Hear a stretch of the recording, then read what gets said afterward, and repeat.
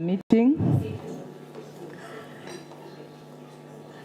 Let me take this opportunity to welcome all of you to our meeting. It's a continuity to the meeting that we had, which started yesterday, and we are going to be here until the end of this week. Yesterday we met with the one district municipality and two metros, where we are discussing the state of the municipalities in terms of their finances and service delivery. And one of our main objectives is to ensure that we build ideal municipalities where consequence management, accountability, and service delivery is the order of the day. So this morning we are going to start our meeting with the first municipality, and which is the Blue Crane Garden municipality. And I must also indicate that amongst ourselves, we are with the delegation from the National Assembly, from the Portfolio Committee of COGTA and AG. We are also having your colleague from the province in the provincial legislature, who are also part of our meeting. So in terms of the proceeding of the meeting, we are going to give the municipality 15 minutes for presentation. In that 15 minutes is your introduction and the presentation. So we'll request that you don't go through the presentation word by word, rather give us a high-level briefing of the issues. Noting that there were some matters that have been referred to you in terms of questions from the committee. And as you do your presentation, as you give us the state of your municipalities, can you please also touch on those questions that were sent to you so that we save time? And after that, we'll then have engagement where we will give the members of the Portfolio Committee an opportunity to engage with you. And the manner that we will do it, it will be in a point where we will give each member 5 minutes for the question, and thereafter we'll also give you 4 responses. However, when we respond, because we are also running out of time, we have a extremely limited time, we'll request that you focus on the question. Don't over-elaborate on matters because it's going to take time. So I will then give to the members of the Portfolio Committee and Provincial Legislature to introduce themselves to you. And thereafter, we will then give the municipality to introduce themselves and also to continue with the presentation.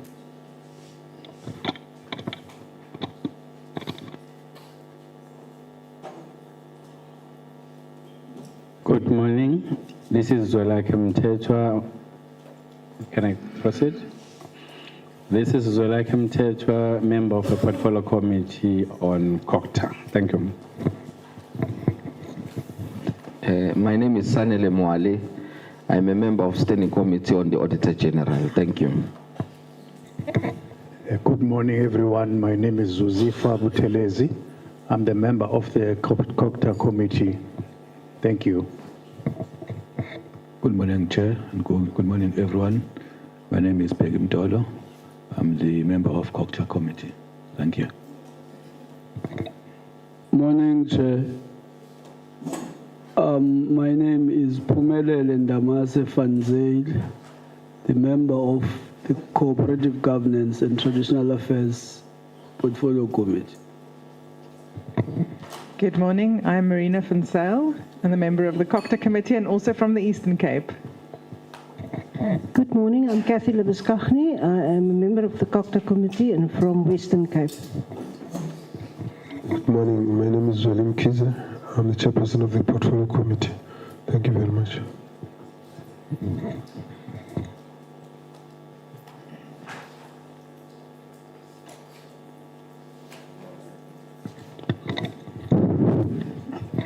Good morning, everybody. Through you, Chair. My name is Oda Ghana. I'm the member of SCOPA from Eastern Cape Provincial Legislature. I thank you. Good morning, everyone. I'm Chantal King, a member of the... I'm JP Pretorius, and I'm a member of the COGTA and SCOPA committees in the Eastern Cape Provincial Legislature. Thank you. Good morning, Honourable Chair. All protocols observed. My name is Honourable Tiffany Haramsa. I'm the chairperson of SCOPA as well as a member on the COGTA committee provincially. Thanks. Morning, Chair, and everyone else. My name is Thabo Matiwane, the member of the Portfolio Committee on COGTA and the whip of the same committee. Morning, Chairperson and the leadership and everybody that is in the house. My name is Mama Siki Zikonza. I am the chairperson of COGTA Eastern Cape and also serving in SCOPA. Thank you.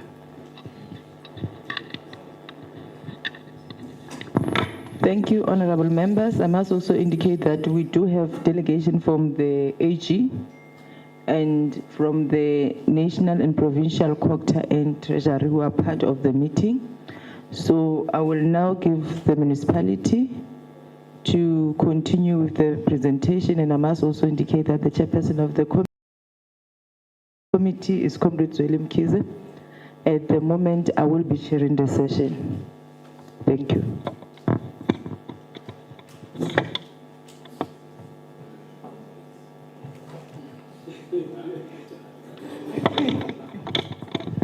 Honorable member.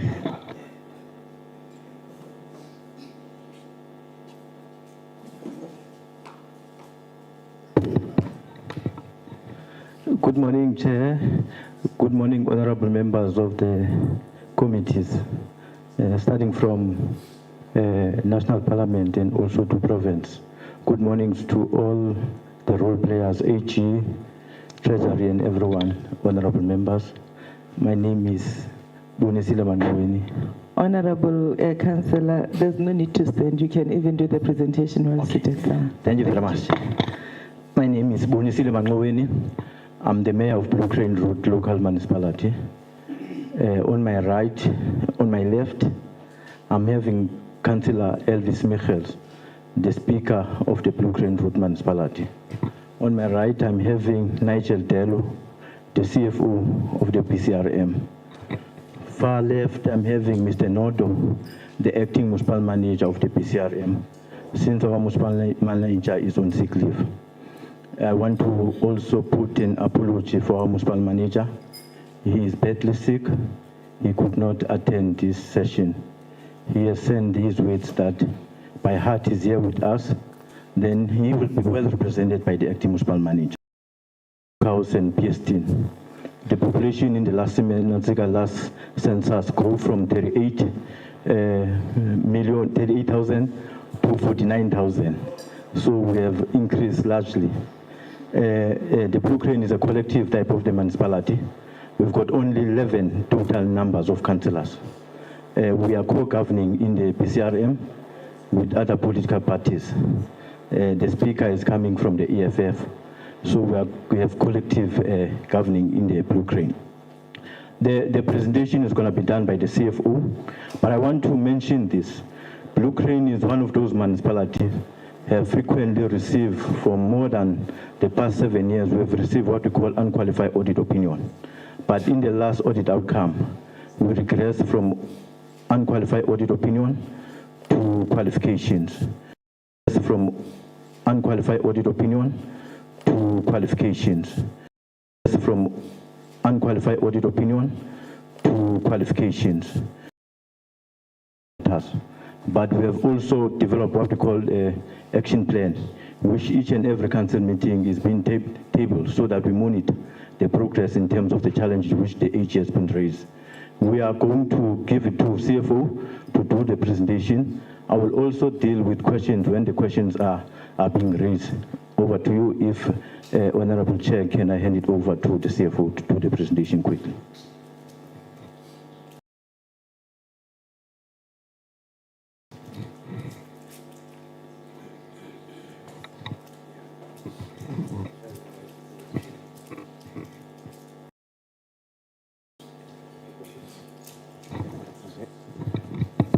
Honorable Chair, good morning.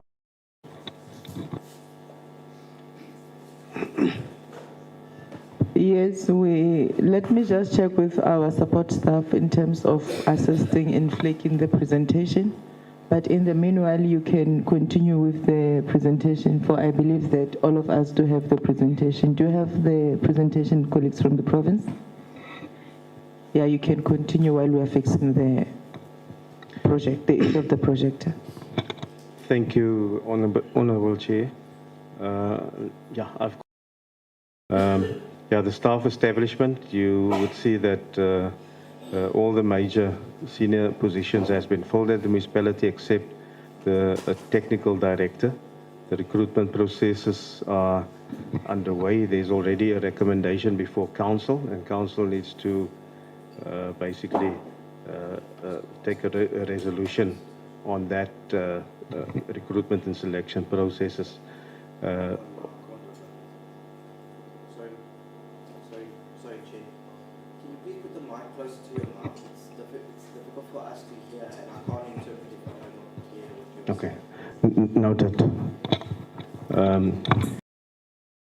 In the organigram, there's 148 positions that is approved, but less than half of them are filled. The staff establishment, I'm not going to delve too much into detail. You would see the expertise that we do have at the municipality. We do have established the organigram. There's 148 positions that is approved, but less than half of them are filled. The staff establishment, I'm not going to delve too much into detail. You would see the expertise that we do have at the municipality. We do have established that is functional. We are sitting on a quarterly basis. You would see that on that slide, and that's the updated figures.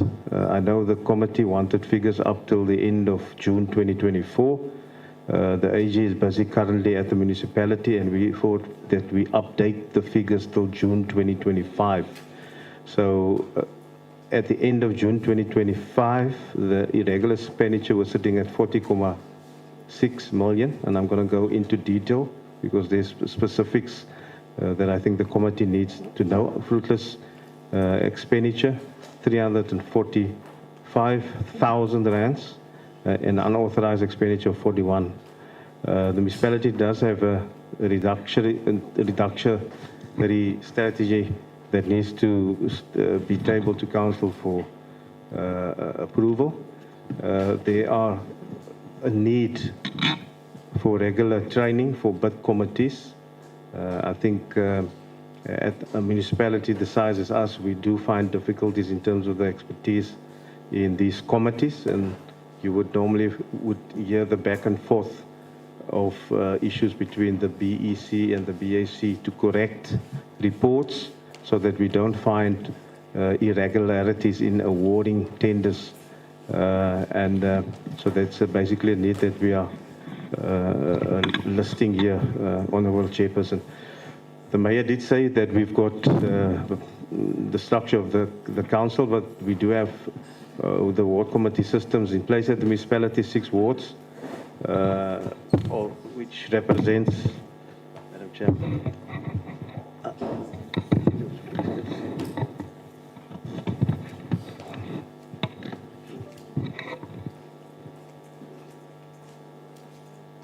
I hope it's big enough, Madam Chair.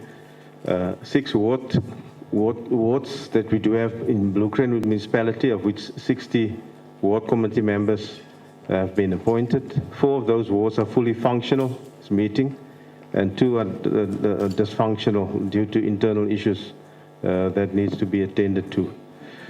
I think here is the main, one of the main reasons that we are here.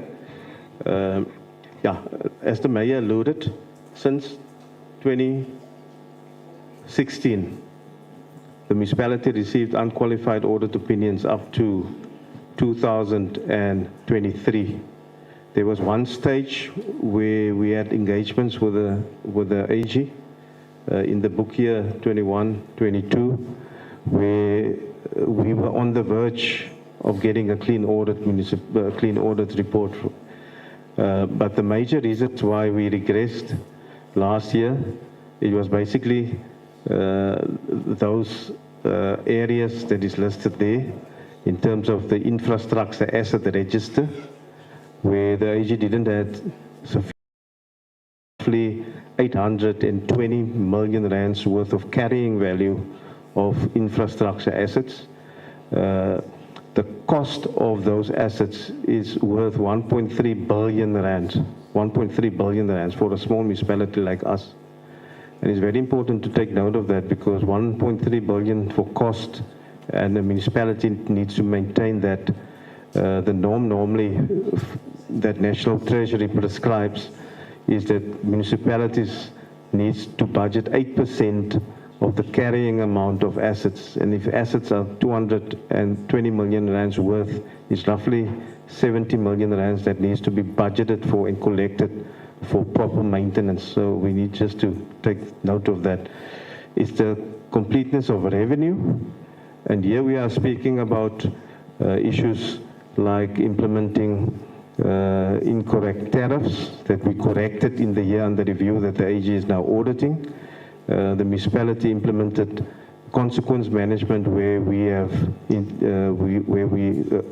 implemented a disciplinary process, and one of the managers at the municipality was subsequently fired. The other one was the trade payables. There was an amount of 8 million that we could not substantiate in proper audit evidence, and that's one was one of the reasons that we were qualified. So those are the three areas, but it affects the cash flow. It affects also the segment reporting, and those are the other findings that the AG has raised. Unfunded budgets. Now, since 23-24, the municipality, up to that point, had funded budgets. But the main root causes for this unfunded budgets and the negative financial position at the municipality can be summarized in those areas listed there. Thankfully, we don't have load shedding anymore, but our problem started when load shedding was implemented a couple of years ago. You can go back into the books of the municipality, and exactly at that time when load shedding kicked in, the municipality could not sell electricity to the customers. We couldn't recoup the money from our customers, and therefore we were not paying our ESCOM account. The ruling against the municipality in 2019, in terms of the municipal retirement fund matter, that came from 2007. We need to take accountability as we're sitting here, but we were not there when this happened in 2007. But the municipality last year in 2024 paid an amount of 12 million rands to the fund, which include amount of 3.8 million capital, and the rest was interest. So the fund is still pursuing the municipality in terms of interest. They wanted the municipality to pay interest of 22 million rands on a value of a capital value of 3.8 million rands, and we won that court case in the High Court.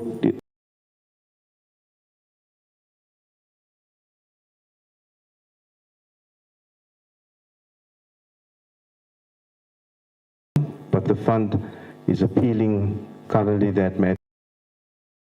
Is challenging them on the induplim rule, which we were not allowed to implement by NERSA. We were only allowed 10%, and ESCOM hiked their prices up with 11%. So the business model doesn't make sense when National Treasury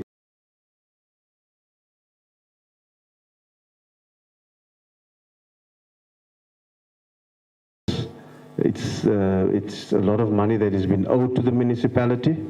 I think there was a couple of weeks ago a news article in terms of municipal debt. It ranges from state, it ranges from businesses as well, and a portion of that is included is municipal staff that is owing as well. And a portion of that is included is municipal staff that is owing the municipalities. Households are indigent, registered indigents, meaning they can't afford to pay for the minimum services.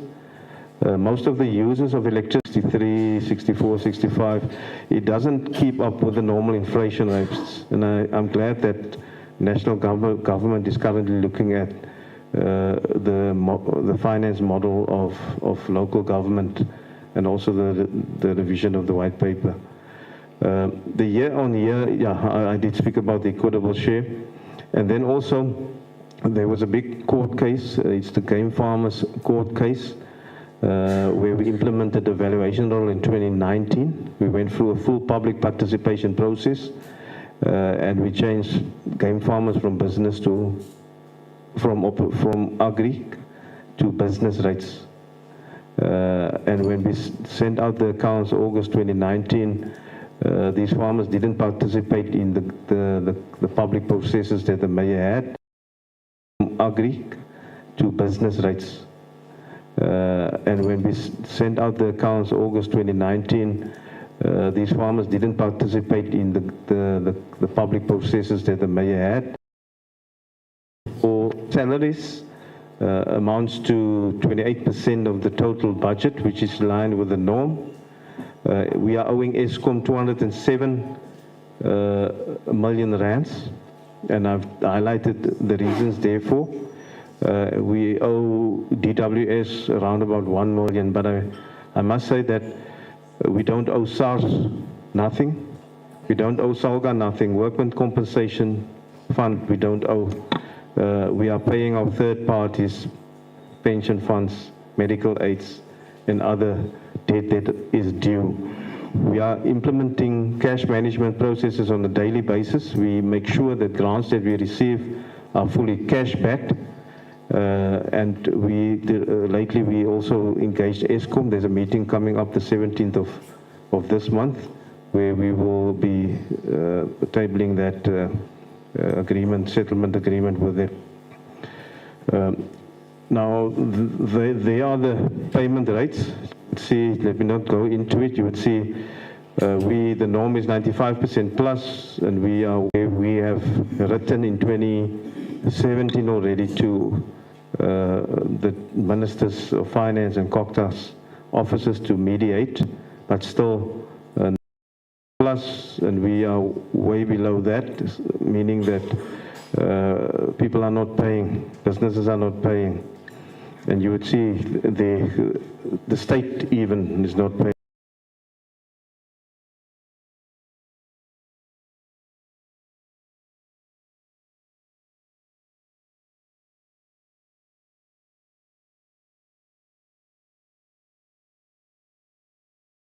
We have written in 2017 already to the ministers of finance and COGTA's offices to mediate, but still, let me just quickly, I didn't want to, the time, people will ask,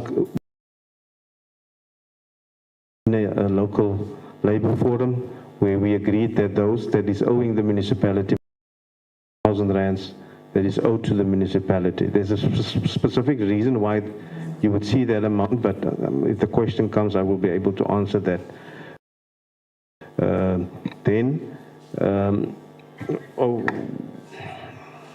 Sorry, Chairperson. I indicated that the municipality of Bloemfontein was on the verge on getting unqualified, for actually clean audits. You would see there in 2021, 2022, 3, our unauthorized expenditure was sitting at 0. Our fruitless and wasteful expenditure, it should be 0, but you would see 21, 22, it was sitting at 42,000 rands. Other municipalities will come here and say they're talking about millions, even some could be billions.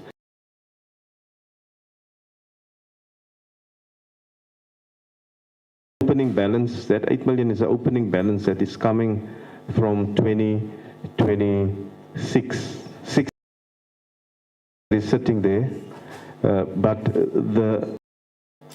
the impact is investigating that. The billing system we need to speak about. We've got SAMRAS, this financial system.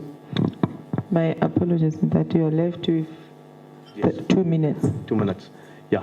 We've implemented successfully our new general evaluation role on the 1st of July 2025. Thank you for the MEC for giving us an extension of another year.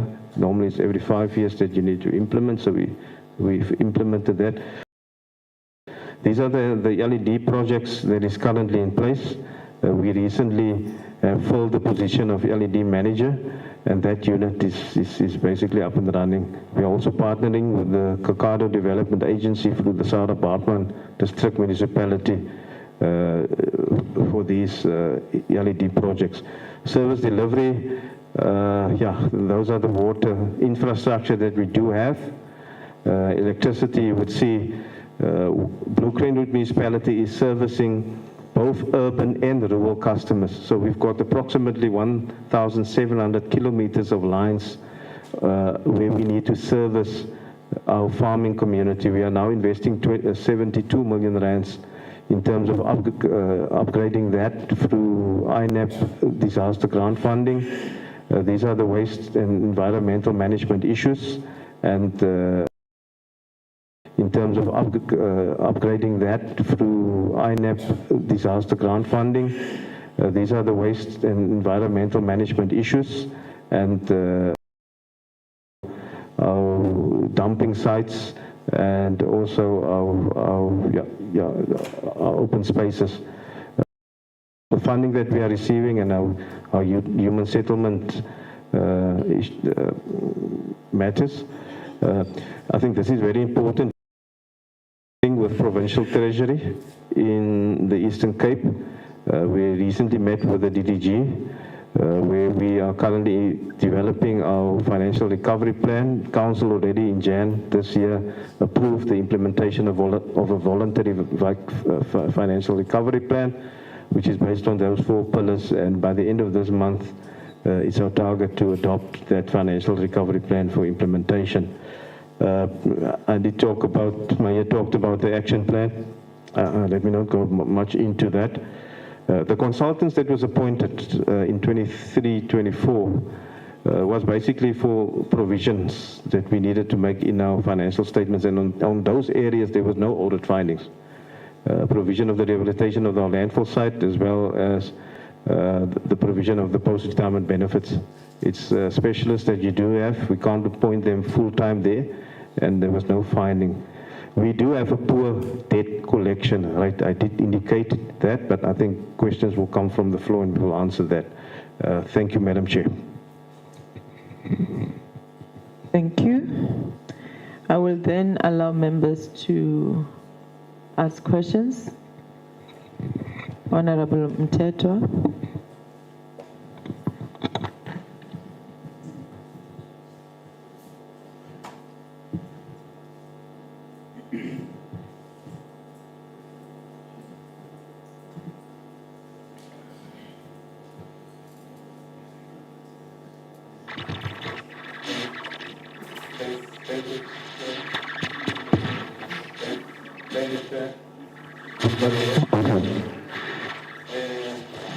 I hear how our municipalities are not performing, and it is leading me to conclude that there is a collusion against the state at the municipal sphere of it being imploded, so that it looks nationally that we have a crisis.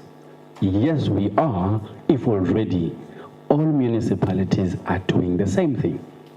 And I'm wondering, where is the intelligence of the country when municipalities, that is an arm of the state at the local sphere, municipalities, that is an arm of the state at the local sphere,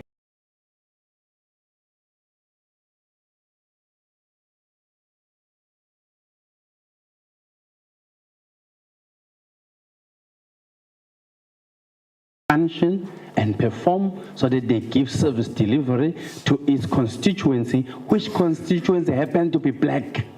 And those who control the economy are white. Rezoning of certain sectors, either for the or rezoning of certain sectors, either for the resistance from the farmers.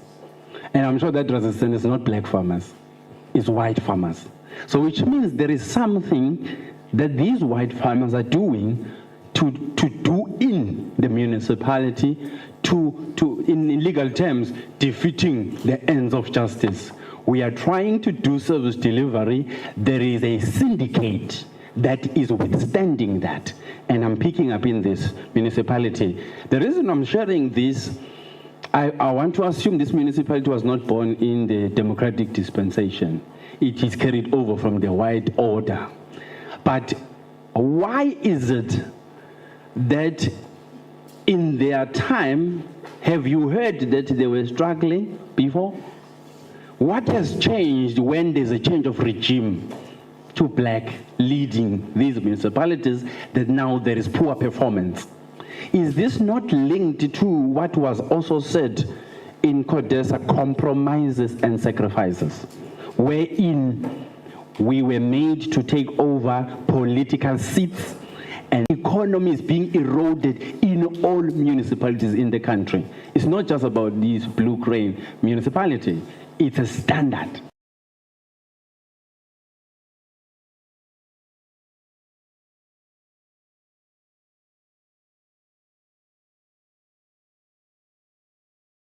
Economy is being eroded in all municipalities in the country. It's not just about these blue crane municipality, it's a standard. It's quiet and something wrong is happening, and it is racial and this thing, and you happen to be a victim of that. Please tell me, what is the racial demographics? Because I heard from the presenter that most of you, half of your population is indigent, which means we're talking about people who are not working, who don't contribute into the rate collection in the municipality, which then leads into unfunded budgets, because it means you're collecting nothing, but you're expected to do. My question is, why do we retain the responsibility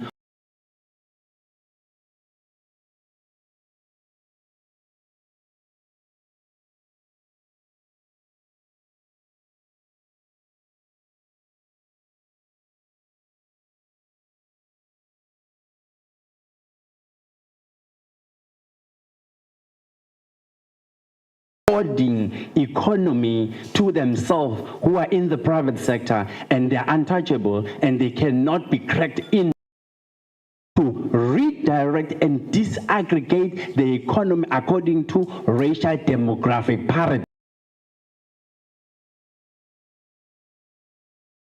Disadvantaged, still being disadvantaged in their dispensation.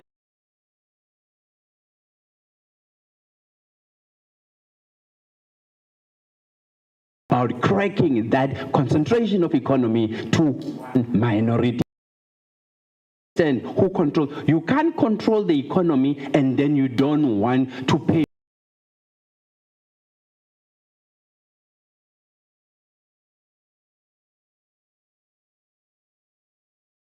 Equivalent of that which you are controlling. In this case, I want to know who controls the economy of your municipality. You name them, so that you cross-subsidize everyone else because they are greedy, they want community. So I've picked up, I've already given you, and I see this tendency of non-payment. It's not just those who are not working, but even those who are making money, they are non-paying. And my question, what does the law say about them and their responsibility of paying, and what is their argument of doing that? But I know that. So I've picked up, I've already given you, and I see this tendency of non-payment. It's not just those who are not working, but even those who are making money, they are non-paying. And my question, what does the law say about them and their responsibility of paying, and what is their argument of doing that? But I know that this is what we need to zoom in. If blacks are poor in the same area where blacks are poor, something is wrong. You need to zoom into that. What is it that the whites are doing to sustain themselves, to continue being rich in a poor or poverty-stricken municipality? Because then it means something we are not doing right. We need to pass laws. We need to pass a resolution, Speaker, in your municipality that is going to actually redirect the economic concentration from one group into everybody to benefit. Otherwise, we are still racist in the economy in this country, just like we did, because 31 years ago, economy was not discussed. As you wrap up, I've already wrapped, please. Thank you. Honorable Mwali. No, thank you so much, Chairperson. CFO, you are using a consultant for financials, and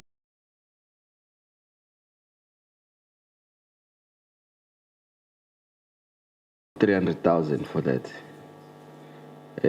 But you know, the product from what we paid for, really, if we are going to be sending such uncredible financial statements to AG for audits, with errors in PPE, with errors in payables, with errors in debtors, and paying so much money, then we are doing a disservice to these people.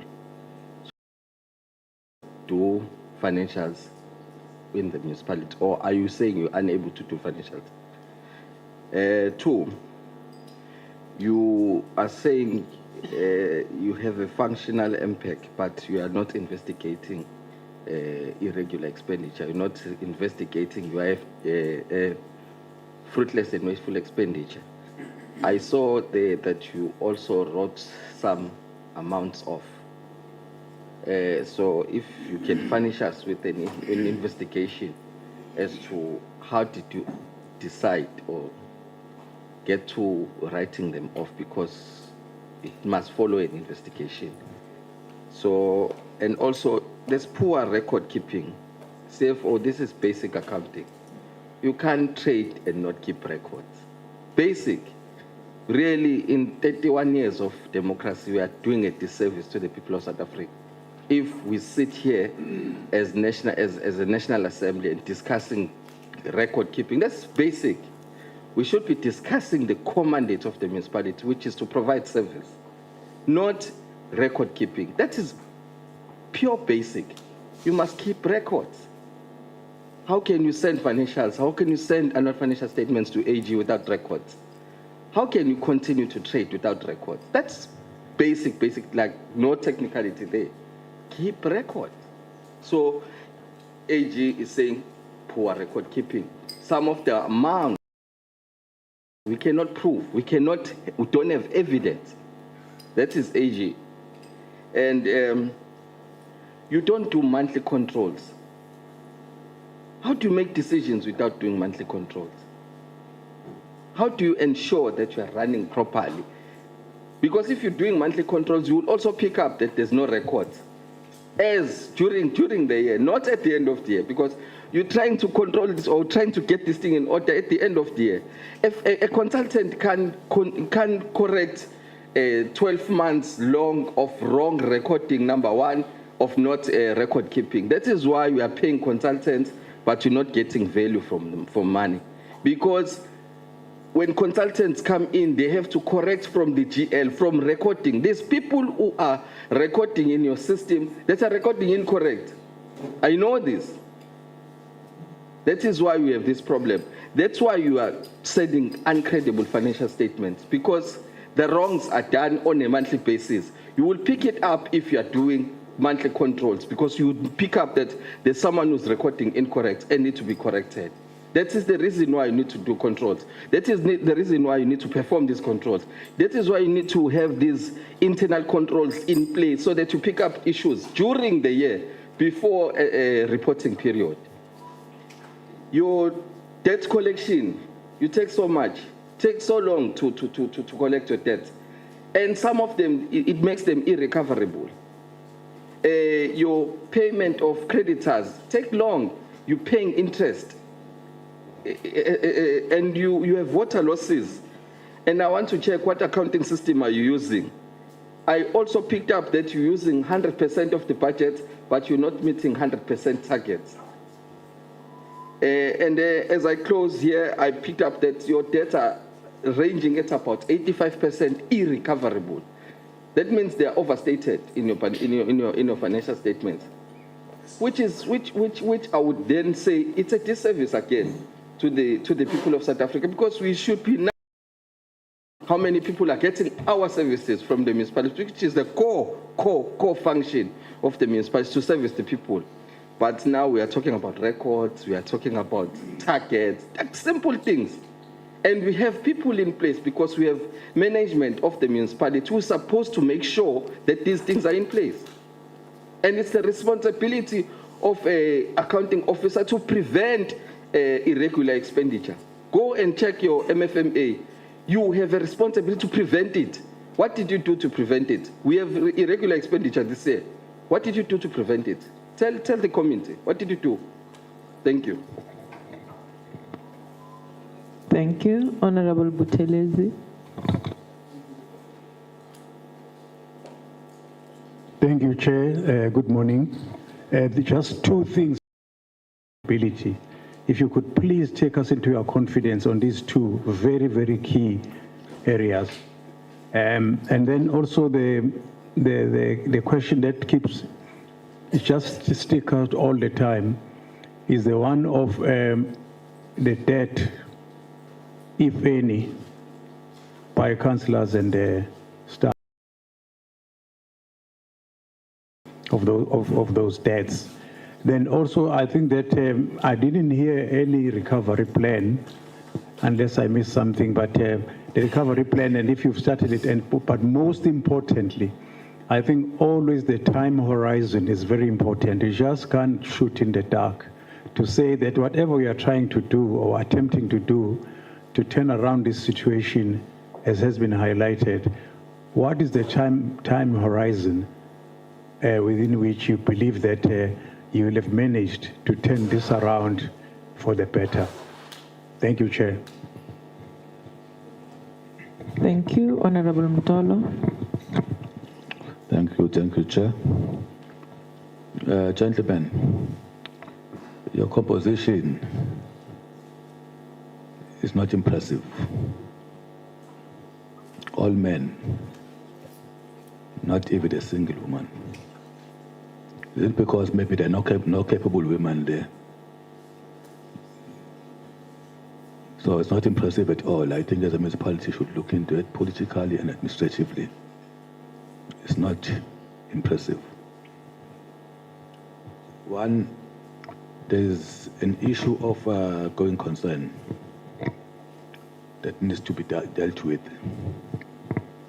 as a municipality. There's an uncertainty there. More participants, but the fewer targets achieved. So you need to address those issues as a matter of urgency. Non-investigation of irregular expenditure. So the performance of the municipality is not really good. Concerns that were raised by the AG needs to be addressed as a matter of urgency. Utilization of conditional grants for non-internet purposes. So you need to address all those issues. I thank you, Chair. I'm giving my minutes to Fanzay. Thank you, Ndamase. Thank you, Blue Crane. I wanted to find out from you, your indigent register, is that up to date and updated yearly? Are you on? Thank you, Ndamase. Thank you, Blue Crane. I wanted to find out from you, your indigent register, is that up to date and updated yearly? Are you on? Then talking about your electricity grid, I am from the Eastern Cape, so I know you have massive issues with electricity and the provision thereof and outages, etc. So a couple of questions on that.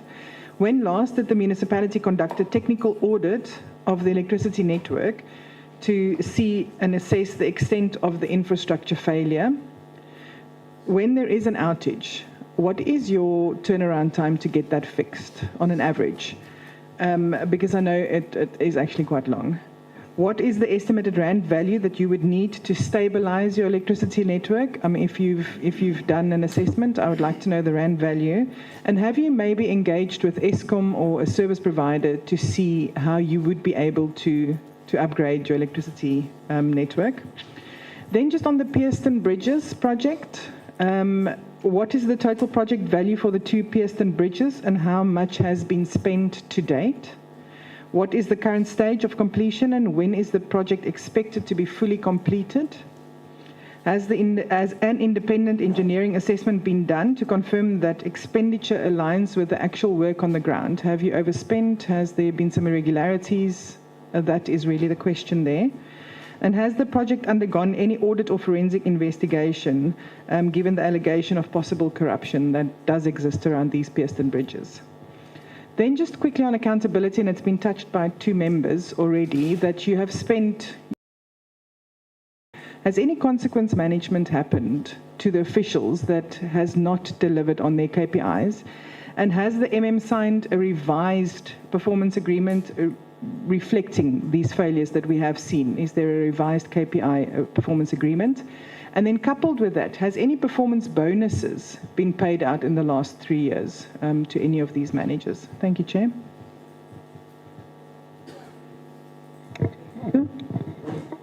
Thank you, Chair.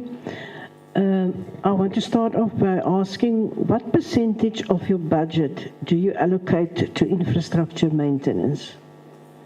And what is the number of warm bodies, the number of staff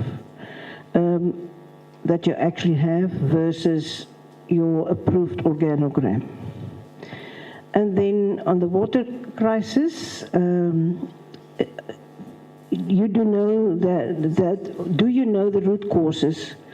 And is the council informed about the root causes of the water problems in your town? Apparently, public is complaining about the quality of the water. I would like to know, have you ever done a SANS water quality test, and what was the result of that? And how much of the MIG grant has been spent on water infrastructure repairs and maintenance in the past 3 years, and what was the impact thereof? And what contingency plans exist to ensure that basic water supply during major pipeline failures or pump breakdowns, especially in Somerset East and Pearson? And what are the municipalities' short-term, medium-term, and long-term Pearson? And what are the municipalities' short-term, medium-term, and aging pipelines, reservoirs, and treatment facility to assure sustainable supply? Then on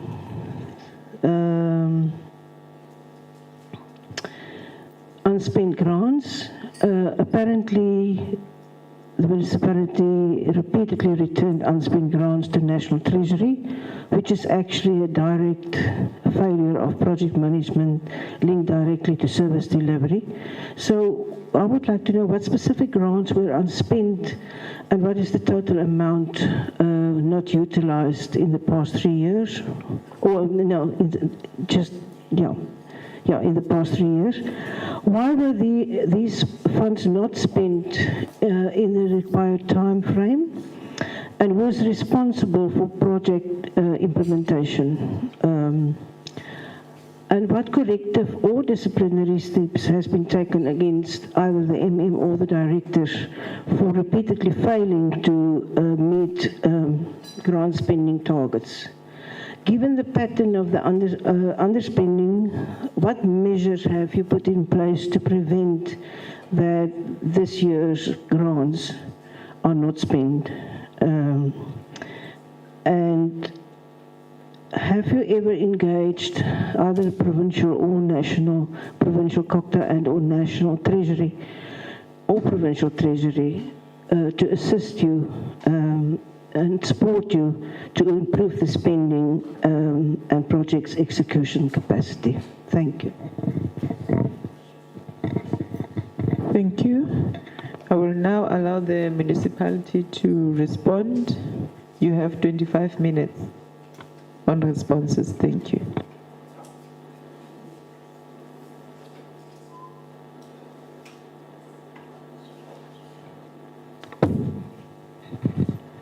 Thank you very much, Chair. Let me start. Chair, in terms of your demographics at PCRM, since the population has increased from 36,000 to 49, currently 21,247 are blacks, and then coloreds, no, 25,889 are blacks, and then 17,217 are coloreds, then whites 5,542, then Indian stroke Asian 342, and then others 891. That's a report from the latest census. That's the first one. The second one, in terms of the resistance from the certain groups of our area, it's not only about that. There was a question also talks about the challenges in terms of the water at PCRM. We are having challenges in terms of the water. What we pick up, there are a certain group of people who are closing our valves at night so that the water cannot go to a certain area. And it's politically motivated. I want to, since we are going for elections, they want to paint a picture that the municipality does not deliver. Our teams, when they wake up in the morning and look for the faults, they will find that certain valves are closed. So it's politically motivated. The vandalism which is happening in our water treatment works and waste treatment works, it's something which we cannot control now. We are want to partner with SAPS in terms of making sure it doesn't happen. We were having a challenge in terms of water in Somerset East. The short-term solution, we take a decision in the council that currently in the financial year, all the grants are directed to water and sanitation project, no other thing. Not nice to have. We want the one it's a needy. So all our grants will be performing the water and sanitations. We have already built the Cleverton in Somerset. The grants are directed to water and sanitation project, no other thing. Not nice to have. We want the one it's a needy. So all our grants will be performing the water and sanitations. We have already built the Cleverton in Somerset East. We completed the project on the 3rd of June.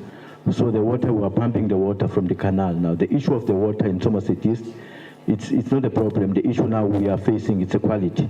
Now we want to check our water treatment works, where the challenge is.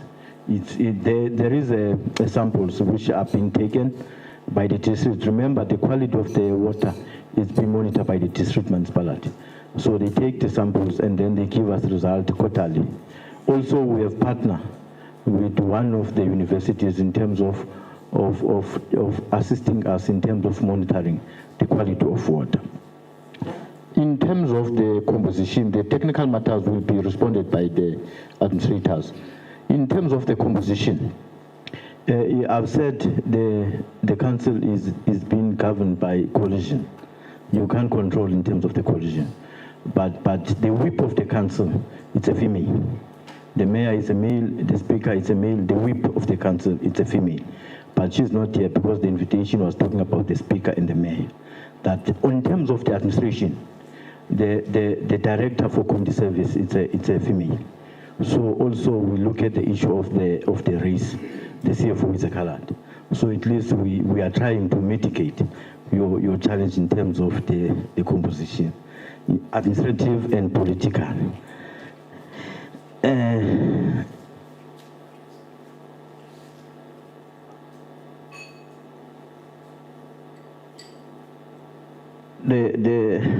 If there is any matter which needs my response, I will be dealing. But there was an issue which talks to recovery plan. The CFO, when he was presenting, he mentioned that we have entered what we call voluntary recovery plan with Treasury. The DDG is here. she can confirm. I saw the DTG from Treasury from the province. We have not waited for province or national to intervene. We have said to ourselves, let's meet with the Treasury and do what we call a voluntary recovery plan. CFO mentioned that there is a meeting next week where we are final. The council has already adopted that plan. When they finalize the action plan, then the council will adopt it and then we implement it. Ukraine is one of those municipalities, the revenue base is very low. Remember, Ukraine was making money out of the electricity. It was doing what we call cross-subsidy. Electricity was subsidizing other streams. You cannot, CFO will tell you, in terms of the tariffs, currently we have done what we call checking the tariff whether they are sustainable. When the report comes back, you cannot increase the tariff by 200%. We are inviting a protest from our communities. Currently, our tariff structure is not what we are producing, but we must gradually increase it, but we must not radical increases, we must gradual. Remember, the CFO mentioned that the population of more than 60% is indigenous in Ukraine. We have done the resiliency assessments in terms of electric network at BCRM. It was done by one of the consultants, Bosch Temel consultant. It was done long times ago. The total cost at that time, not now, I'm sure it's 7 years back, the total cost at that time to refurbish all your electricity network was plus minus 250 million. That was the report from the assessment from Bosch and Temel. Well, fortunately, because of the disaster which happened in our area, we managed to tap, because we have a business plan, we tap on the INEP disaster funding. We were approved 75 million. We are currently upgrading our electricity network with 75 million.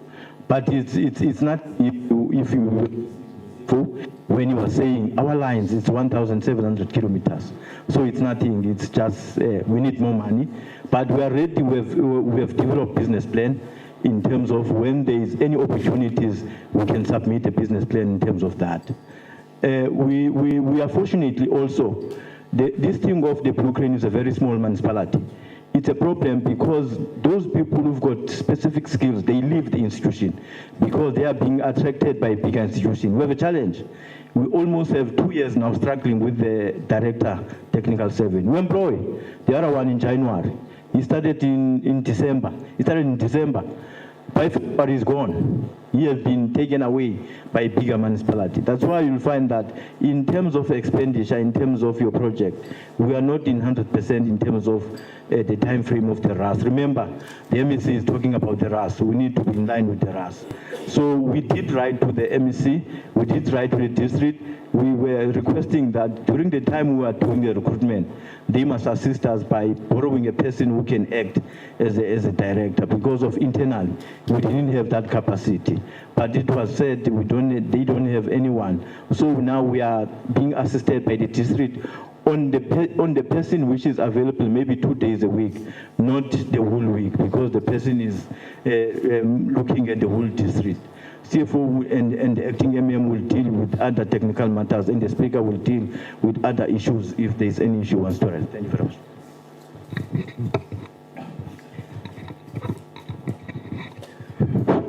Thank you, Chair. Good morning to the committee. Chair, mine is just to deal with other issues that were referred to or were questioned here regarding, for example, the issue of records management. Yes, Chair, we do agree that it is a challenge, but we have made strides to make sure that we improve by looking at digital or electronic document management, because nowadays you can attest that going the old way, the orthodox way, you will not succeed because documents get damaged, get lost, they got banned. Then you have to use other methods. So we are exploring those methods, and we're also making sure that there's a outside or offsite backup center where you can keep our documents and make sure that there's business continuity should a disaster hit. And also that we are also beefing up the staff in records section, because now we are looking at one senior person there who's also due to go to pension, and then must make sure that there's a continuity in that section. Chair, also it has been asked here as to what are we doing in terms of accountability. Has the accounting officer revised and signed PMS agreements? I must say straightforward here, Chair, to say the issue of performance management in the public sector has been shied away for a long time. In fact, I believe that it is there from top down, even to our political heads. I remember in my previous employ, I was arguing that we must also do it to our political principals. The mayors must sign with their executives, to their committees and everybody else. So this issue of performance management, Chair, is critical, and also it is now legislated that we must cascade PMS from not only directors but also to the lower staff. And the municipality is not an exception. We are doing that, and we're in the process of finalizing that process. And also, in terms of consequence management, we ensure that people sign. I must say that we have signed with the municipal manager agreements, and for this financial year, as the law says that every year we must sign performance agreements. Those agreements are in place. They have been sent to COGTA. COGTA can attest to that our performance agreements for the municipality are with COGTA as we speak. That has been signed with the municipal manager. And then we are busy with other lower levels in the municipality. And also, Chair, the municipality has appointed a DC board, because we are here that we are talking about the issue of irregular expenditure not being investigated, not being followed up with people to ensure that they account for their sins. Chair, the issue of irregular expenditure, we must agree that if it's a long process in terms of council, the report has to be made to council. Then council must refer to MPEC. MPEC must refer to DC board. So that chain has to remain alive. And then it cannot be a one-way street to say, is the accounting officer doing anything about it? Then the question should be, is the council acting in sync to make sure that these issues are dealt with from top down to all levels? That's the point, Chair, that we are saying that also then in terms of us in our level, CFO was saying now that there's somebody who has been dismissed because of, we are implementing a consequence management. This is a manager that is dealing with revenue. And I think there was also an issue where our customers were complaining about late billing or late delivery of invoices. And this happened because we had somebody who was not doing his job, and then we had to act on that at our level. So the issues that come up have to go to council and be processed there, come back to management or to the DC board, and then we have to await for the DC board to issue findings to say, we have found this, we have investigated this, and this is what we have found to be an anomaly or mismanagement. Then we have to recover that and follow that. And in terms of, Chair, to say another issue that I think we missed to state, that the council is functional, the council does sit and the committees do sit, and the municipality, I would say, is stable administratively and politically, let alone the hunger status of the municipality. But in terms of also the administration, the LLF, that has to sit, the issues of employees that are looked at and dealt with in time before any protest or strike comes up. Chair, I think that was also the issue of staff debtors. What are we doing with that?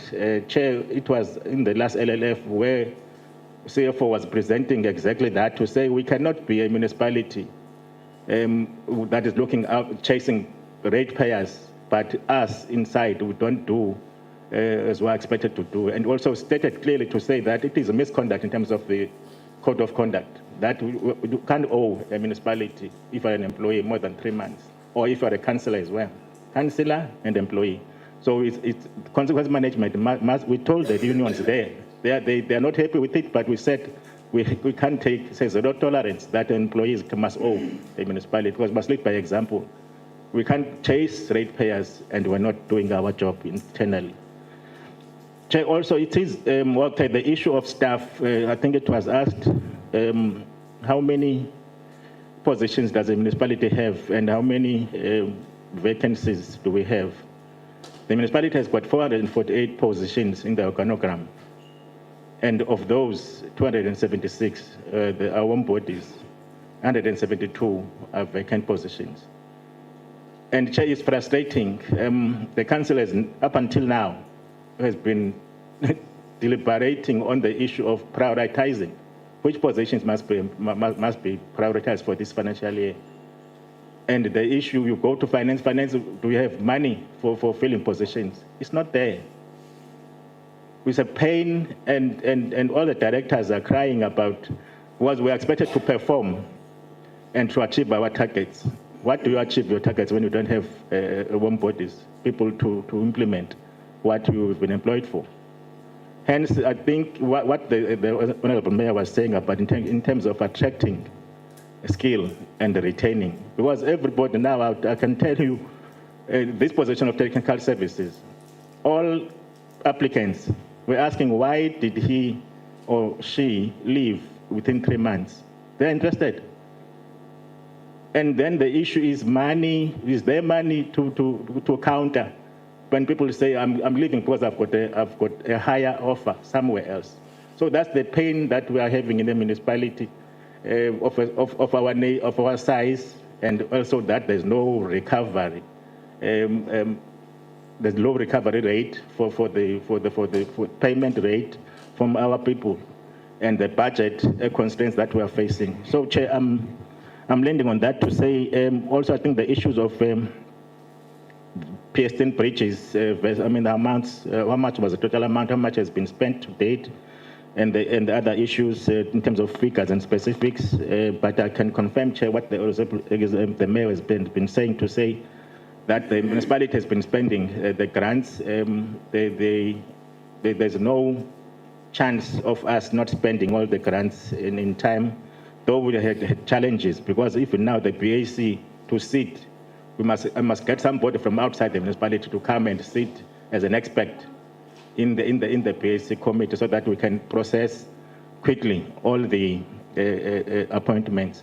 Also, Chair, we are being asked as to what have we done or put in place to make sure that we don't delay in spending. It is our desire, and also that we plan that to make sure that we appoint prior the beginning of the financial year all that needed to be appointed, so that we come the financial year, we hit the ground running. Thank you, Chair. Thank you very much, Acting MM. I think just to put some emphasis on the issues that have been spoken here, I think sometimes people that are joining our municipality, I don't think they are doing a proper research as to what we are facing in that municipality. And then that makes it hard for people to perform. Sometimes you can have the qualification, but in terms of mental capacity to deal with stress and everything, it becomes hard. I've seen in the time that I've been there in that municipality, we're seeing people not coping with stress because issues are too much. And some of the burning issues that are happening there is the old and aging infrastructure. Now you are fixing here, 2 days later you are fixing there, and then you are fixing there. And then it makes it hard for people to cope with that. So I think it's one of the things we need assistance with, maybe in terms of recruitment, so that we can get proper people. Sometimes you come to an interview and you give us really good answers and all those things.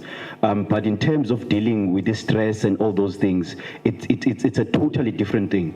When you are presented with challenges, you are not coping, and then it makes it hard for the institution to go forward. So those resignation, you'd find that many officials come, but they don't stay long. And that transition makes it hard, because while you are trying to fix something, you don't stay. We're busy trying to fix, and then you resign. While you are resigning, then there's a long process again to get someone on. And while that is happening, it simply means that as a four-legged table, we are now lagging, because there's a leg that is not there. Now we have to be trying to look at that department and that one and all those things. So it's a bit of a problem. And secondly, I also want to put emphasis on the water issue.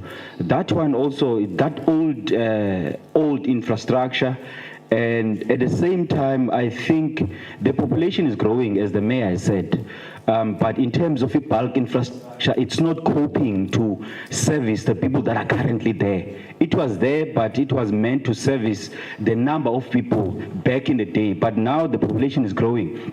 So it simply means that as an institution, we are under pressure to service our people. Also, the electricity issue.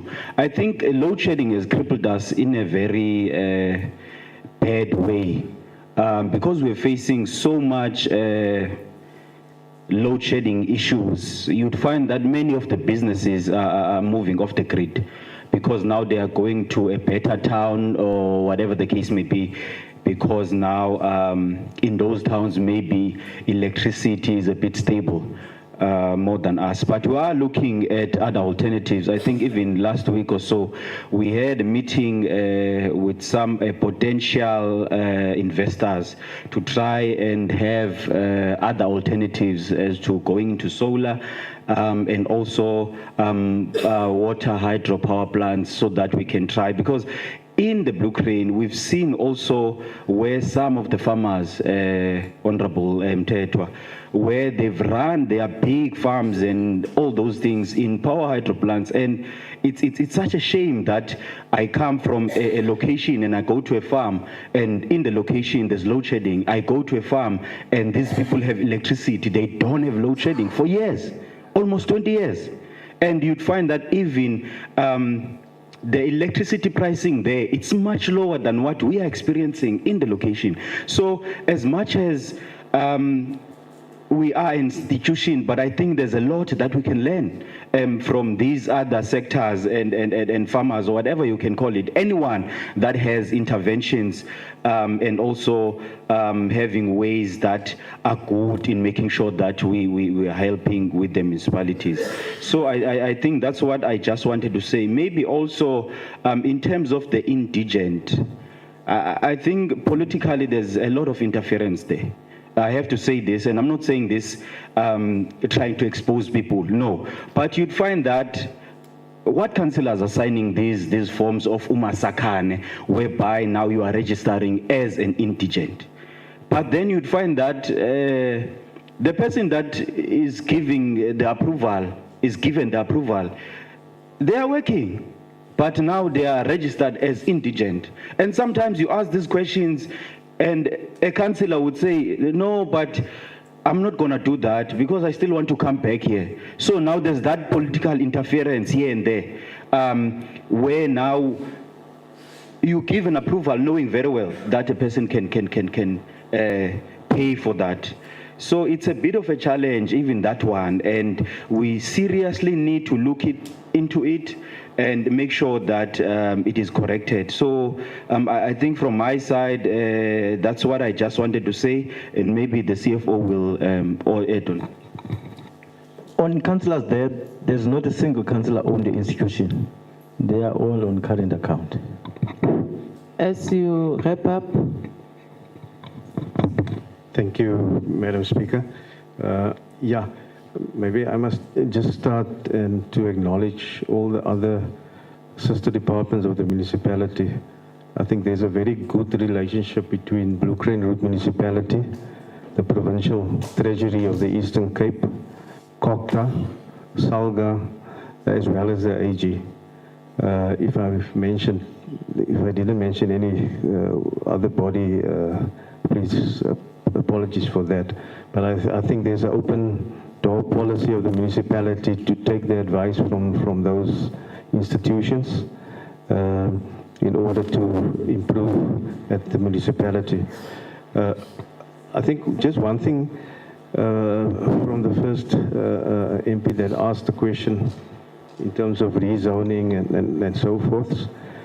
The municipality needed to write back 51 million rand due to that game farm issue. 51 million rand. We live in a country that supports the progressive tax system, meaning those that can afford to pay must subsidize those, the poorest of the poor. And it's a common, and I must state it here, it is a fact. And we as management at the municipality it was actually demanded that we need to ring fence money coming from a certain part of the community so that money can be invested in that particular sector. And we are doing that. If you look at our capital budget, we are setting aside, we don't have a lot of money, we are setting aside every year 2 million rands for transformers, because it's all transformers. There's a lot of weather, thunderstorms, etc., and we frequently need to replace transformers. So we ring fence money, but we live in that system where those that can afford needs to subsidize those that can't. The game farm matter is a very critical thing because the mayor does have his imbisos.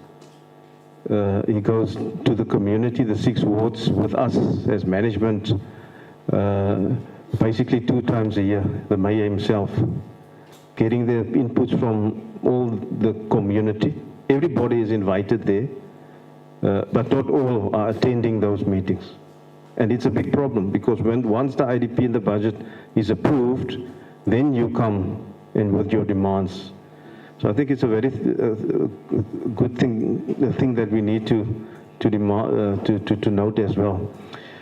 The thing about consultants, we've done away with consultants. In 2024, it was like a anomaly, if I can maybe state it like that, because we had a huge outflow of key critical staff members in the finance department as well as in the technical department. We need to remember that the infrastructure asset register is the custodian of that is basically the technical services department headed by a technical director. So once you don't have a director, once you don't have a PMU manager, you will find findings in the infrastructure asset register because you're sitting with old infrastructure that needs to be impaired, and you don't have those expertise at the municipality to discuss the matters with the AG. So, but we filled all those critical positions. 2 minutes. Yeah. Internal audit plays a key role at our municipality. We don't just write off expenditure. We've got a capable internal audit manager who's a woman, who's actually guiding impact, guiding management as well, in terms of not just writing off, but determining if value for money was received for those assets or those expenditure once it has been incurred. The issue about, let me not go into targets. Indigent register, we are updating our indigent register daily. Currently the number is 3,529 registered indigent households. We've partnered with the AG where we are sending our indigent registers to them, also to check against their databases like SARS, and all these other databases that we don't have access at. They do raise findings, but those findings over the years were not material.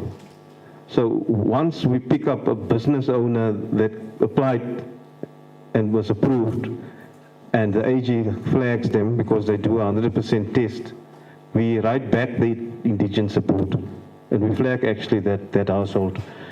The issue about Pearston bridges, we appointed the consultants. They are busy with the designs. I think roughly the price estimates were roughly 21 million. Currently, it's not in construction. We are highly dependent on grants. And once we receive sufficient MIG allocations in the outer years, we will most definitely be constructing those bridges, but nothing is on the ground yet. The consultants has been approved. Since I've been appointed at the municipality, that was 2017, and I think a couple of years prior that, no performance bonuses were ever paid to any senior manager at the municipality. Infrastructure percentage is roughly, our budget for infrastructure assets is all inclusive. That's now fuel, material, etc. is 11% of the budget. Mr. Noro did speak about the staff issues. Let me just read. This comes from the audited financial statements over the last 5 years. The first page. Sorry for that. Now, Madam Chair. Thank you, sir. As you wrap up, CFO. 10 seconds, Madam Chair. Is it fine? Infrastructure, MIC, over the last 5 years, we received 90 million, of which 3.7 million was returned due to, we can go into the reasons, but 90 million we received, 3.7 million returned. Wysig, over the last 5 years, we received 78.5 million, 9 million was returned. Energy demand side management, we received 11 million, 2.4 million was returned. There's reasons for that. Disaster grant funding, it's to, and this is, I'm going to wrap up here, Madam Chair. We received up to now 60 million, of which none has been returned. That is our commitment towards our rural community in order to improve our electricity sustainability to those customers. I've been told that some of these farming community are beginning to come back to the municipal grid because of the fact that the municipality is upgrading that grid, the 5 rural lines, due to the fact that we started to repair those lines. But yeah, the assessment to repair the entire lines, I think it goes beyond 300 million. So, but this 72 million ultimately will be a big improvement in terms of the electricity infrastructure. But there's other questions, but my time has run out, Madam Chair. Thank you. CFO, how many questions remaining because we're running out of time? That is why I say we must not over-elaborate. We still have the colleagues from the provincial government who still needs to ask questions, and we allocated your time until 10 o'clock. So let us not over-elaborate. Just go straight to the question. Thank you, Chair. I think I can't leave this out, Chair, to talk about litigations. I think the committee will be interested to know the issues that are around the litigations in the municipality. There are not many, Chair, but they have an effect on our budget. And you would be surprised to understand or to get to know that where do they come from. Because mainly they are coming from the farms versus the municipality. It's not us who are suing anybody, but we are being sued. Issues related to rates or other things in terms of transgressions that they believe that the municipality is not performing. But I'm saying committee must take note of that, the issues of litigations, and that they have got a dent in our budget. And we wish that they could be done away with and be cleared. Thanks. But we have done our part to make sure that we also employ, advertise a panel of attorneys to make sure that we are defended properly. Thank you. Honorable members, is there any follow-up? Is there any question that is not responded to? Is the follow-up regarding the racial segregation? If it is, I'm going to suppress you. You've got 30 seconds, honorable member.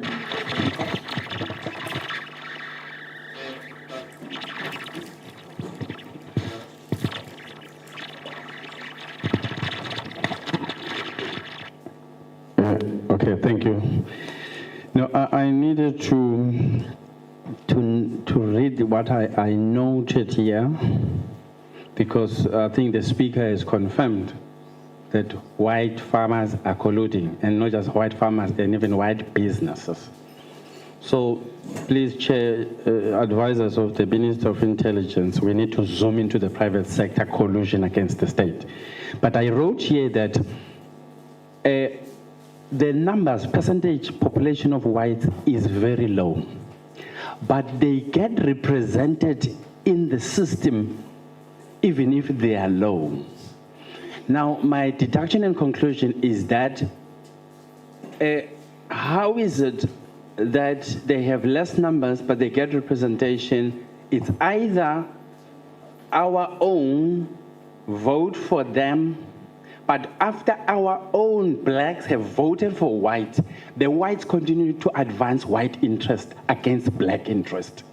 So that is essentially hypocrisy, but leave that aside. Then I'm saying, should I go? You've got 30 seconds. Okay. Then I'm saying, if blacks are boycotting the voting system, it's a sign that it is not natural, that system. We must use a natural system for them.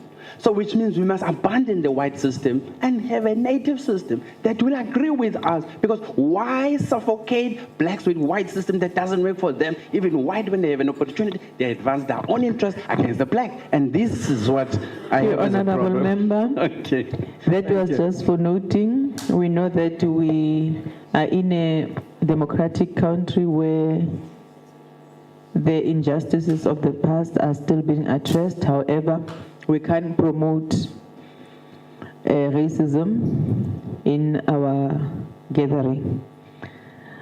Now I'm going to allow the colleagues from the province. We'll start with the chair of COGTA.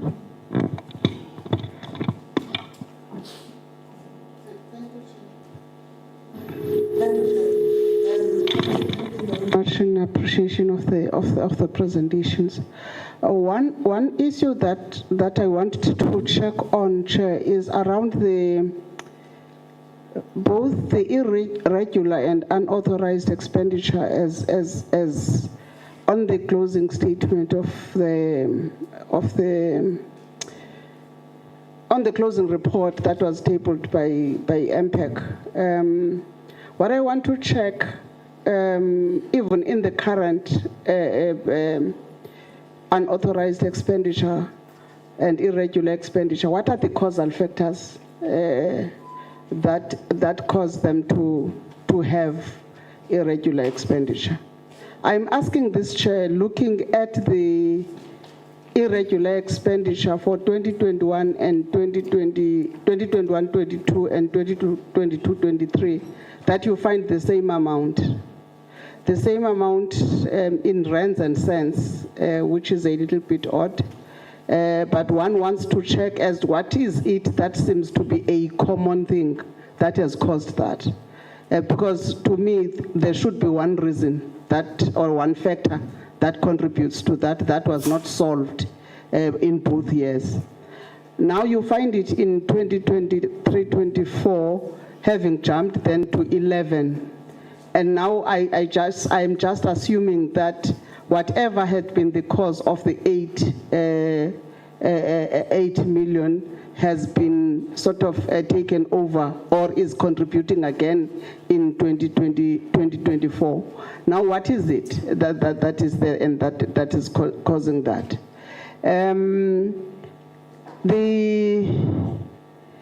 The state of the municipality as being narrated through the report and also by the explanation by the CFO on some of the issues and the team, seems to give a picture that there are problems in revenue collection due to the problems that are there around some people that have taken their electricity services out of the grid of the municipality.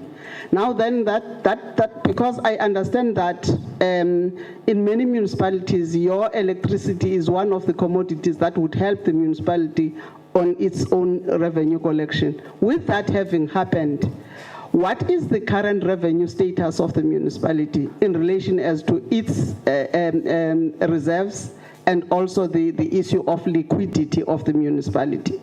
How liquid is the municipality as per the ratios that are expected for it to be able to measure its own survival and ability to pay its own commitments? Those are the questions for me, Chair. Thank you. Thank you very much, Chair, and good morning once more. Just a few questions for me. The first question, in the presentation, there is a mention of 3 landfill sites that became operational in 1994, and all 3 of them, they are not fully compliant. Why? And when they became non-compliant, and what is being done now? Because it's an environmental issue. You're operating landfill sites that are not compliant with environmental laws. The second area that I've got interest on relates to billing. There's a mention in the presentation about billing crisis. It's a very ambiguous statement, billing challenge. What is this challenge? Is it incorrect billing problem? Or is it incorrect meter reading, or both? And what is being done about this? Because you can't complain about non-payment of revenue or services rendered when you don't bill correctly. So what is this billing challenge? Because it's very ambiguous for my liking. This other question is directed to the Department of Treasury and COGTA perhaps. There are 7 municipalities that are part of the debt relief program in the province, as presented by the MEC yesterday. 7 of them.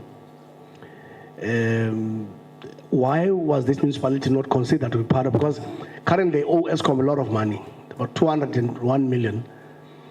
They are not part of the debt relief program. Why were they not considered to form part of the debt relief? Lastly, the mayor spoke about the vandalism for political nefarious reasons that is being done by people who switch off the valves at night. Does the municipality has a safety plan for preventative measures to protect the facility? I also note that the municipality only spend 1% for maintenance, given the challenge that you have of aging infrastructure. I think Treasury will have to take note of this. When the budget is adopted, what happens? If a municipality just set aside only 1%, we're exposed, as the Honorable Chairperson, that most municipalities, even the bigger ones, only spend 2% is against the norm of 8%. So what does Treasury do when the budget is about to be adopted? Is there no measure to relook at the budget to ensure that at least we set aside some significant amount of budget towards maintenance of our infrastructure? Thank you, Chair. Thank you very much, Chairperson. I just have one question.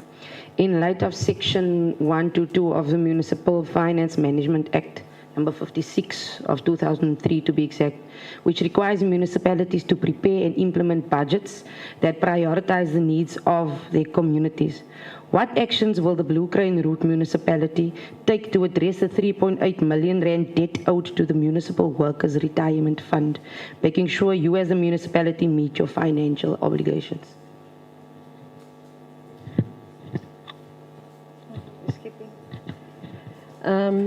Good morning, everyone, again.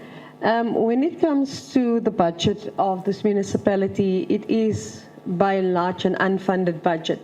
We are aware National Treasury did communicate with municipalities who has unfunded budgets.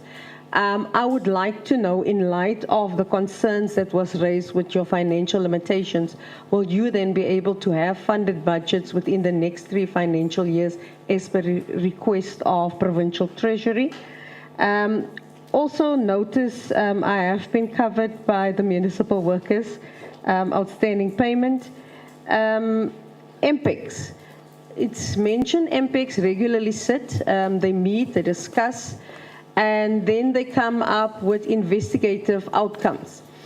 Are any of these investigative outcomes implemented in terms of irregular expenditure given by the MPEX? Because irregular expenditures have been increasing year on year. Fruitless and wasteful expenditure is increasing year on year. And it just raises the issue of the MPEX implementation of the outcomes of the resolutions that they take. 29% of your infrastructure target was achieved for the 2023 financial year. However, you spend 102% of that budget.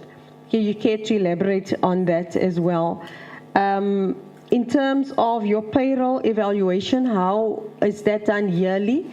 When you consider there was an issue raised by the AG that there was material differences in identifying between the payroll report and the annual financial statements for the 2023-2024 financial year.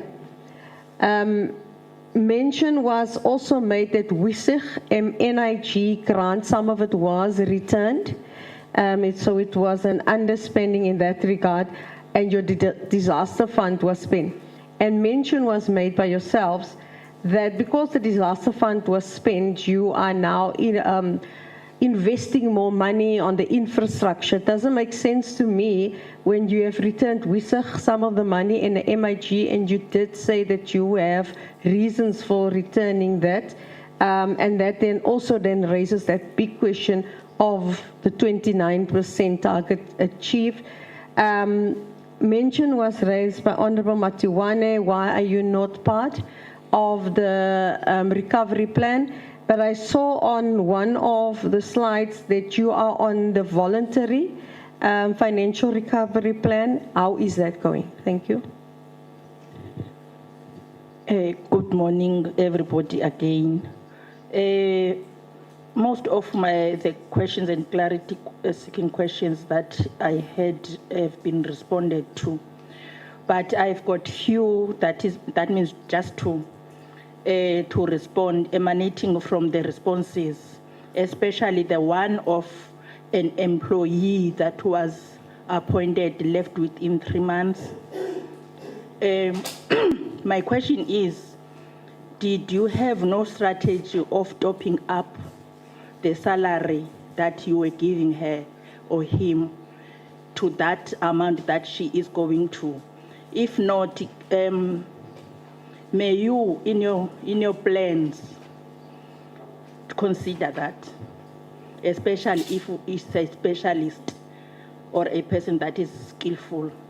Secondly, responding again to the presentation that the employees that are there, I think it's something that I'm having a picture of. There is a frustration of infrastructure, according to your presentation. On this one, my question is, in your organogram, don't you have a specialist of an employee assistant, a person that will be having an office to consider and interview each and every person that is having stress? Or to say wellness programs that are within your municipality that will assist the workers, especially to share what they see around them, to have strategies of coping with those stressors. I think I have those few. I thank you, Honorable Chair. Thank you.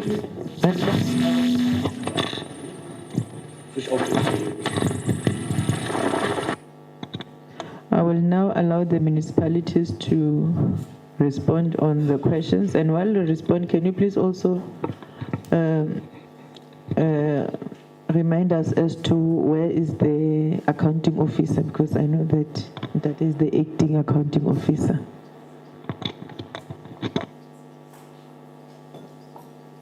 Thank you very much, Honorable Chair. Honorable Chair, I did make an apology when I presented that our accounting officer is on sick leave.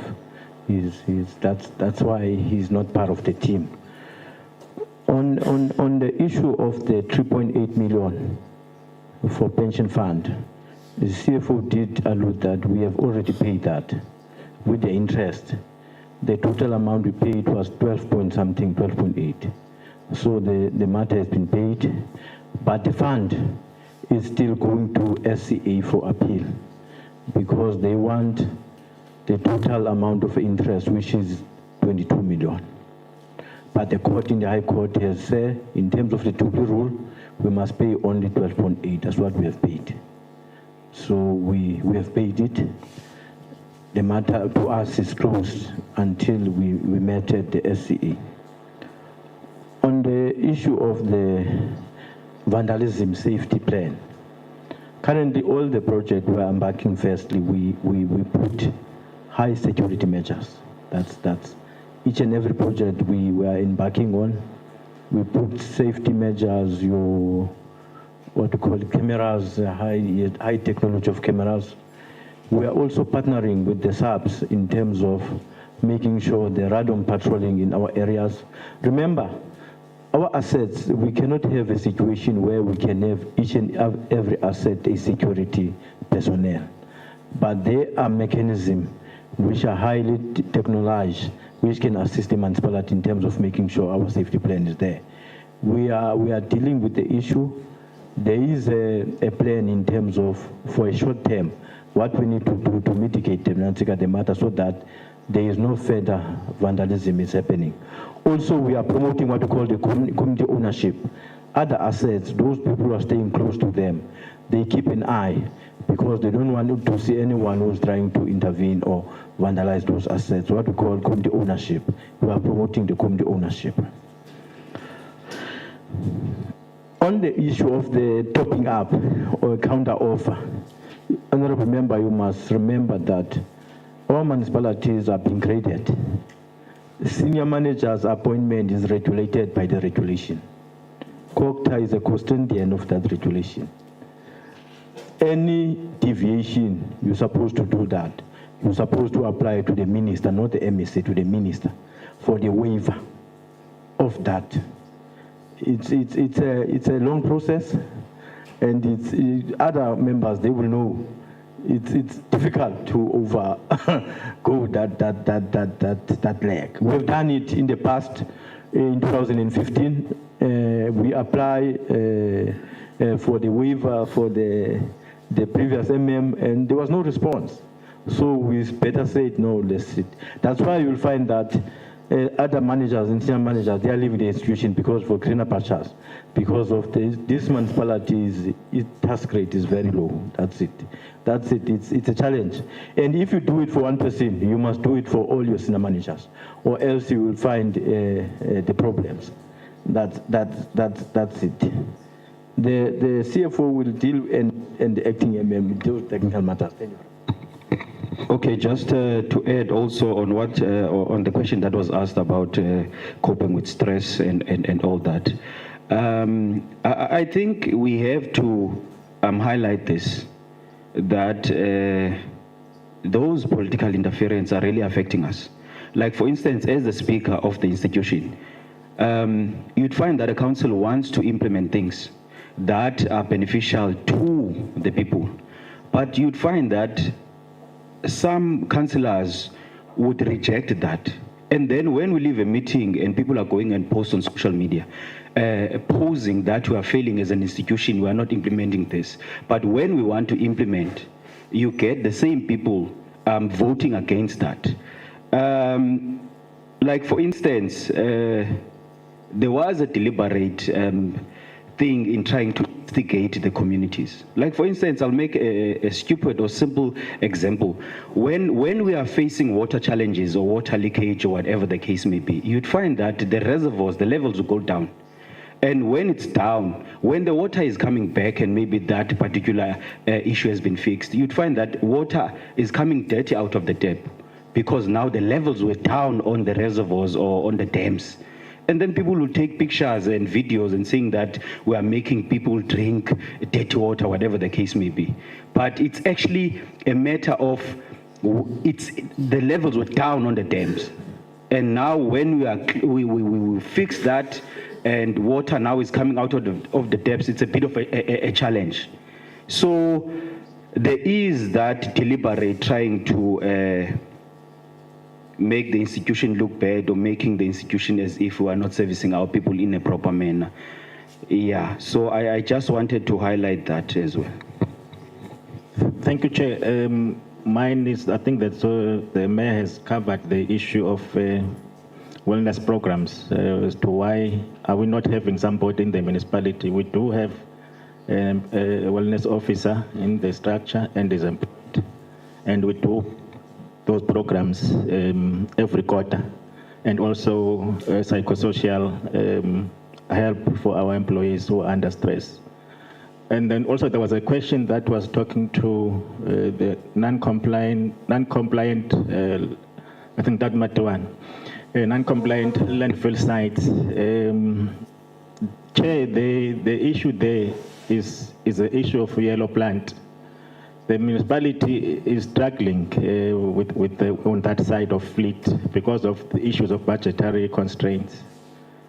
I think recently the Honorable Mayor has written to the district to request donations for fleet. We have to live now on handouts because of the situation that the municipality is having. So the landfill sites would love to be compliant as much as the law says, but we're hamstrung by the issue of the plant that must be used there, the availability of that plant. Thank you, Chair.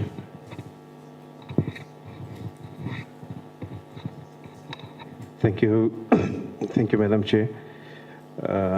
Regarding the unauthorized expenditure and irregular expenditure, Madam Chair, let me start with the escalation of the irregular expenditure. You would see that over the last year there was a huge increase in terms of irregular expenditure, and it's due to the grant funding from the Disaster Management Center, COGTA, that we received for the upgrading of the electricity lines. We had a panel of electrical consultants. We advertised it for 30 days, which the regulations, SEM regulations allows. And we went through a tender process for that panel to be there. When the disaster grant funding was Dorat, the Director General that is responsible for that grant, wrote to the municipality to implement its Section 36 SEM processes, disaster management processes. We then sent a RFQ, a request for quotations, to the panel that was already been appointed through a tender process. But it was a shortened period. So we didn't just go and pick any random contractor from out there to implement these projects for us. We had a back and forth discussion with the AG at that particular time. We engaged the provincial treasury in November last year as well, but the time ran out for us to conclude on the matter. So we accepted the finding of the AG that shortened period to request quotations from the panel is irregular. Now the work has been done, and each and every cent, although that value for money has been received, that is triggering irregular expenditure, and we are classifying that as irregular expenditure as such. We agreed with the AG because the time was running out last year at the end of November. But like I indicated to you, the panel itself was through a tender process, and we requested quotations from that panel. Why is irregular, unauthorized expenditure increasing? Because it was zero a couple of years ago. It's due to the aging infrastructure. Now we call it non-cash items, but we needed to budget for it, which we didn't. The one was the impairment of infrastructure assets that we needed to account on our financial statements that was not budgeted for. We also needed to increase our provision for bad debt. I think one of the previous MPs did ask that question. We didn't budget for it, but we needed to account for it in terms of GRAP. So now there's we didn't budget for the provision, but we need to account for that provision in terms of GRAP. And when you put that journals through the system, it automatically creates unauthorized expenditure. So that's the major reasons for that. Revenue collection and liquidity, the question there. In 2020, 2021, our liquidity ratio was 1 to 1. The norm is normally 1.5 to 2.1. So at that time we were at our highest, meaning our current assets were matching our current liabilities. It's sitting now for 24-25 at 0.55, meaning our current liabilities exceeds our current assets with 45%. Main reason is due to ESCOM. It's the ESCOM factor that we're talking about. The landfill sites, Madam Chair, I've received a WhatsApp from our Director, Community Services, Mrs. Mniki. She's watching this program, and I think a lot of our colleagues are watching it as well currently. And may I read a response, because she's responsible for the landfill sites. The landfill sites were permitted before the promulgation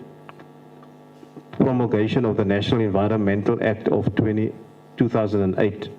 And currently we are in consultation with the DIET on a licensing renewal. Unfortunately, there was no process to align the permits issued prior the new environmental laws.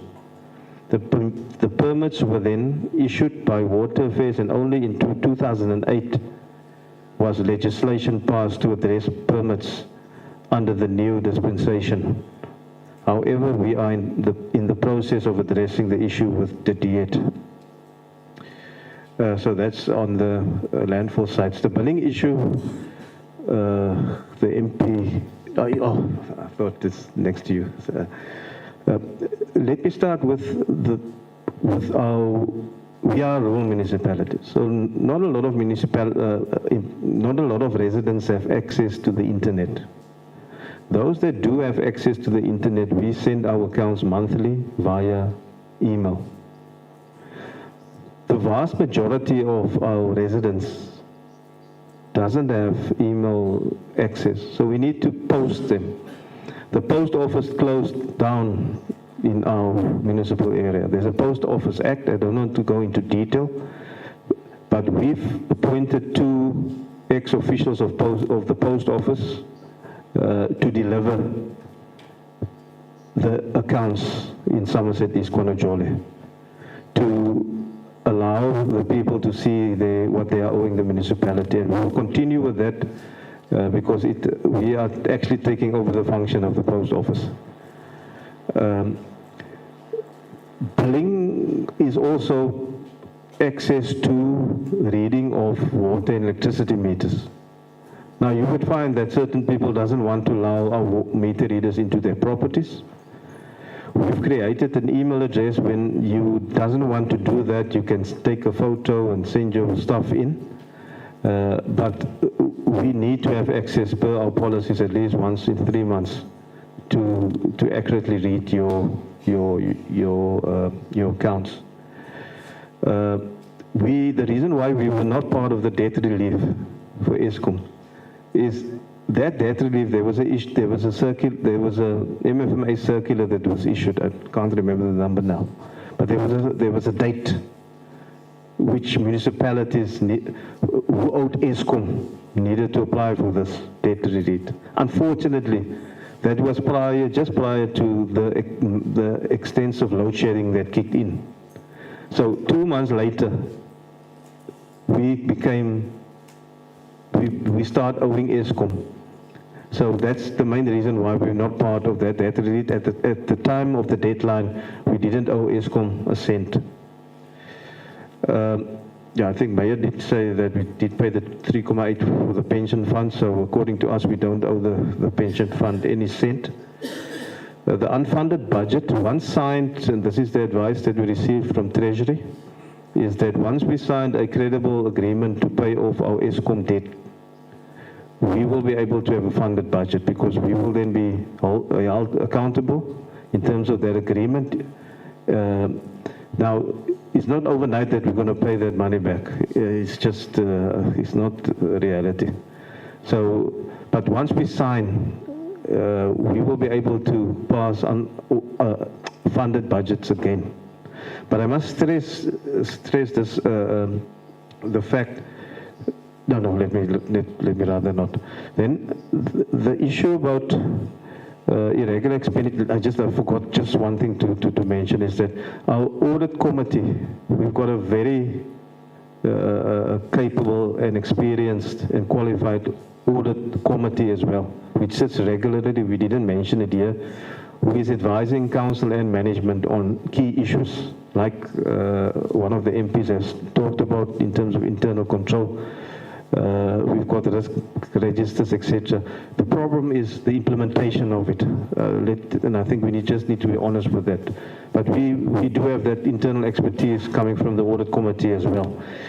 The last one is, I may be wrong, and I will be the first one to say and apologize that, but I don't believe that there is in the audit report a material finding on payroll. The AGEC, they can maybe clarify, and I would apologize for that, but there's no material finding in terms of a payroll report that didn't reconcile in the audit report. Thank you, Madam Chair. Colleagues, is all the questions answered? Yeah, I have one question before I can make a closing remark.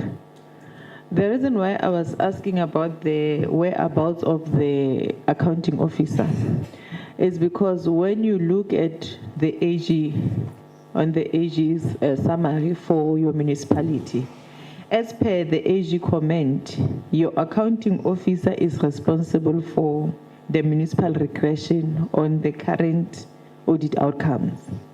Reason being that he has failed to rectify the challenges that were raised by AG in terms those ones of the internal controls. And as a result of that, you then regressed.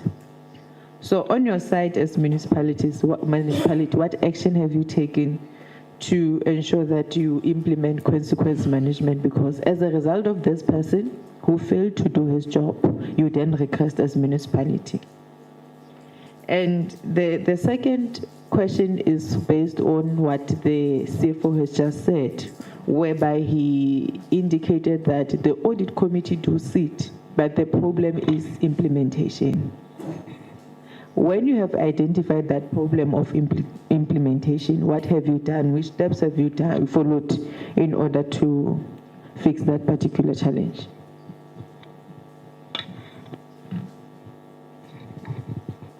Thank you very much, Honorable Chair. On the issue of which has been raised by AG, the council took a decision that we need to draw what we call an action plan.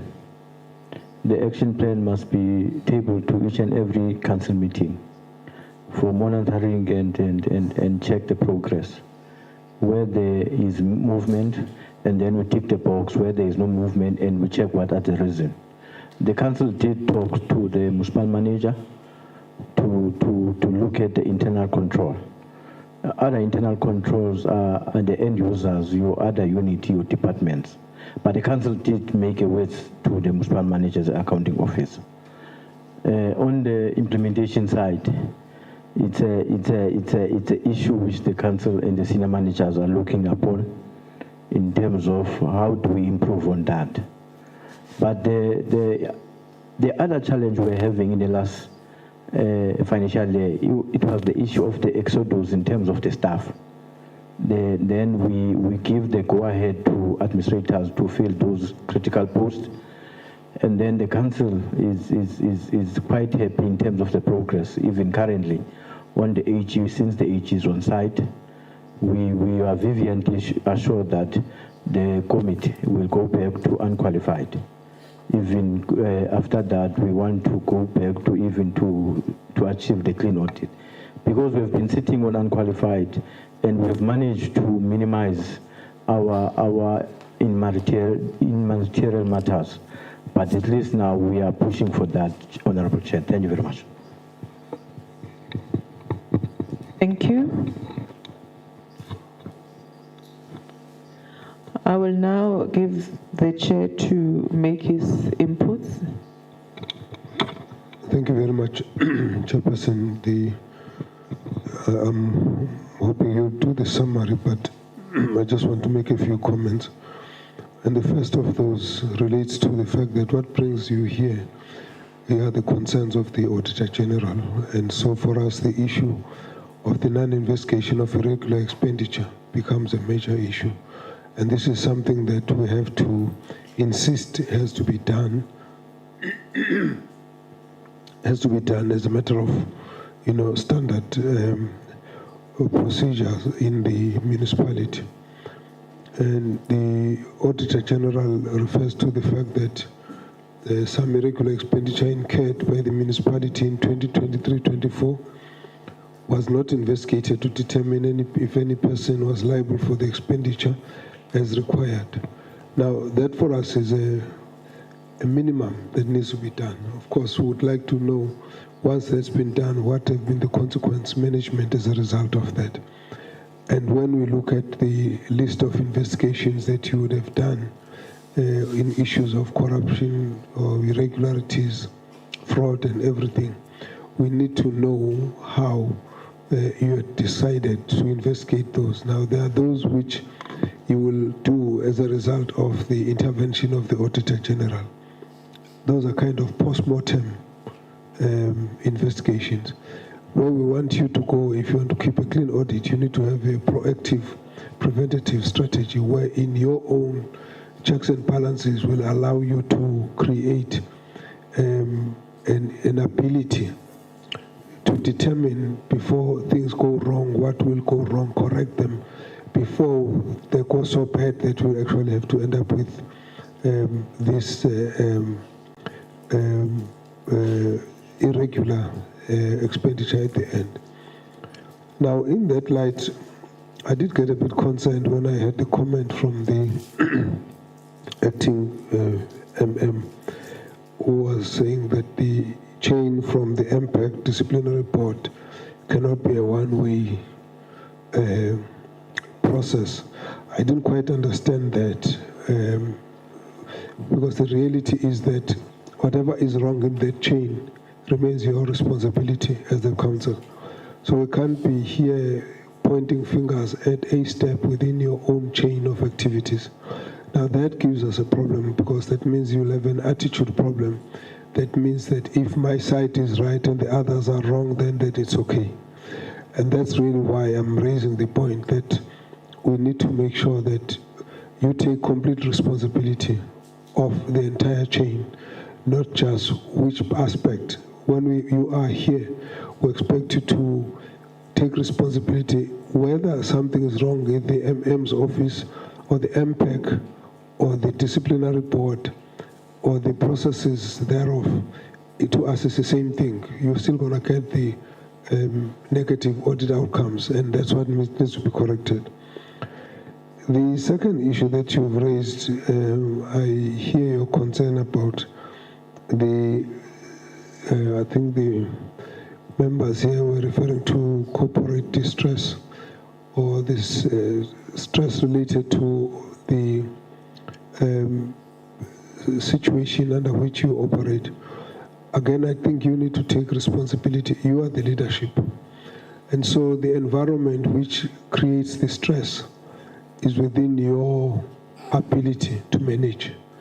Half the time, what creates stress for staff or for managers are instructions that are inconsistent with the legal prescripts of how you go about with your,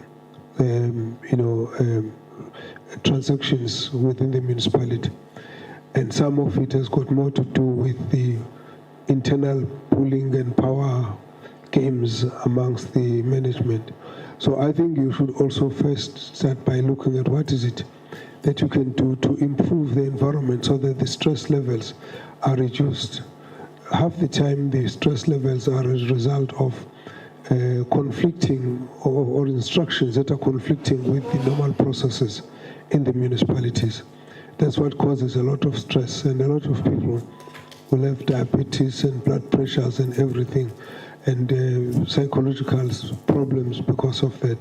So I think whilst you are aware that there's such a problem, this is something that I think you need to look at yourself and say, what is it that you can do to resolve those?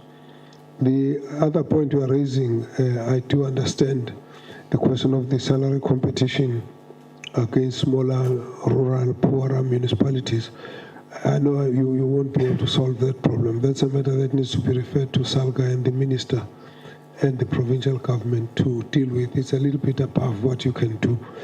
But nevertheless, you could still find a way that you create such an environment as allowing people to choose to stay with you as opposed to leaving you, even though there are those challenges. People don't only look for salaries, they also look for an environment that is livable. So I think that's what you need to look at as such. The point also that was raised about the indigent register, I think, Speaker, you should be a little more assertive when it comes to those issues. You cannot expect us to understand councillors who would want to overlook the people who don't qualify for indigent register on the basis that they want to be re-elected. Actually, that is fraud. And as a speaker and as the mayor and as the municipality, those are actually the reasons why we are elected to lead, to prevent such things. So we cannot get an explanation of something which is complete transgression in a manner that does not indicate to us how we are stopping it. But you rather would like us to understand that you do face that. But you face it, but what we want is how are you preventing it? Because fraud will always be fraud, irrespective of whether people want to do it because they want to be elected or whether they are actually trying to favor their own friends or neighbors. So I think those are for us the issues that you should take direct responsibility to prevent. At the end, what we'd like to see all of the municipalities, including yours, is a clean audit. And a clean audit for us is a matter of the basics. And beyond the clean audit, we need to go to a point, are you able to ensure that there's adequate, effective, efficient service delivery? That's really what we are focusing on. But if we still have to struggle with the basics in terms of financial management and controls and vacancies and proper management of contracts and proper investment on infrastructure and all of that, we're still far from really the issue of ensuring that there's adequate service delivery. So let's not lose the meaning of why we are here in the process of our discussion of all your challenges. We're actually not so much about your challenges or more about the effect ultimately on service delivery. That's really where our focus is. Thank you very much. Thank you, Chair. Listening to your presentation, it then shows that the challenges that you are having is similar to the challenges that we have identified in the municipalities that have presented yesterday, which then goes to the provincial legislature. The issue of MPEC is still a problem in many municipalities, because even when you look at this municipality, The matter are still the same as the ones that we discussed with yesterday's municipalities. It's an issue of MPEC that is not investigating irregular expenditures. It's an issue of revenue enhancement strategy that we need to implement to the municipalities so that they can get enough revenue to sustain themselves. Poor record keeping, which simply means that the municipality needs a financial system that is SCOA compliance, because if it's not SCOA compliance, we'll have some challenges with record keeping. There's a need for a credible audit outcome plan where they will deal with the post-audit. And the issue of political interference, which was raised by the speaker, I will then remind the speaker that when you are a public servant, you are not immune to criticism. And it's normal that whatever that you do will be criticized, whether positively or negatively. So you don't need to take it into heart, but you just need to check the one that is positive and work on it. If it's not positive, then you move on. So it is going to be the order of the day, because local government is a highly politicized environment, whereby sometimes we tend to forget that it's not necessarily about politics alone, but it's also about transforming the lives of our people. But because it's a politicized environment, every negative thing that comes will then be taken out of context. So you are going to live with that. And I'm glad that you are a coalition municipality, then you understand how it's like to be in government, to be criticized on a daily basis. So my advice will be that you focus on the goal, which is ensuring that our people are receiving the services that they deserve, and you work on the issues that have been raised by AG. You've indicated that you have applied consequence management on the accounting officer by ensuring that there is a post-audit action plan. However, that is not good enough. At some point, we need to tighten our consequence management to a point that the people will have to know that they can't do it again. If there's an issue of material irregularities which were identified by AG and there were recommendations, all the affected parties must do their work. That's how it should be. And if someone is failing, must suffer for whatever that he or she has not done, which was expected from her. Remember, in local government, you are not voluntarily. You are not volunteers in the system. You are getting paid to do the work. So you must do what you are getting paid to do. Failure to do that, it simply means that you are corrupt because you are taking money for what you are not doing. So one of our objectives of conducting this oversight visit is because we want to enforce consequence management, accountability, and good governance. So if we are not getting this thing of consequence management right, it simply means that we will never be able to fix local government, because when you go out, the reason why people have lost hope in government is because they feel that local government is a corrupt space. Local government is failing to give services to them. So as a result of that, they have posed a motion of no confidence in government. That is why even when we go to elections, a larger number of our population is no longer voting, which is their right. So we are here to work with you to turn around our institutions so that we can bring back hope of our people to government. We can be able to provide services. So consequence management has been seen as one of the challenges that has been neglected for a very long time.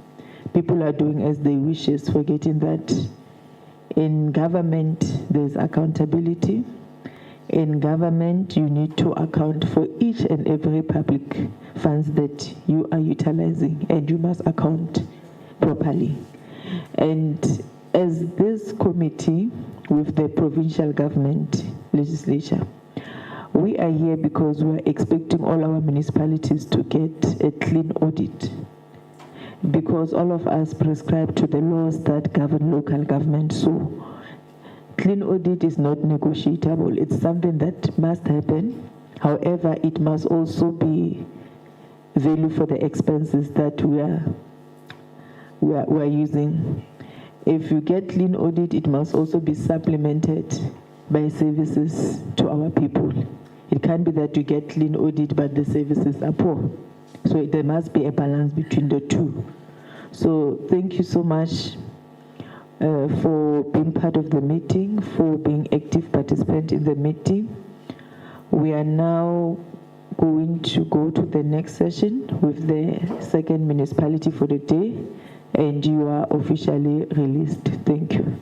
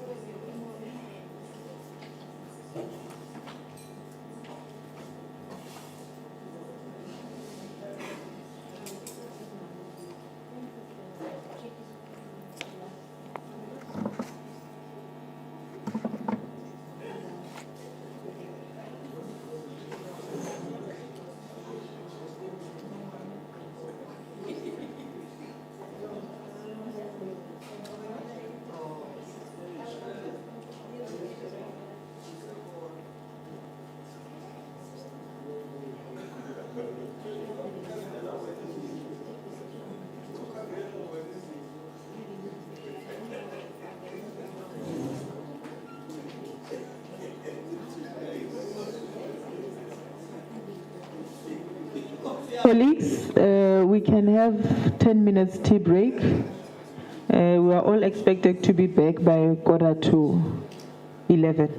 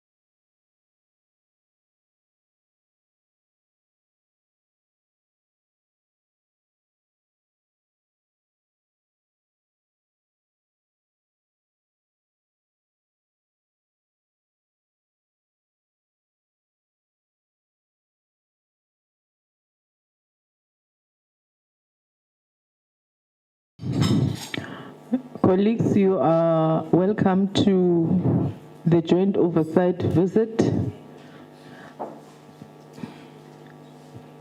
We are now going to start with our meeting. I must also indicate that amongst us is the member of the National Assembly and the Provincial Legislature. We will introduce ourselves as and when we engage with you. The chairperson of the committee is Honorable Dr. Zolim Kize. However, I will be assisting with co-chairing the session. So the proceedings are going to be as follows. You are going to be given 15 minutes. In that 15 minutes, you will have to introduce yourselves and do the presentation. And when you do the presentation, we then request that you don't read it word by word because it's going to take time. You just give us a high-level briefing in terms of the specific issues, especially the one that was sent to you for clarity seeking. I know that each and every municipality was sent about 4 questions on issues that were raised by AG. And I must also indicate that the main objective for this joint oversight visit is that there were some issues that were raised by AG when we had a meeting with her in Parliament regarding the finances of the municipalities. And we then realized that one of the challenges that we are having in our municipalities is on consequence management, accountability, and good governance. So our main objective is to enforce consequence management and good governance in our municipalities so that we can bring back the hope of our people in government. As you all know that local government is the face of government. So we're going to give you the 15 minutes. You work around it. And when we ask questions on the discussion, we then request that you don't over-elaborate on issues because we're also running behind on our planned schedule. So we then request that you will have to bear with us as and when we feel that you are over-elaborating on matters, we'll then have to stop you. So I will now give the executive mayor to introduce the team and also take us through the presentation of the municipality. Thank you.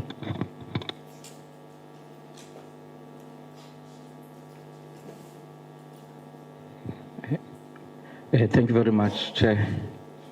Greetings to honorable members of the National Assembly, honorable members of the Provincial Legislature, executive from the Auditor-General, Sector Department, and the distinguished guests. I'm Soleto Lucas, Mayor of Sanders River Valley Municipality. On my right is Seko Notundi, the Speaker of Sanders River. At my left, it's Tabiso Class, the Municipal Manager. The lady is the Acting CFO, Onomsa Kona. The gentleman next to her, it's Pamandla Kundai, Internal Auditor Executive. Ibengumzu Kamile Mbangi, the Strat Manager. Thanks, Chair. Chair, we appreciate the invitation by Parliament for us to be able to account on the state of the municipality. However, Chair, I'm tempted just to brief the Portfolio Committee on issues that we've been raising in the Provincial Legislature to the MEC and the Premier for assistance. We feel that this platform is the right platform for us to raise this issue. Chair, Sanders River is it's where the citrus comes from in this province. The economic indicators of the province, 1, it's automotive, number 2, it's citrus.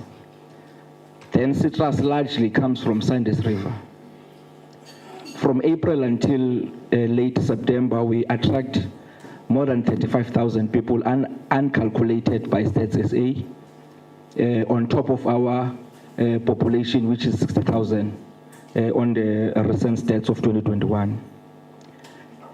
That only gives us a serious challenge as a municipality, because in terms of equitable share, those people that are entering Sanders River massively, we must provide water, we must provide electricity, that we do not budget for that massive population. So it affects us, and it doesn't affect only the municipality, it affects hospital, it affects even police. So with regards to crime, we are a hotspot in Sanders River. And the proximity to Nelson Mandela, it affects even police. So with regards to crime, we are a hotspot in Sanders River. And the proximity to Nelson Mandela. So I will give it over to the municipal manager to give the presentation. Then as other colleagues will be able to respond on the question posed to us. Good morning to honorable members of the Portfolio Committee on COGTA nationally and to their provincial counterparts. The outline, Chair, in terms of the presentation is going to cover the following areas.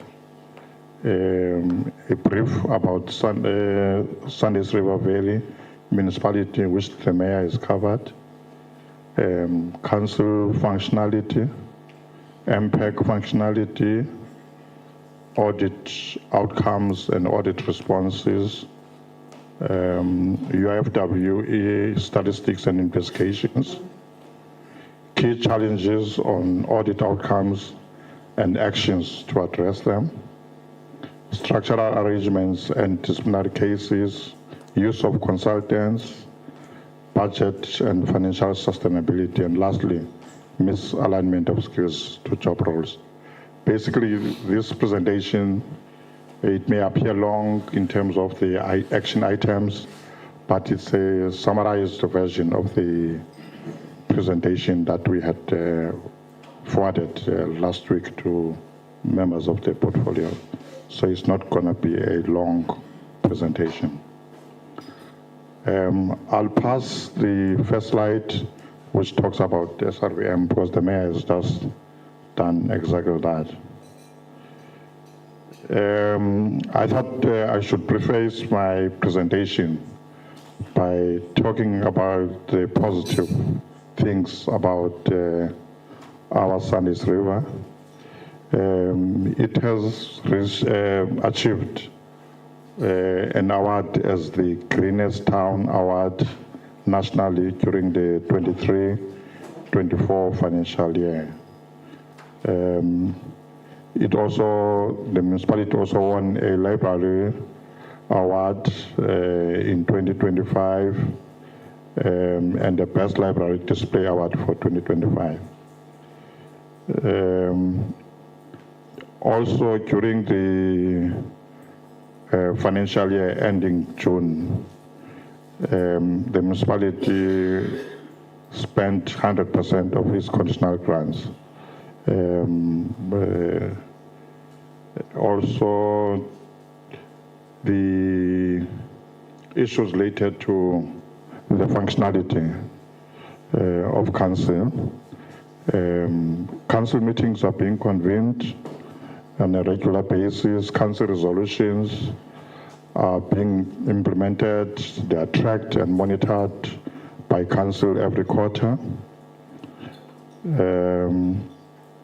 We also have a functional Municipal Public Accounts Committee, MPAC, which reports to council at least 4 times per year.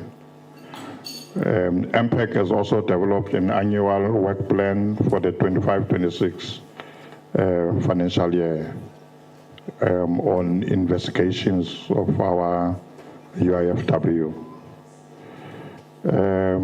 During the financial year ending MPEC has recommended to cancel a write-off of the amount to the value of 437 million in terms of the irregular expenditure. For the 25-26, MPEC has a plan to investigate the remaining UFW. The focal area for that period in terms of investigations is going to be on high-value contracts. It's going to be on multi-year contracts. The focal area for that period in terms of investigations is going to be on high-value contracts. It's going to be on multi-year contracts. Investigations are also going to look at issues related to consequence management, which is going to run parallel to the investigations. We are also going to be focusing on recoveries on all investigations that we think we have lost money to.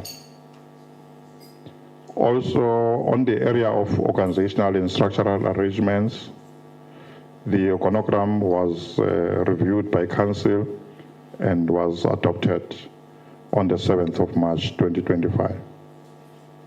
268 positions on the organogram with 52 vacancies.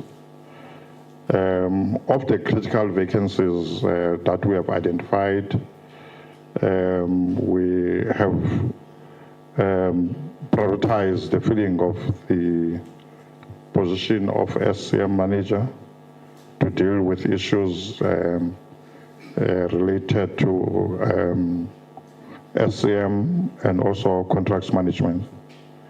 The HR manager and the financial manager position.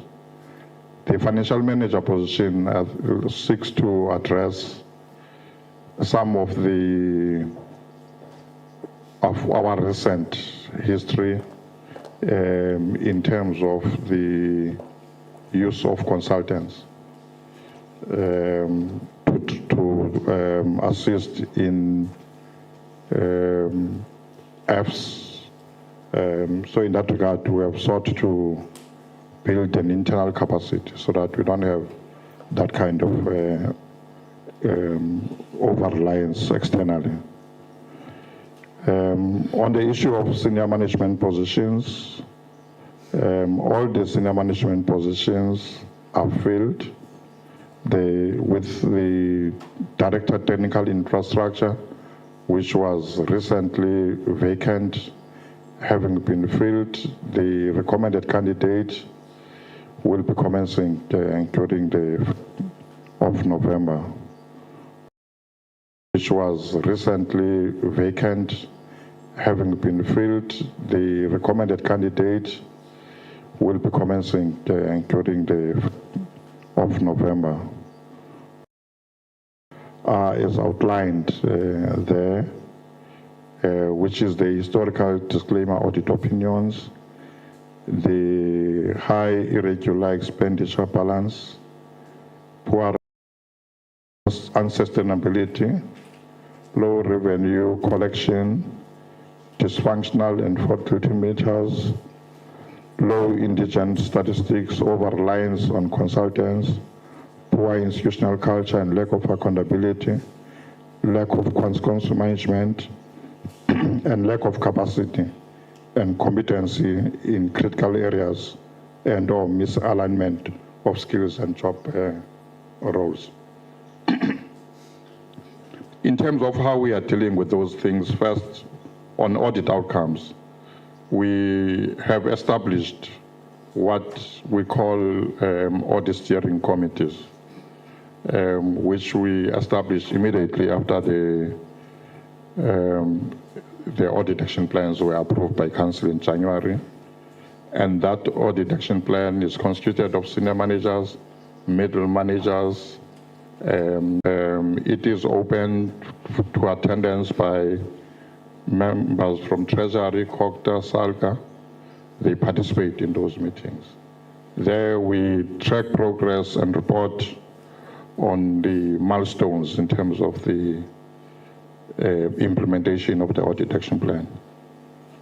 The audit action plan is also being reported to MPAC and Council on a periodic basis, unlike in the previous years.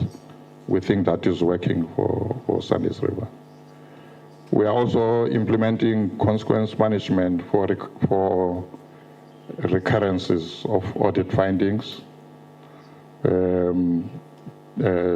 Senior officials are already undergoing disciplinary inquiries or hearings in this regard, which is something that we have not done in the past, but we are implementing consequence management at the present moment in Sandys River. Also related to audit outcome is the timely interim engagements with the AG. We are being more proactive in our engagement, which is also yielding results in terms of building trust between ourselves and AG. On the issues related to culture, staff capacity, and disciplinary cases, as I reported earlier on, disciplinary cases are underway. One of the senior managers, the DC, has already been concluded. The suspensions were in March, so we didn't take that much to conclude those. We are awaiting outcome, which is coming during the month of October. So we think we'll be concluded with that one. The other one related to another senior official responsible for finances. The disciplinary inquiry there is starting on the 11th, which is next week, and will be concluded on the 14th of October 2025. Currently, development and implementation of an institutional-wide change management strategy is being undertaken. The cascading of PMS also is being undertaken. We are also undertaking a staff of vetting of staff qualifications, because we believe that some of the problems we have had in the past in terms of related to poor audit outcomes may be linked to issues of staff capacity, staff qualifications. So we are currently undertaking that particular process. Another issue that linked also to our disclaimer audit opinion is the issue of records management. The municipality in 2014 experienced a riot wherein the buildings and offices were burnt down by the members of the community. The trigger of that burning down was the write-off of irregular expenditure. And the community were enraged by that, thinking that money has been stolen. So that had a ripple effect in that MPAC froze, to use my own wording, in terms of its ability to further investigate new instances of irregular, fruitless, and wasteful expenditure from 2014, 2015, 2016, maybe up to 2017. No new investigations were undertaken. I would think that maybe we were still frightened by the backlash of the community emanating from those kind of experiences. That partly explains the bent down and the high balance in terms of our UIFW in the province. We are amongst the 10, small as the municipality is. But we have also taken strides to attend to those. I will report that later on when I deal with UIFW investigations. On records management, also we have challenges related to no strong rooms to store physical records because the offices were bent down. No capacity to utilize electronic record systems. records management policy was not reviewed. We had over-reliance on hard copy records, and there was lack of capacity of staff. The actions that we had undertaken subsequently was to undertake records management training. Also, record management policy was reviewed and approved by council. Training on EDMS being rolled out internally on all key offices. File plan and procedure manual being reviewed to comply with National Archives legislation. Training on records management for staff currently underway by council. Training on EDMS being rolled out internally on all key offices. File plan and procedure manual being reviewed to comply with National Archives legislation. Training on records management for staff currently underway. On the over-reliance on consultants, SRVM in the past issue of unlawful appointment of consultant on herbs and assets through A Regulation 32. No transfer of skills to staff during the process of the appointment of systems. The actions that we have since subsequently undertaken was the suspension, of course, of the person that was responsible for that Section 32 in the form of the CFO. The contracts was investigated. Hawks were also brought on board. SIU is also investigating the matter, and council has resolved to apply to the High Court to set aside that contract, which took us back financially to the tune of about 30 million. The recovery of monies from service providers and implicated individuals is currently being pursued.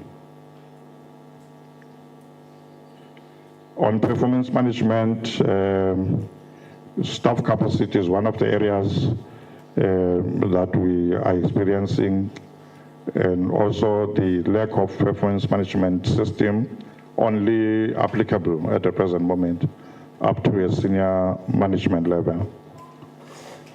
We also had findings including MIs related to poorly compiled as KPIs not well defined, targets not being smart, poor performance reporting, failed performance management cascading process, poor records management to support performance in terms of evidence, low score on ITP assessment. What are we doing about that? We have appointed key officials in the form of a strat manager responsible for PMS and ITP.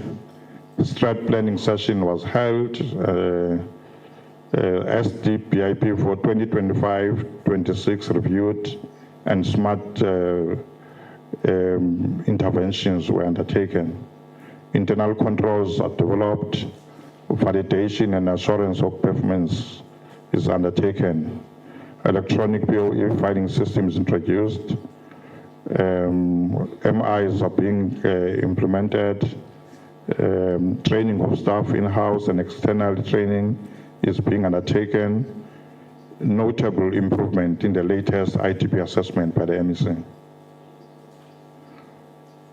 That's the history of our audit outcomes over the past 5 years. That's the UIFW statistics with the opening balances, current year expenditure, and the remaining balance. And we have been able to do some investigations and recommendations to council for write-off of some of those irregular expenditure. MPEG investigation outcomes on irregular expenditure. Those are the contracts that we're able to investigate, security-related, legal services, and other services as well. An amount of about 400 and plus 400 million has been recommended to council for the period covering the period up to 2019, which is the period of the riot and burning of municipal properties.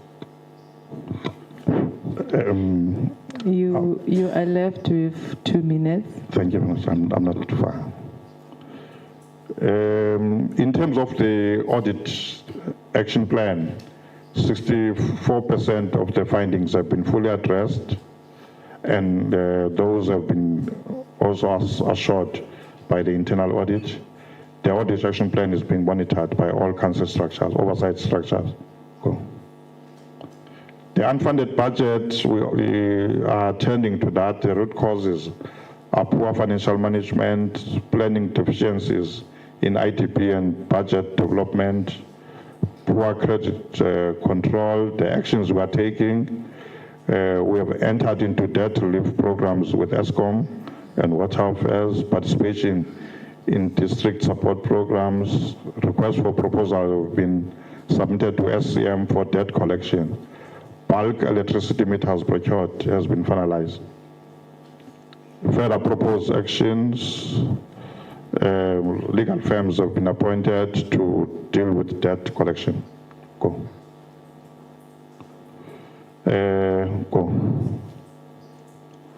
MIs are being attended to, with one of our MIs related to performance management having been escalated to the MI committee, and that has been attended as well.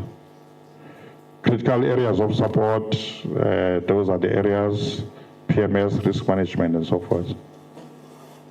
Thank you very much, Chair. Thanks. Thank you. Honorable members, I will start from this side.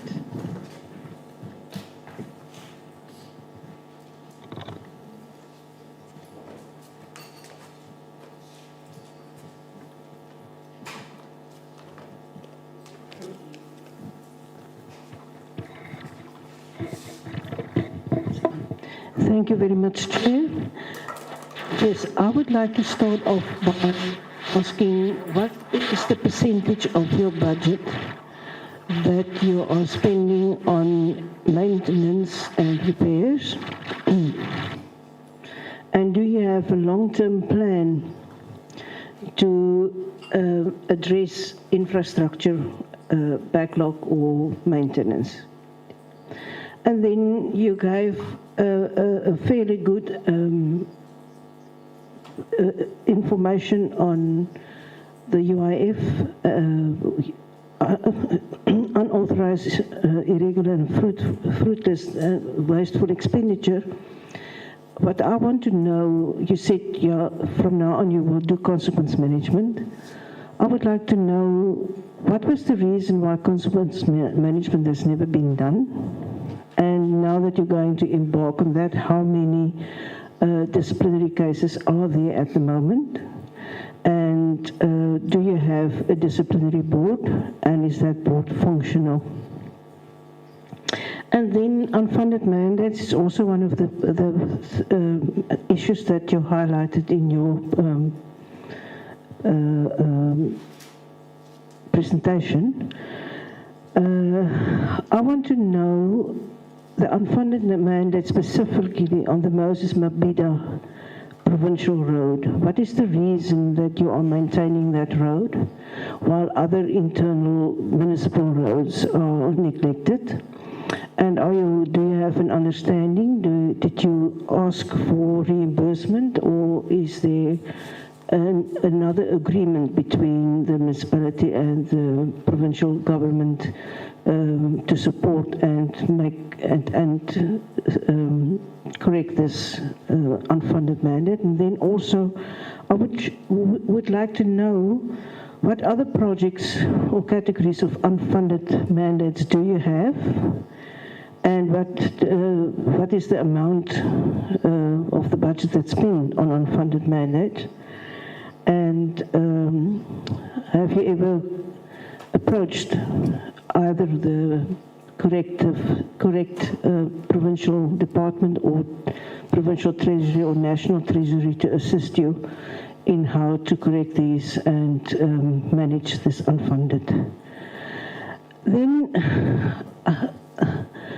you have a history of audit reports, that's disclaimers and so on.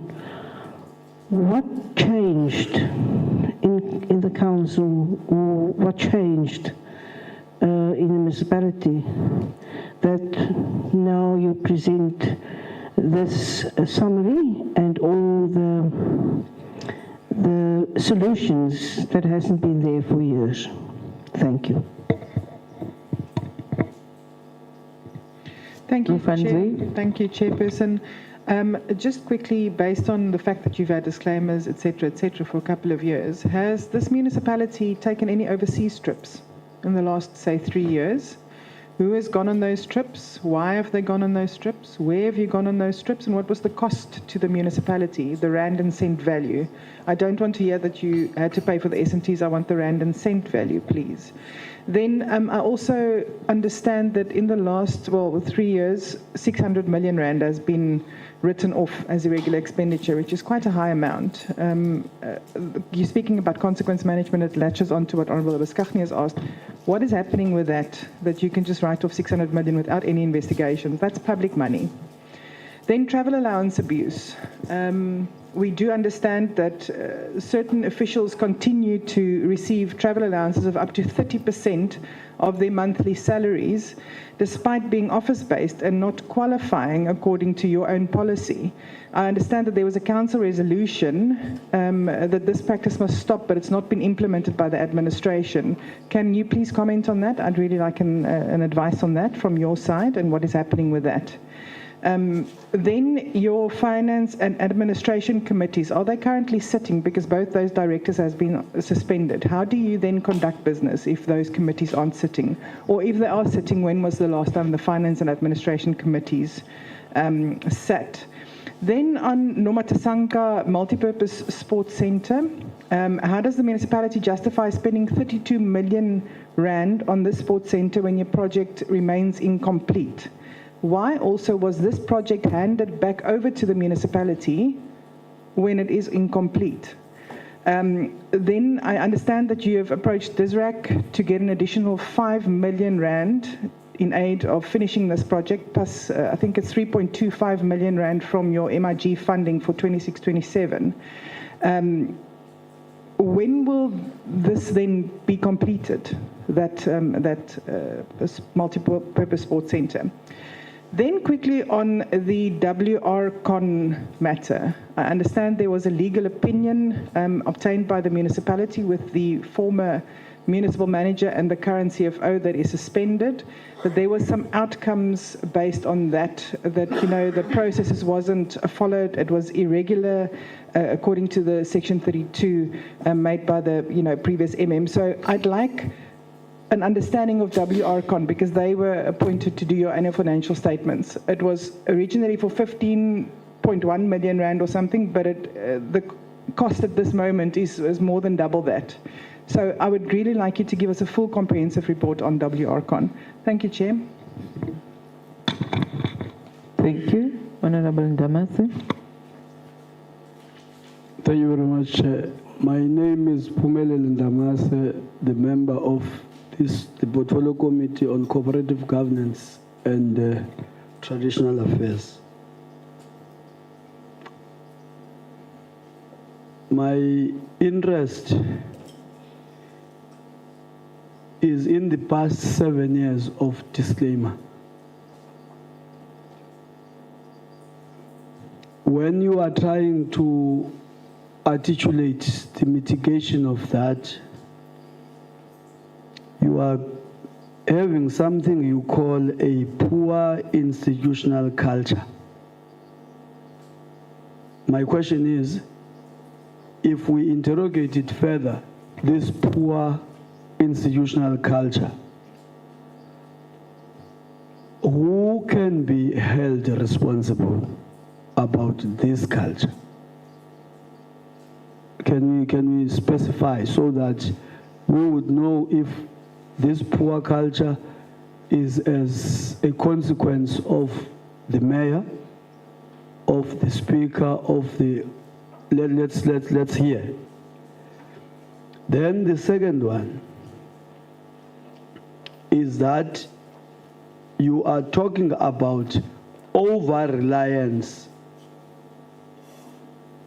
on consultants. Where am I now? Over-reliance on consultants to prepare annual financial statements. And that results to disclaimer. It's not coming from the Auditor-General.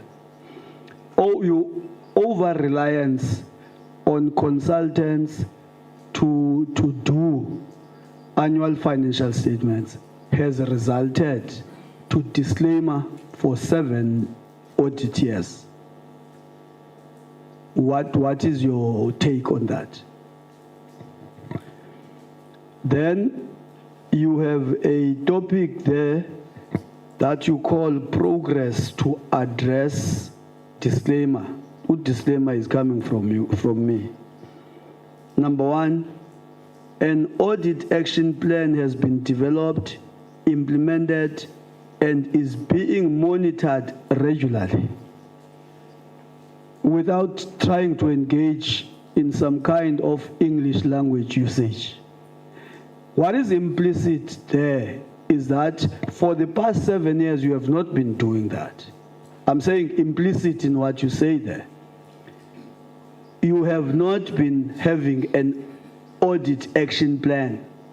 Hence, you think that when you can get a disclaimer for 7 years, you will be able to turn the situation around by having an audit action plan. And perhaps miraculously, you are now going to develop it, implement it, and it is going to be monitored regularly. Can you explain exactly what you are saying without getting into semantics or in some kind of the conjugation of verbs and adjectives there? Are you talking about 2023, 2024? If you are, the question would be, what has been happening in the past 6 audit years? Does that mean you have not been doing your number 1 bullet if you are talking about 23, 24? But if you did the same thing in 2022, 23, or 2021, 22, and that gave you in a silver platter disclaimer, what change is it going to do this time around? Is there a miracle? Can I get clarity on that? Then the municipality is adopting a zero tolerance approach to non-submission of information. Are you waking up to this? How did you get this disclaimer?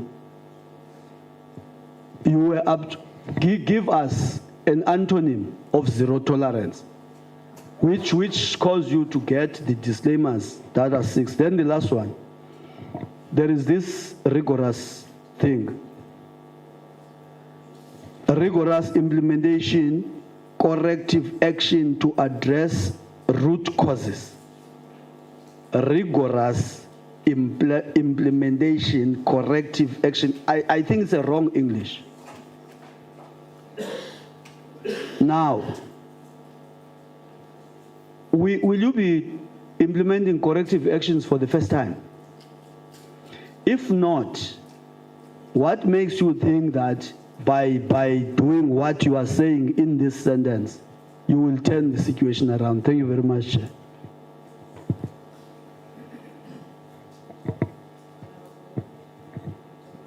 Chair. Thank you, Chair. Good morning, Josepha Butelezi. I just wanted to know one or two very brief things.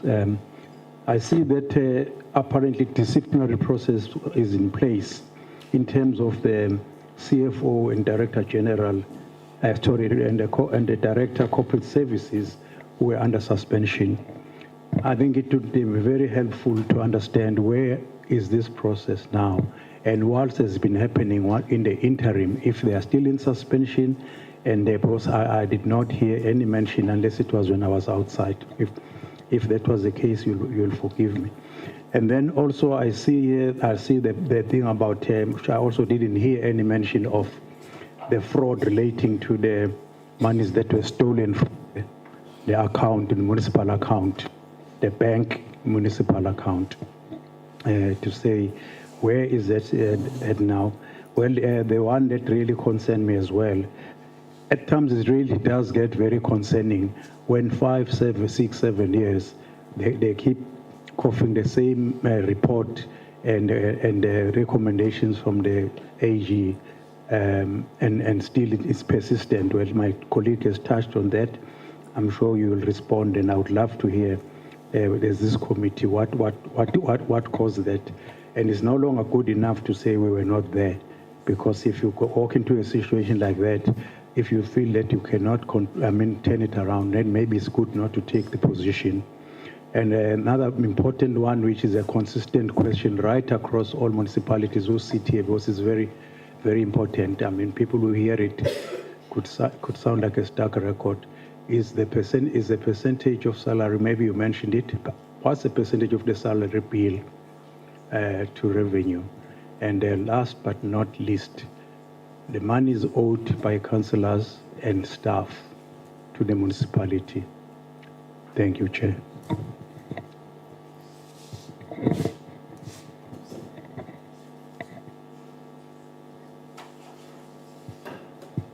Chair. Honorable Member. Thank you, Chairperson. I don't know what's happening here, Chair. I want to check first, how long has been the executive with the municipality? How long has the MM been with the municipality, CFO, and how long? Because if you are giving us that report you just presented, and you've been with the municipality. Sorry, my apologies. I believe this one is key. Can we get the response in terms of how long has each and every member of the delegation that is here been in the municipality?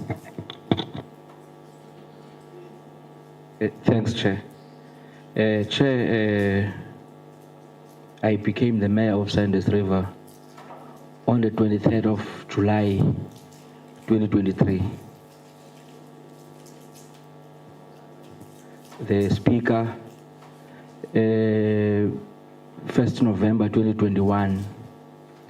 The municipal manager, November 2023, February 2023. CFO has been suspended, but the acting one, she was an accountant at the municipality. Since 2014.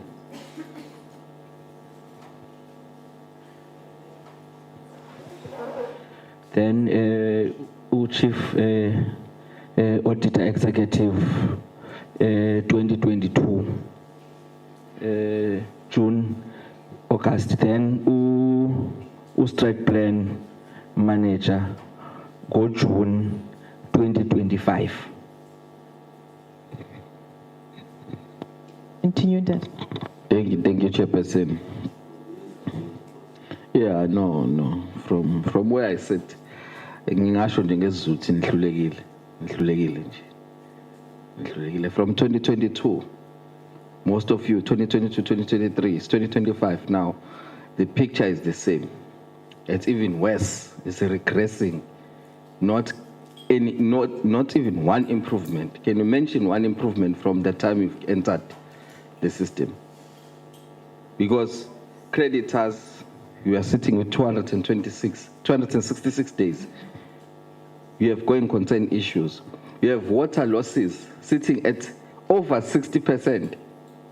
Water losses. You have electricity losses sitting at 16%.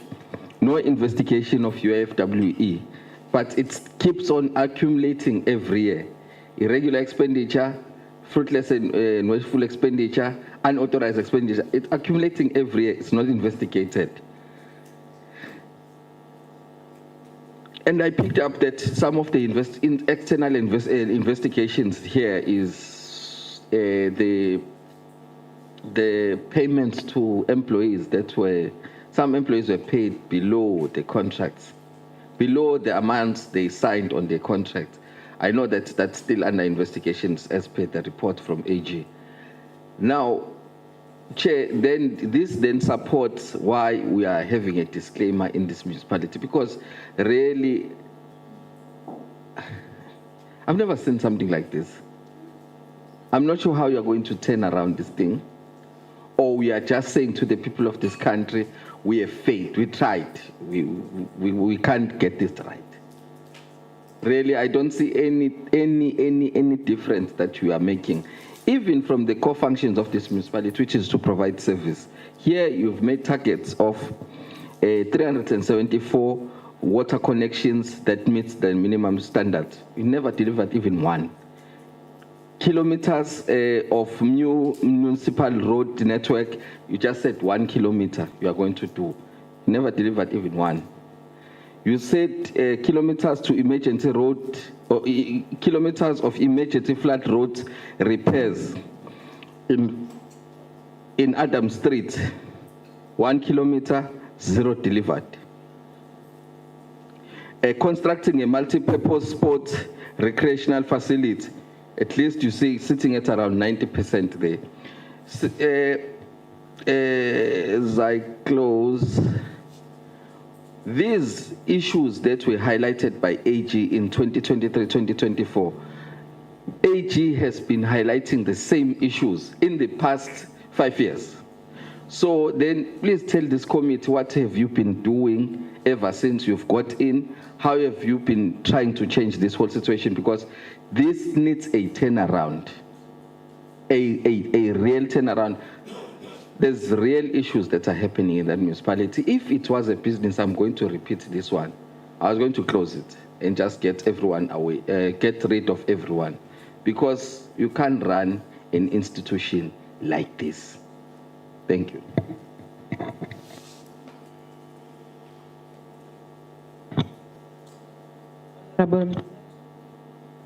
Thank you, Chair.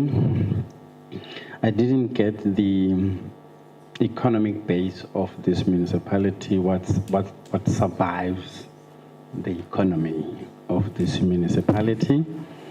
The reason why I'm asking that, I want to confirm that, which means you are relying on what government is giving you and the rates that you are collecting, which happens to be minimal when you are sitting with no disposable income citizens. And then I will ask, who controls that economy? What it is the base, and then who controls it?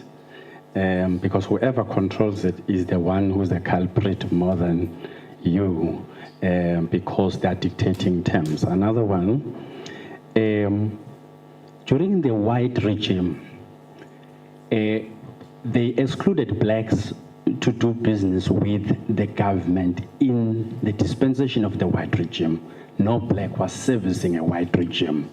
But I see a very misnomer in a black dispensation era, where the same white regime is now servicing the black government as business. So there's a link between the loss of the asset register of the state, which is not known with who is sitting with, but those who are servicing the state are answerable to where did that asset register go. So I'm checking who is servicing these municipalities in terms of every service that you are procuring. Is it white companies or is it black companies? But I know that black, mostly they don't own factors of production. Factors of production being land, buildings, owner's equity, and labor. I'm including labor because you have white companies who are now regarding themselves as labor agencies. So they are supplying even labor to all institutions of government and mining houses and all of that. So which means whites are owning all factors of production and blacks are sitting in the political seats. And then, so when you say there is corruption, my perspective of corruption, it is the movement, if money flows. If it flows from the state, where is it going? I'm following it and I see money entering the bank. But when it is in the bank, it's not regarded as corruption. And the bank owners, they say nothing and are not brought here to account for monies that entered into their banks. But you have one end, yet in law, we have audi alteram partem, which says, here the other side of the story as well. If you say there is corruption on the side of government, where did it go to? Who is the corrupter and the corruptee?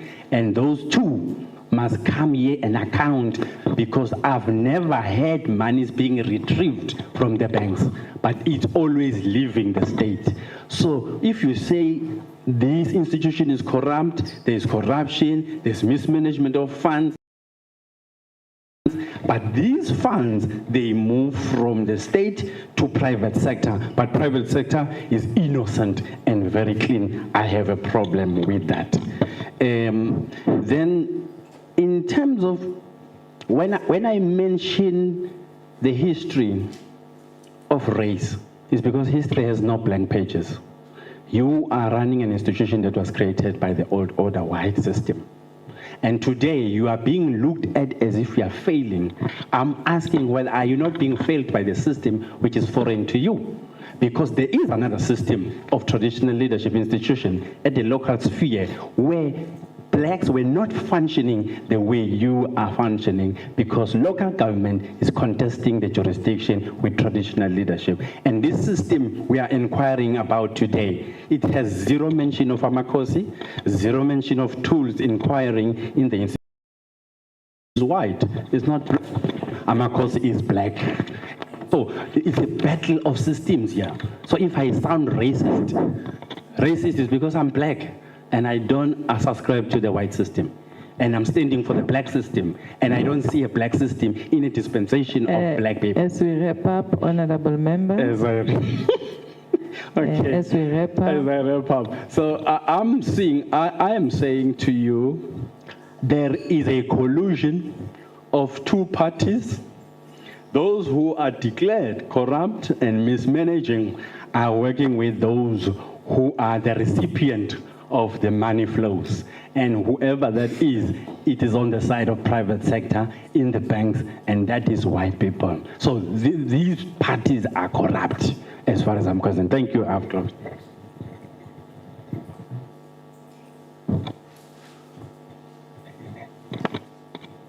Thank you, honorable member. Before I give the municipality to respond, I have few questions that I need clarity on. Your municipality is associated with bad vibe. You have adopted unfunded budget, which then pose a concern on the credibility of the accounting officer and the CFO, because the accounting officer is responsible for advising the council. However, in the presence of those that were expecting them to be the expert in the field of finance and managing the institution, the council is adopting unfunded budget. Then we wonder if the accounting officer was part of that particular council. What was the thinking of the accounting officer? Because you were indirectly misleading the communities by adopting that budget, because you know that you are not going to implement everything, almost everything that you have planned on your municipality. Secondly, your municipality is also associated with financial distress, which means it's not viable. In fact, if it was in private sector, you were going to be liquidated because you are technically bankrupt. But because it's in public sector, we can't do that. However, that's the reality. Thirdly, your municipality is associated with a disclaimer because they have been in that institution for a very long time. The likes of the speaker has been there from 2021, which means that we can attach you to these 3 or 4 disclaimers that have been received by municipality because we are part of that municipality. And in that disclaimer, there's an issue of irregular expenditures, which simply means that the NPAC is not effective as it's supposed to be. And the NPAC is a committee of council, of which the speaker is also having an upper hand on the functioning of the NPAC. Therefore, the speaker is also part of those who are contributing to the current state of the municipality. You have the mayor who comes and reports that there's a consequence management, yet the very same mayor facilitated over the appointment of an acting CFO who has been in the institution on the finance department since 2014. And this particular person is also associated to that disclaimer because has been there in the finance department and today is acting as a CFO. CFO of the municipality that is distressed, municipalities that the Auditor-General cannot formulate an audit opinion because they were unable to submit credible information that will empower the AG to make a ruling or formulate an opinion on. And then you have the strategic planner. No, we also have the other official, I think it's a chartered accountant, executive or something, who's also part of the delegation, who's been in the municipality since 2022, which means this particular person is also attached to the disclaimer that you have received as a municipality. And you are giving us a presentation. I believe that when you do the presentation, you must also take into consideration that some of us here have been councillors, some of us have been in the administration. So when you give us a report that says the committee of councils are functioning, yet you are unable to investigate the expenditures that were irregular, what does that mean to us who are reading the report and to you who compiled the report?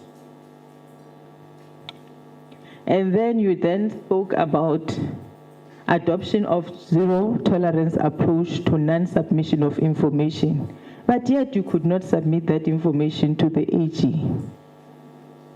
What does that say about you as municipality? You give us information about how your disciplinary board have investigated cases of poor management and issues of consequence management.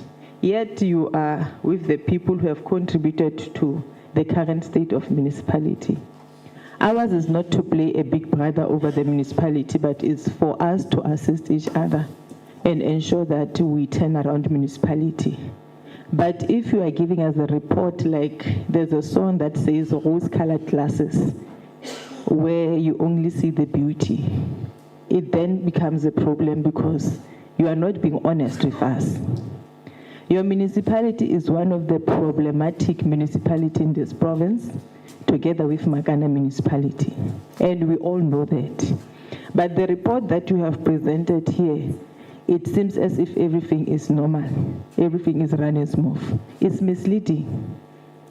We need to know the actual truth about your state of municipality so that we can be able to assist you. So can we please be honest on the state of municipality? Can you please take us along so that we can help you? We are not here to judge you, but we are here to work together as the three spheres of government. That is why we've invited the provincial treasury and national treasury, the COGTA in the province and at national, so that we can look at interventions that have been made in these municipalities that are regarded as problematic and review some of the interventions if are not working. We also looked at the AG's report where they have also indicated that the provincial government is not giving you necessary support. We are aware of that. But we need you to tell us where do you need assistance from us? How best can we resolve the matter? So as you are about to respond on the questions that have been asked by members, we need you to be transparent so that we can help you. We are not here to judge you. But if you then start to hide information to us, it then becomes suspicious that maybe there are some things that you are doing that are not expected to be done by you.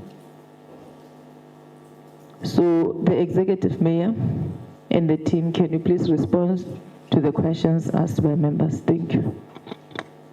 Thanks, Chair. Chair, I will attempt to respond to some questions, but the team will also assist. Chair, I think let me start with the latter part that you've raised. On the 11th of December 2024, Council took a decision of skills verification. Between 2019 and 2020, there's a late CFO that was in Sanders River. Apparently, the High Court in Gqeberha declared that her qualifications are null and void. Being employed number of people herself. That made us to realize maybe there's a problem of skills in this institution, because it can be someone with sober minds can fail one grade for 5 years. It means there's a problem. Hence, as council, we took that decision. We want to know the animal that we have in terms of skills verification. We don't want to accuse people of sabotage, yet people are not aware of what they are doing. Hence, the council took that decision of skills verification, and it's an ongoing process from task grade 10 to the municipal manager. With regards to the acting CFO, hence we identified that we need a finance manager, and we were advised by the MEC of Treasury when they visited us. He advised us that we must look for a finance manager. Let me respond on the issue of the provincial road. The provincial roads in Sanders River. Firstly, Chair, let's appreciate national and provincial government through Central. The road networks in Sanders River has been improved. There's a serious manufacturing of roads in Sanders River. And all these roads that are access to our communities, including the Moses Mapida one, it's a provincial road. We have returned to the Premier and MEC Ngata. However, Central committed that in terms of community development projects, they will come back on Thursday. Central will be in Sanders River for the launch of those community access roads to Moses Mapita, Berzek, Matamsana, and Peterson. So it's an ongoing process done by Central. I hear there was a question of unfunded function. I have written to the MEC of Arts and Culture, I just forgot, which is Tazrak. I've written to the MEC of Tazrak with relates to libraries. Tazrak is giving us operational funding for libraries. They don't give us funds for the salaries. Sunday's River, we are spending 5.5 million, not in our function, it's a library function, on salaries that the province should have taken care of. 5.5 million. We are footing that bill as Sunday's River. It's an unfunded, sorry, it's not our function. Another issue, Chair, that I need to, maybe municipalities are afraid to say it. Sector departments will have programs, big programs in our municipalities, and commit us to cater more than 3,000 people, something that we do not budget for. It's their program. Now the program one is here. Sector department will say, municipality, can you cater these 3,000 people? Unfunded programs that we are not responsible for.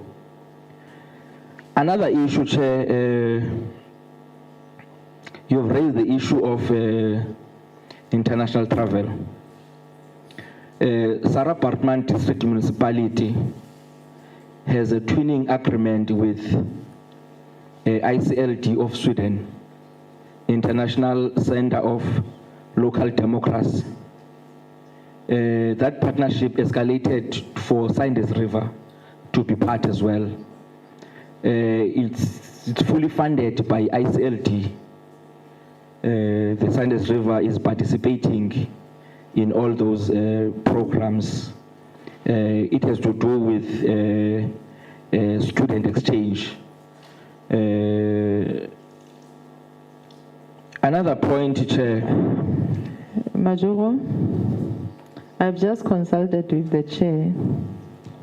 Looking at the nature of your challenges, and we believe that it will not be a positive result if we continue with you, on this engagement in the absence of the MEC. Because this municipality needs an urgent attention. So we'll have to then pack our discussion for today and then identify a day where all the relevant people will form part of that meeting, because we want to, when we engage with you, both the MEC of COGTA and Finance to be part of the meeting, so that when we conclude that meeting, we know that there's an action that is going to be taken. We went to Northwest, we had a municipality that had so many challenges, like Ditsobotla municipality. And because of the presence of the executive during that meeting, a day after our engagement with them, then Cabinet had to declare a national intervention on that municipality.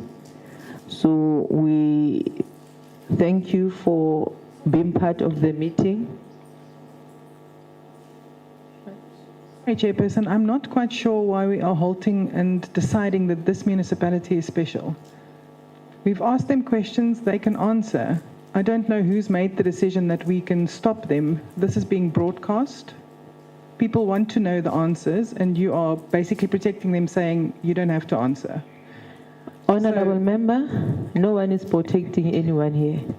We are saying the challenges that are in this municipality need both the executive to be part of this meeting. This municipality needs to be placed under an urgent intervention. Has been receiving disclaimer for more than 5 years. And they are coming here, they are telling us their plans, of which we are not even sure if those plans are going to work or not. Because most of the people who are part of this delegation have been in this institution for a very long time.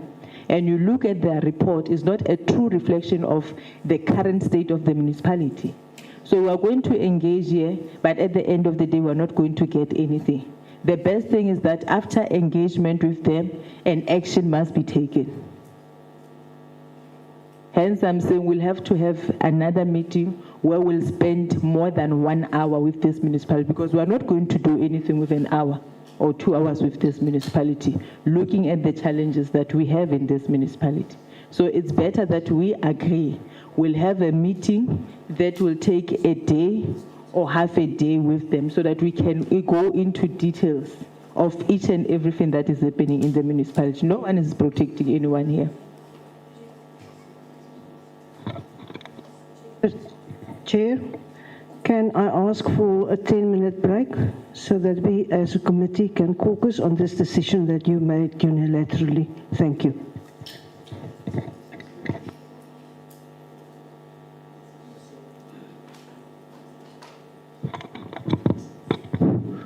Yes, I would support that. Let me say, I also have the same feeling. There is no way we're going to be making progress with this municipality.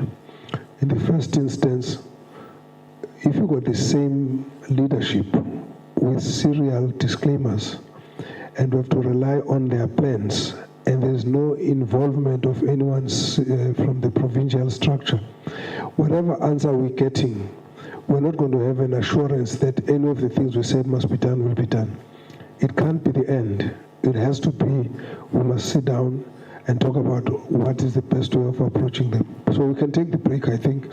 But for me, the reality is that from what you have here, and in the absence of the two MECs or even the Premier, we need to get beyond this municipality. We need to get to the provincial leadership to actually deal with the problem. Now, there's a whole list of issues that we want to raise. Whether they give us answers or not is no longer relevant. What is important is what are we going to get out of this once we've got those answers?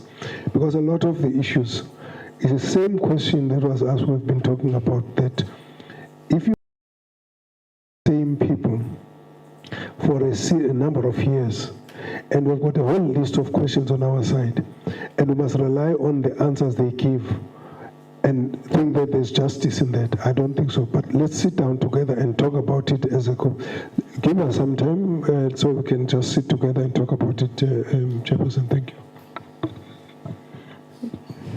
Can we please have a 10 minutes break? You are excused for 10 minutes and then we'll call you once we've concluded with our meeting.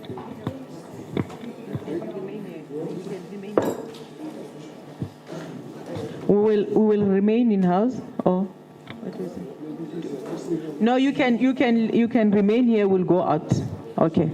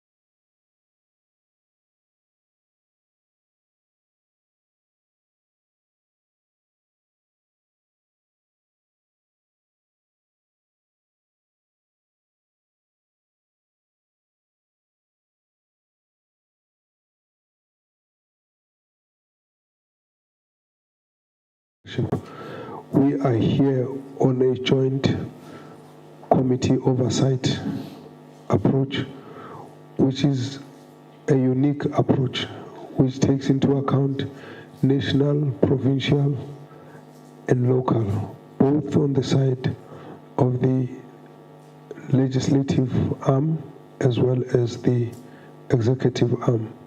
So what would normally have happened is that we would be sitting with the Premier and the MECs, particularly Treasury, Finance, and COGTA, because there are certain matters which, when we have to take decisions, they no longer require the attention only of the municipality, but they require commitments from the provincial executive, in the absence of whom a further engagement will not assist.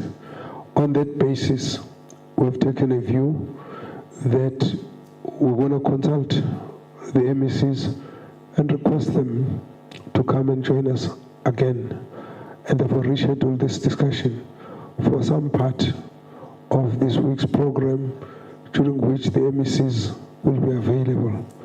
On that basis, we are halting, but we are not ending. We're simply just rescheduling this engagement. It means we anticipate that the municipality will come back, and we will also have the MECs present. Because some of the issues don't only need answers from the municipality, but they also need answers from the executive. Not only do they need commitment and undertakings from the municipality, but others will require that from the provincial executive.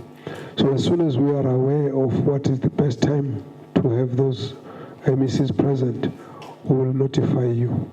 We now, just as a matter of interest, have been aware that this week is a busy week with the provincial legislature sitting through a number of reports that are being tabled, which is why we understood the MECs had to move to be in the provincial legislature. On the other hand, we're aware that there's also a SALGA summit, which was the reason why the committee changed its venues to come and meet here, so that it makes it easy for the municipalities to move from the SALGA session to join our session, so we could utilize the time, both of the processes, without really much interruptions. On that basis, we have then tried to adjust as much as possible, because it was not possible for us to convene the oversight. We needed to make sure that there's an alignment of venues and flexibility of appearance times.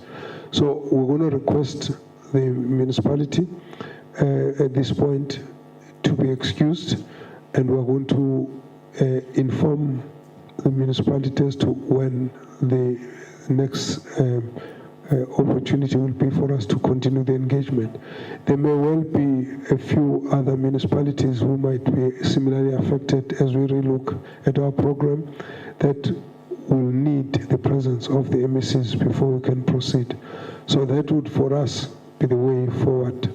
And as members, we believe it's important that when we have to conclude this and give our report, we must have had a good interaction, even with the provincial leadership, who would otherwise have been a normal part of this meeting. Thank you very much. Going forward, thank you.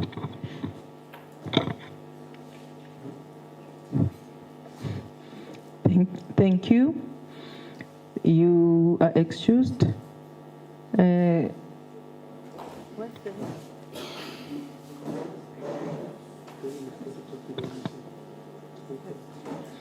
So, colleagues, we can now break for lunch for 35 minutes, and thereafter we'll continue with the next session of our meeting. Thank you.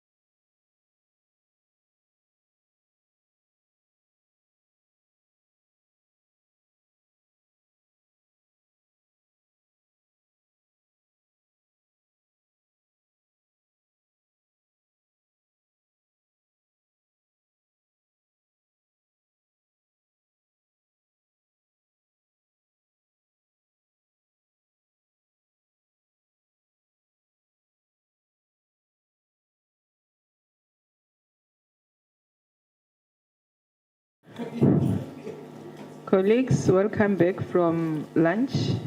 We can now continue with our meeting. We're now going to meet COGTA municipality. And in terms of the time allocation, it's 13:50 until 3:30. So in that, we are going to allocate 15 minutes for the presentation of the municipality, which is going to include your introduction and a brief presentation of what you are going to present. So we usually advise the municipality not to go word by word with the presentation, but just give us a high briefing, because if you were to read it word by word, it might be possible that by the time you finish your 15 minutes, you have not yet touched important aspect of your presentation. So we then request that you just give us that briefing.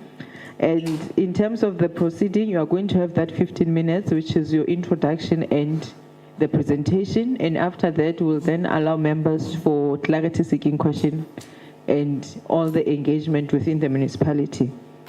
What we also request is that when you present, you must bear in mind that we are not going to play the big brother on you.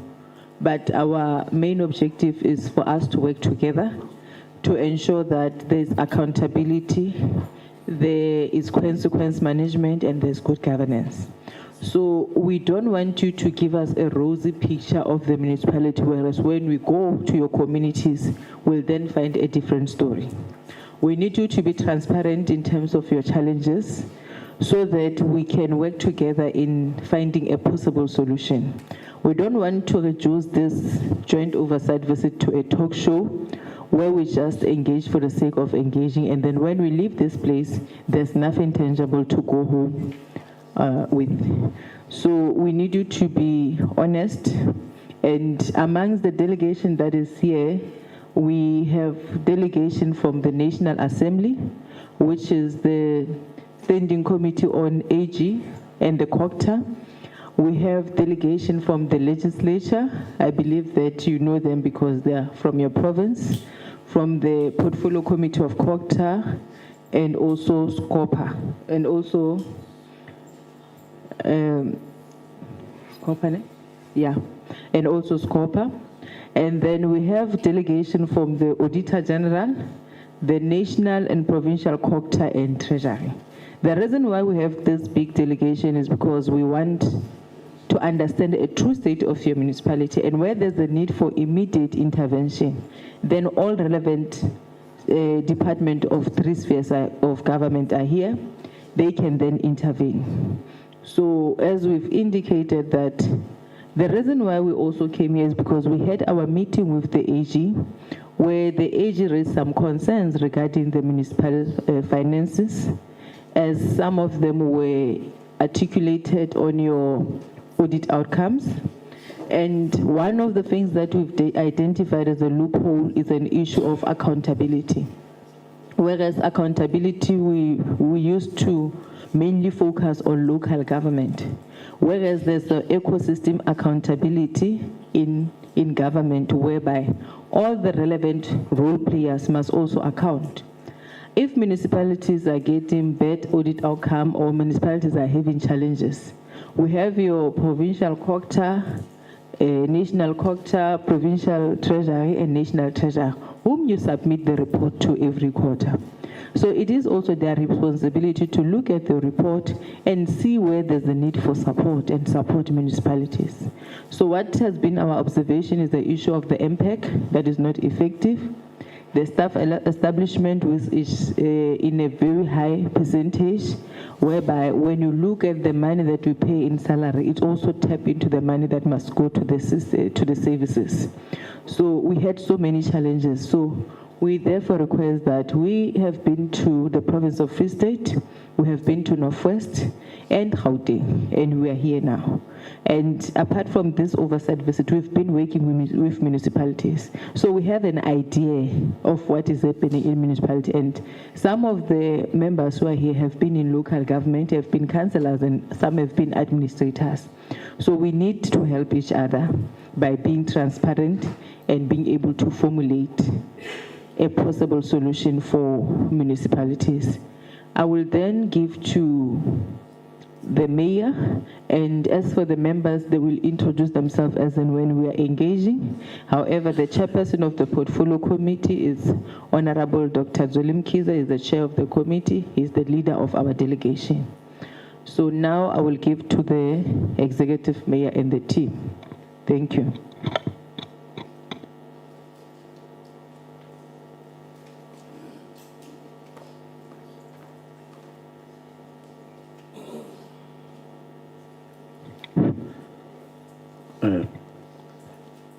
Can I stand, Chair? We are okay with you.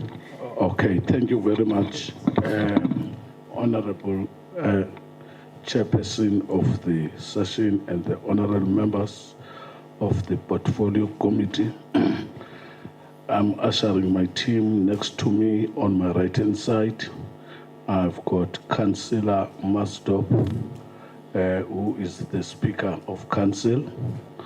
And next to him, I've got the Acting MM Advocate Mlamli Zenzile.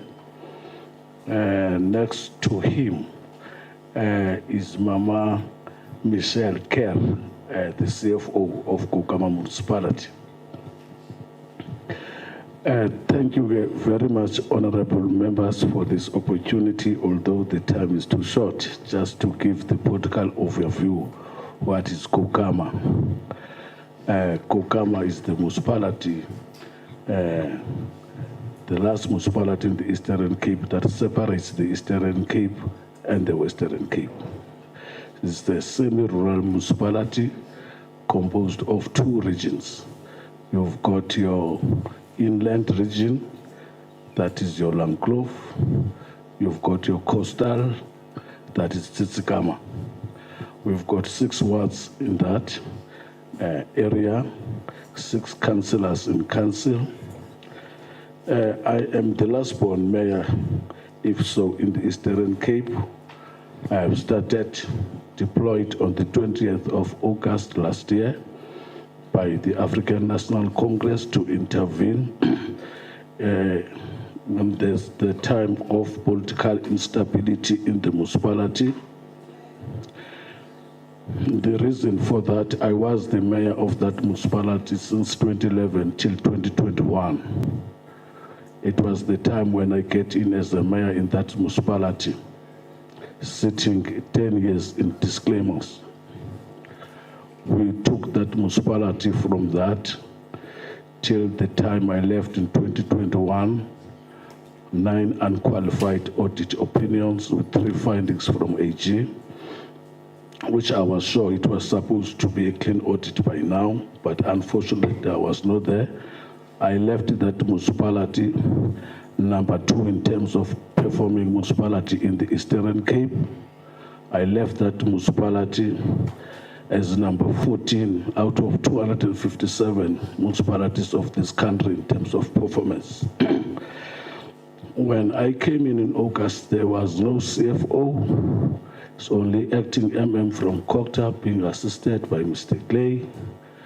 Was able to employ the CFO on the 1st of October, a young, energetic gentleman, but unfortunately, the area of Kukama doesn't have much more attraction in terms of the extraordinary skills from the people outside. He resigned on the 17th of January. Was within that municipality with only 2 months. As well as when I came in, we made ways and means that there must be a permanent MM, which the MM we have employed on the 1st of December. But as well, unfortunately, by the 10th of April, we have suspended the MM because of many things that doesn't show progress in the municipality and the behavior of the municipality, of the MM on its own. I get in when there was a really political instability. Most of the officials were doing job, key ones that were suspended for a period of 7 months in this municipality. and it hinders the service delivery. Because where key departments, your PMU, your supply chain management were suspended because of the political instability. Then those 7 employees, they returned by the end of September. Now we sat again without the CFO, as well without the MM. We have to have the acting MM, as well as the point that I cannot leave. When I get in there, there was an MM who undermines the council resolutions. We dismissed him immediately when I get in that municipality. He is gone. Now, all those active that was done by the MM, we've dismissed the CFOs that were there before because they were contravening as well with the recruitment policy. You just see someone, you like him on the street to say, come here, become the CFO. So I get in at the municipality in that kind of situation. But we have dealt with those matters. Re-advertised the position of the CFO. We have appointed Michelle Kerr on the 1st of June. There's a lot of changes that lady has done. When we are about to face the AFS, that should be submitted by the end of August. With the assistance of COGTA, provincial COGTA with the team, because the people there, they do not have capacity, as well as when you need reports from the people, you just receive sick leaves.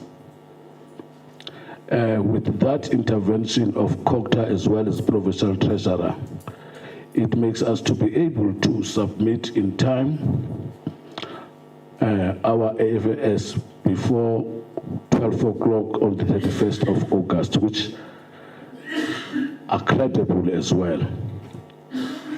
On the 19th of May, I received the acting MM, Advocate Mlamli Zenzile, through COGTA intervention to that municipality, which is doing so very well.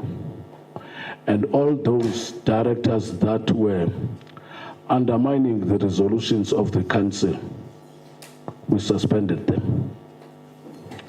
That is the small municipality that only depends on conditional grants. That is the municipality that is rich in tourism, agriculture, especially deciduous fruit. That is the municipality that most of those people in the particular area, they fall under indigence. There is no much revenue that is being collected in that particular area. We do have challenges like other municipalities in terms of water and sanitation, which are being caused by the aging infrastructure.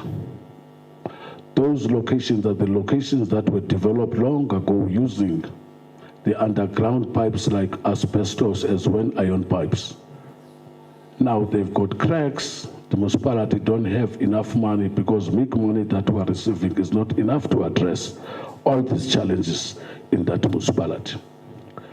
That will be the much more assistance that will be putting in front of the portfolio committee to get assistance in terms of that. Not as a mayor coming here to lament. There are programs through the Office of the Premier, small town revitalization, that were able to address some of the challenges, street lights, putting high mast lights in the area, and other traffic departments buildings that will generate money for the municipality at the DLTC. And I'm very much glad because when we met with the Office of the Premier, because our contract of 3 years ended, but we were able to extend it for a year. Also that project, because of political instability, we were about to lose it as Kokama municipality. as well as human settlement through the program of ISOP, we are able at least to look after the vulnerable people, especially to formalize the informal settlement by bringing service delivery, water, sanitation, and electrification of those areas. We are moving with that currently, with that program of ISOP. So, Honorable Chair of this session, I'm raising these issues not as the mayor to come and lament, but I must appreciate the assistance that through the Office of the Premier as well as through the Office of the MEC, COGTA, their intervention to that municipality. I understand as well that Rome was never built in one day. It seems as if when I was deployed there, we are still starting this municipality afresh. But I understand the presentation has been given to yourselves by the acting MM that will be presenting.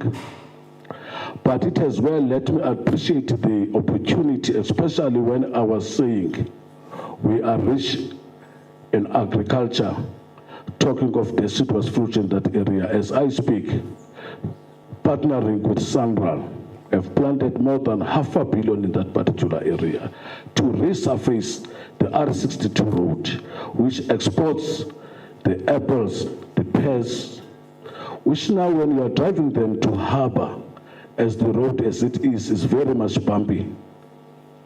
When they arrive there, they are smashed. So with that kind of assistance, as I'm speaking, the contractor is on site between Jopotina and Lotervater. It as well from Lotervater going to the borders of the Western Cape. That will be resurfacing that road. That is a huge investment in Kokama, which our people in that particular area will be able at least to cut jobs. As I've said, Honorable Chair, that financially we are in crisis in that municipality. I get in when I left that municipality only 175 employees that were then employed. But when I come back last year, I was sitting at 344. That says our organogram is bloated. What are the implications of the organogram which is bloated? It says that there will be no service delivery to our people because we must be looking for salaries. Yes, as well as that I am saying, I'm just giving that helicopter view politically so that the honorable members can be able to understand what is Kogama, what it's all about. But in terms of boosting the economy in that particular area, because of stability, as well as the stability that is coming now to administration,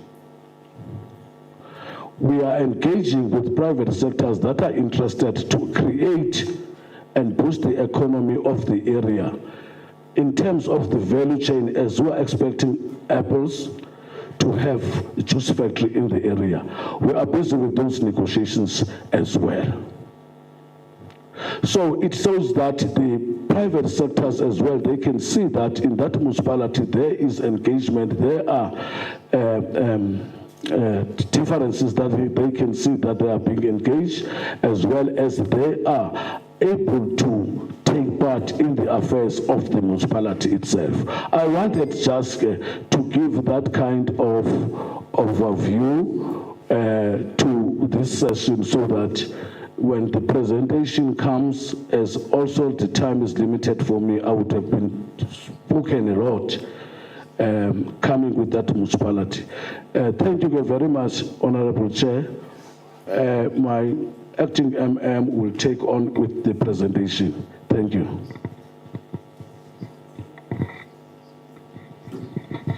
Good afternoon, Chairperson of the committee. My name is Mlambi Zenzile. Thank you. Sorry, my apologies for interjecting you. Since the executive may have taken some time, you then have 5 minutes, so you should be done by 20 past. so that we can have enough time to engage. Thank you. Thank you very much. Let me start at the political level. After the elections in 2021, there's been no majority party in the municipality, and as such, there have been many deaths amongst the councillors and resignations. This municipality is constituted of 12 councillors only. It's one of the smallest municipalities in the province, and there's been by-elections and the changes in leadership, and the dismissal, I would say, or the recall of the previous mayor has resulted to problems that the municipality has been confronted with. As much as there's been this instability at the political level, strangely, the governance structures, Section 79 and Section 80 committees have been intact and functioning very well and adhering to all the schedules, in terms of timelines to hold the meetings and all that. The most disturbing issue, there's no senior management in Kokama municipality. I'm the seconded employee from Buffalo City, of course facilitated by the province.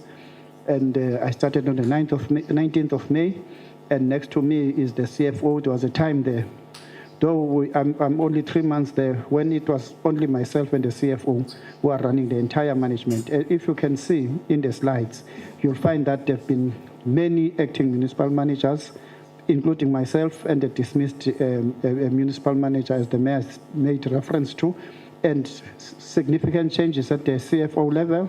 As I said, this CFO next to me only started on the 1st of June now, which is only 3 months in the position as well.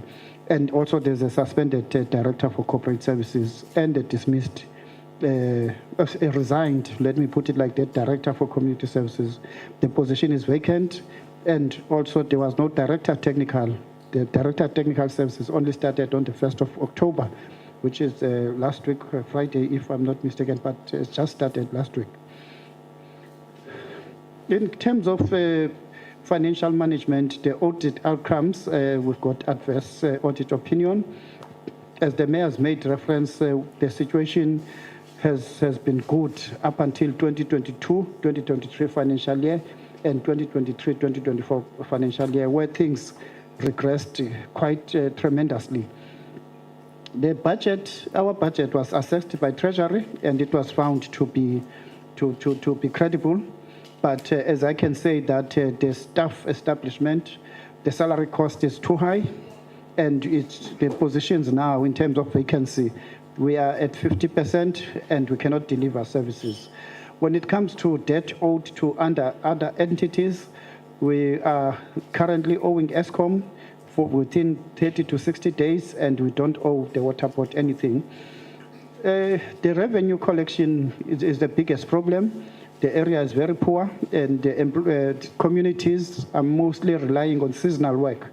So we cannot, we are collecting at 44% currently, but we've never been, since 2021, above 50% in terms of collection rate. The situation is very bad, and we cannot even sustain ourselves. What is more even worrying is that both councillors and officials are owing municipality for services, which is against the law. But there are attempts to try and recover those monies. I just want to request the CFO, because we had a very worrying situation of our employees when I arrived on the 19th of May. I made contacts with the Office of the Auditor-General to just try to find out what are the key issues, where are they coming from. And one of the advices I got is that we need to try and develop a credible set of financial statements, which we've tried, but we find that there was no cooperation amongst the employees.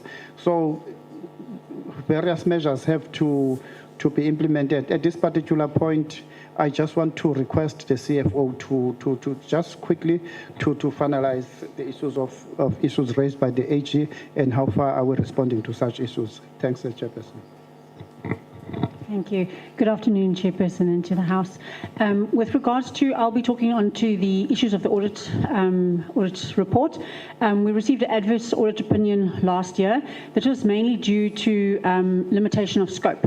So a lot of the documentation was not submitted during the audit, as well as an audit file was not submitted when the AFS were submitted, together with a TB and a general ledger. And the TB that was submitted did not agree to the AFS. With COGTA, we do in-house AFS, so it's not a service provider.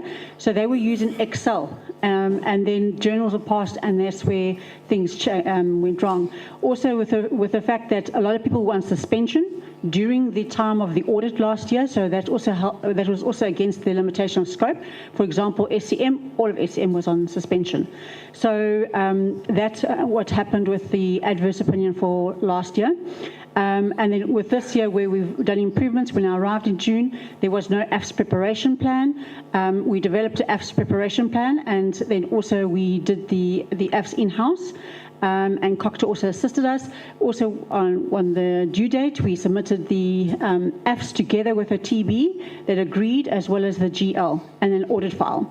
So at the moment, we are only on COF 3. COF 1 and 2 was planning before our time.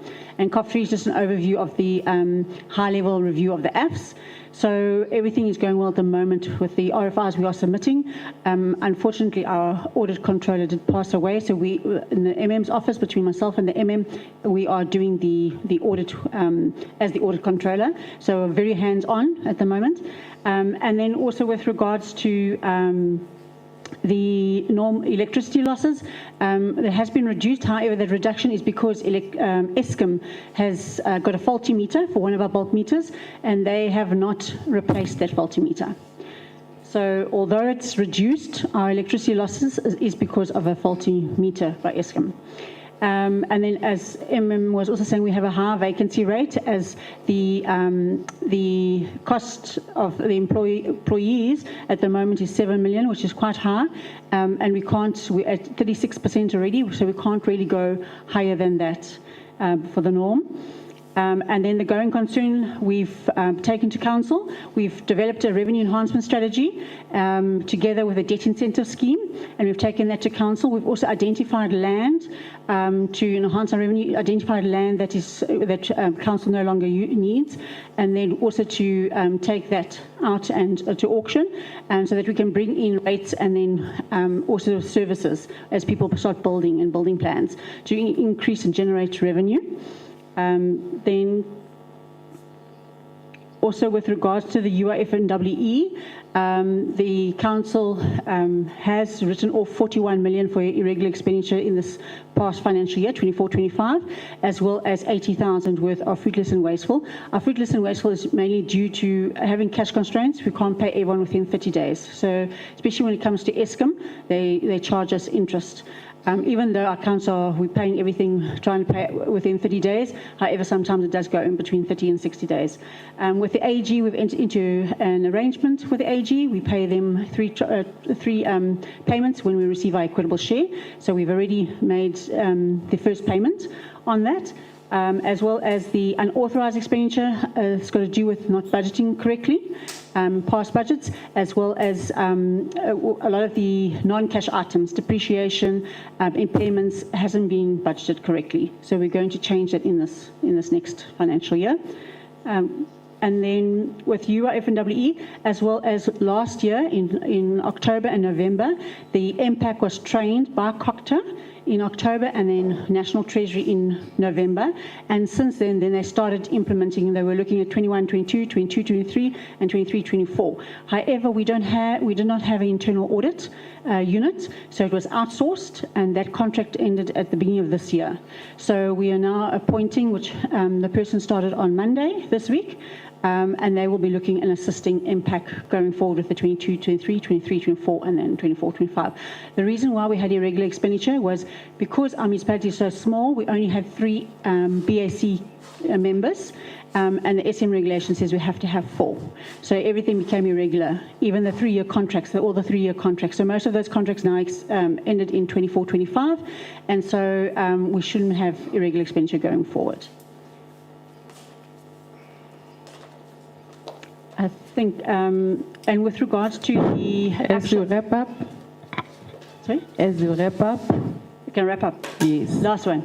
With regards to the 23-24 audit action plan, when I arrived in June, they basically hadn't done anything other than an audit action plan was developed that the previous CFO had actually got a service provider to draft the audit action plan. So only from June, we really started pushing the audit action plan and progressed, as well as doing everything on National Treasury's portal. So we have progressed with the audit action plan. Thank you.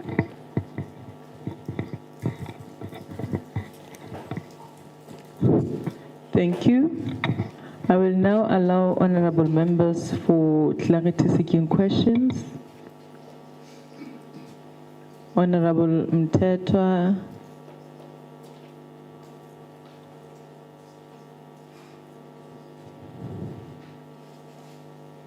Honorable Mtetwa. Thank you, Chair. It looks like our municipalities have been on an autopilot before we could come here, because it's only now that we are in this oversight. We're getting a report of like yesterday that says, as I've come into the office, I then did this as I've come, which means there's another report, I think, that we need to get, a bigger than the one we are getting, which will speak to what has been happening before this, because this is more like an interventionist type of approach where all leaders that have come here, they are saying, it was okay until I come.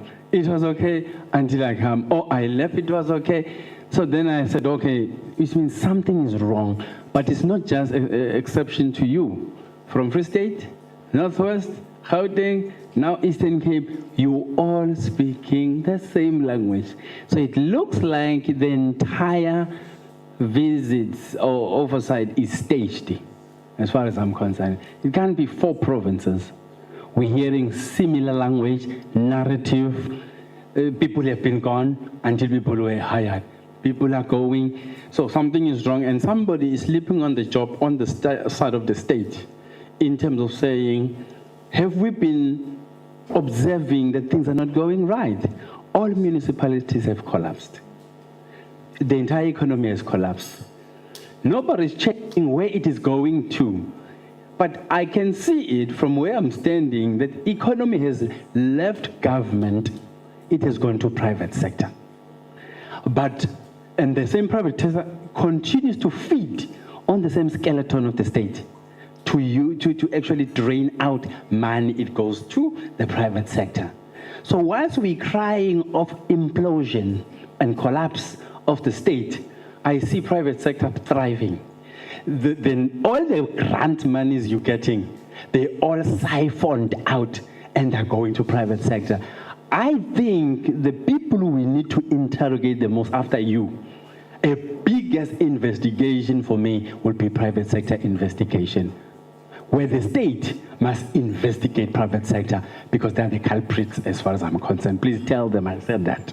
And may I find out who is owning these citrus farms? Is it white people, white farmers? And do you have off-take agreements where these fruits are going? Because I remember during the Ukraine-Russia war, there were a lot of citrus that was going to Europe.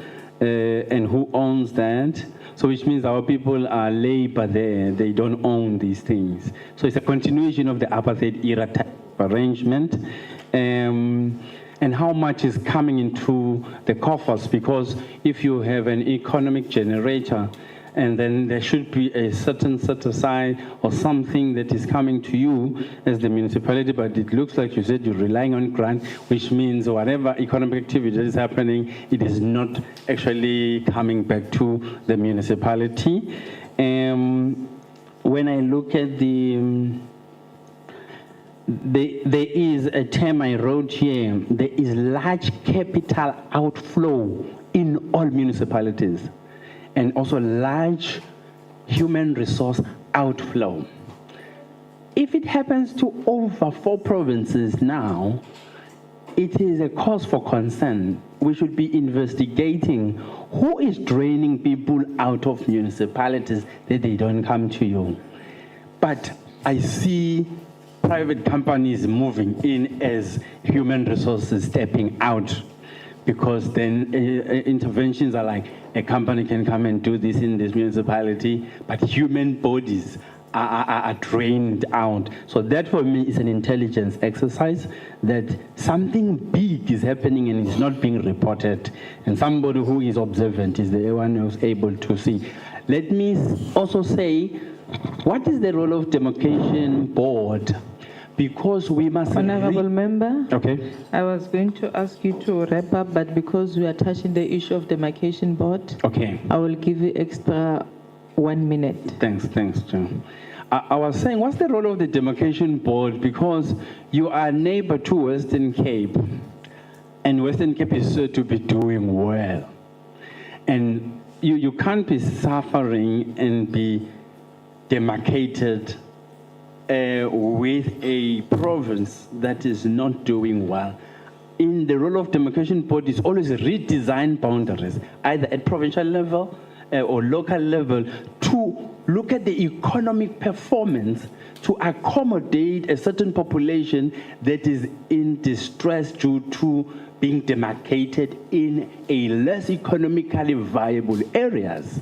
But in this case, status quo is allowed to remain. It's like you are not wanted. Yet we're having a board that should always look at a strategic level to say, Western Cape, you're doing well, this is your neighbor here, you may as well. Actually, let's redesign the boundaries to accommodate these people so that they survive. Because economy is limited, but it should be disaggregated so that it benefits everyone, not to be concentrated to individuals. And this is what we need to do. But thank you, John. Thank you, Chairperson. I really have no question for the municipality. CFO, you are writing a different story for this municipality. Keep at it.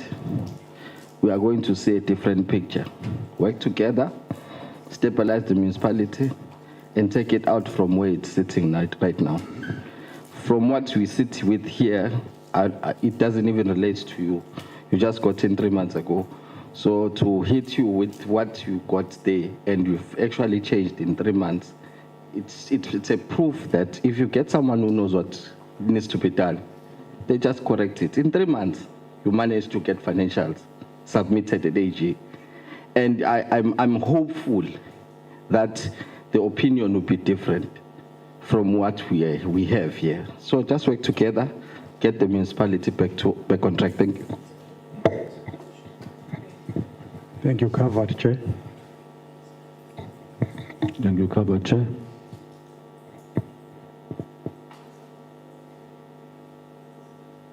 Thank you very much.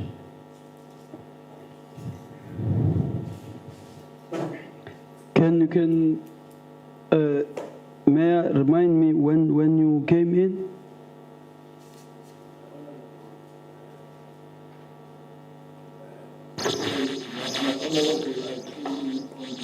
th of August last year.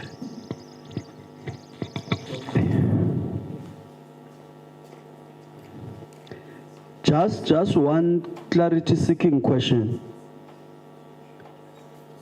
In relation to the audit committee, I can see that you are reflecting it as functional. That's fine. What are the qualifications? That's my question, Chair. Qualifications of the audit committee, and can we get a picture also of the audit unit? Is it outsourced or insourced? And can you also shed light on the capacity in relation to the audit unit? Thank you. Thank you, Chair. I'll take the 4 extra minutes from Damase. Thank you for the presentation.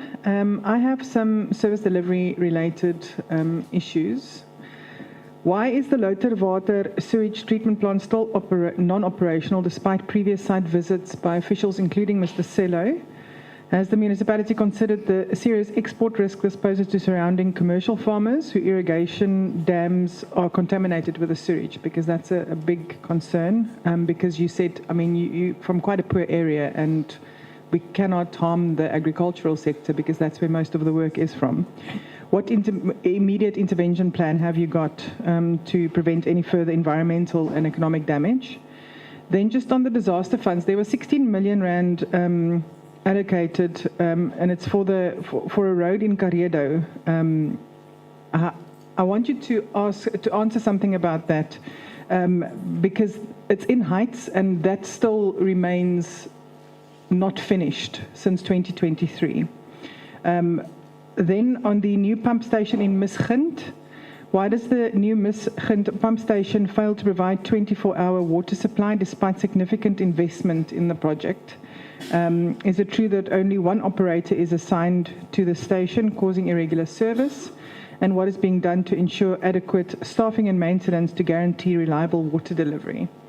Then just on Hubertina water treatment plant, pump station and reservoir, why are the pumps at Hubertina water treatment plant and reservoir not operational, resulting in ongoing water shortages in town? Why was the MIG-funded project to restore this infrastructure suspended? And when will it resume? And given that the local farmers have offered to assist in fixing the water system, why has the municipality refused external help that could avoid and alleviate the crisis? Thank you.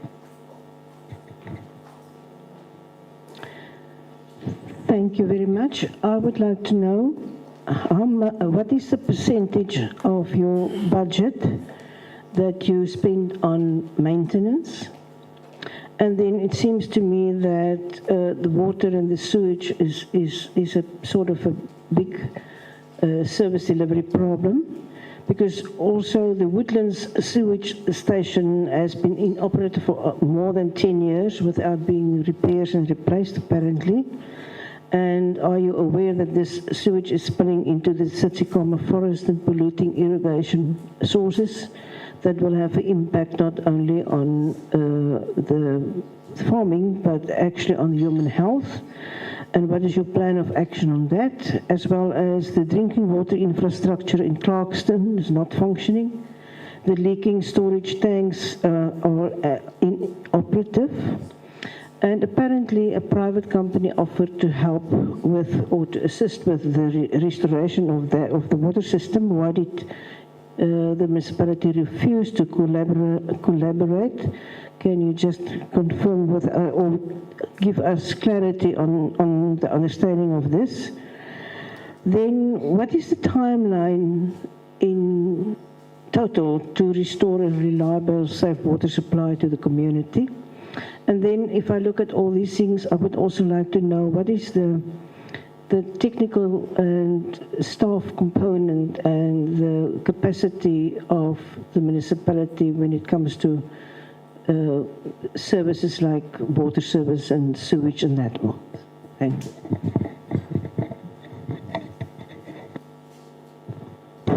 Municipality.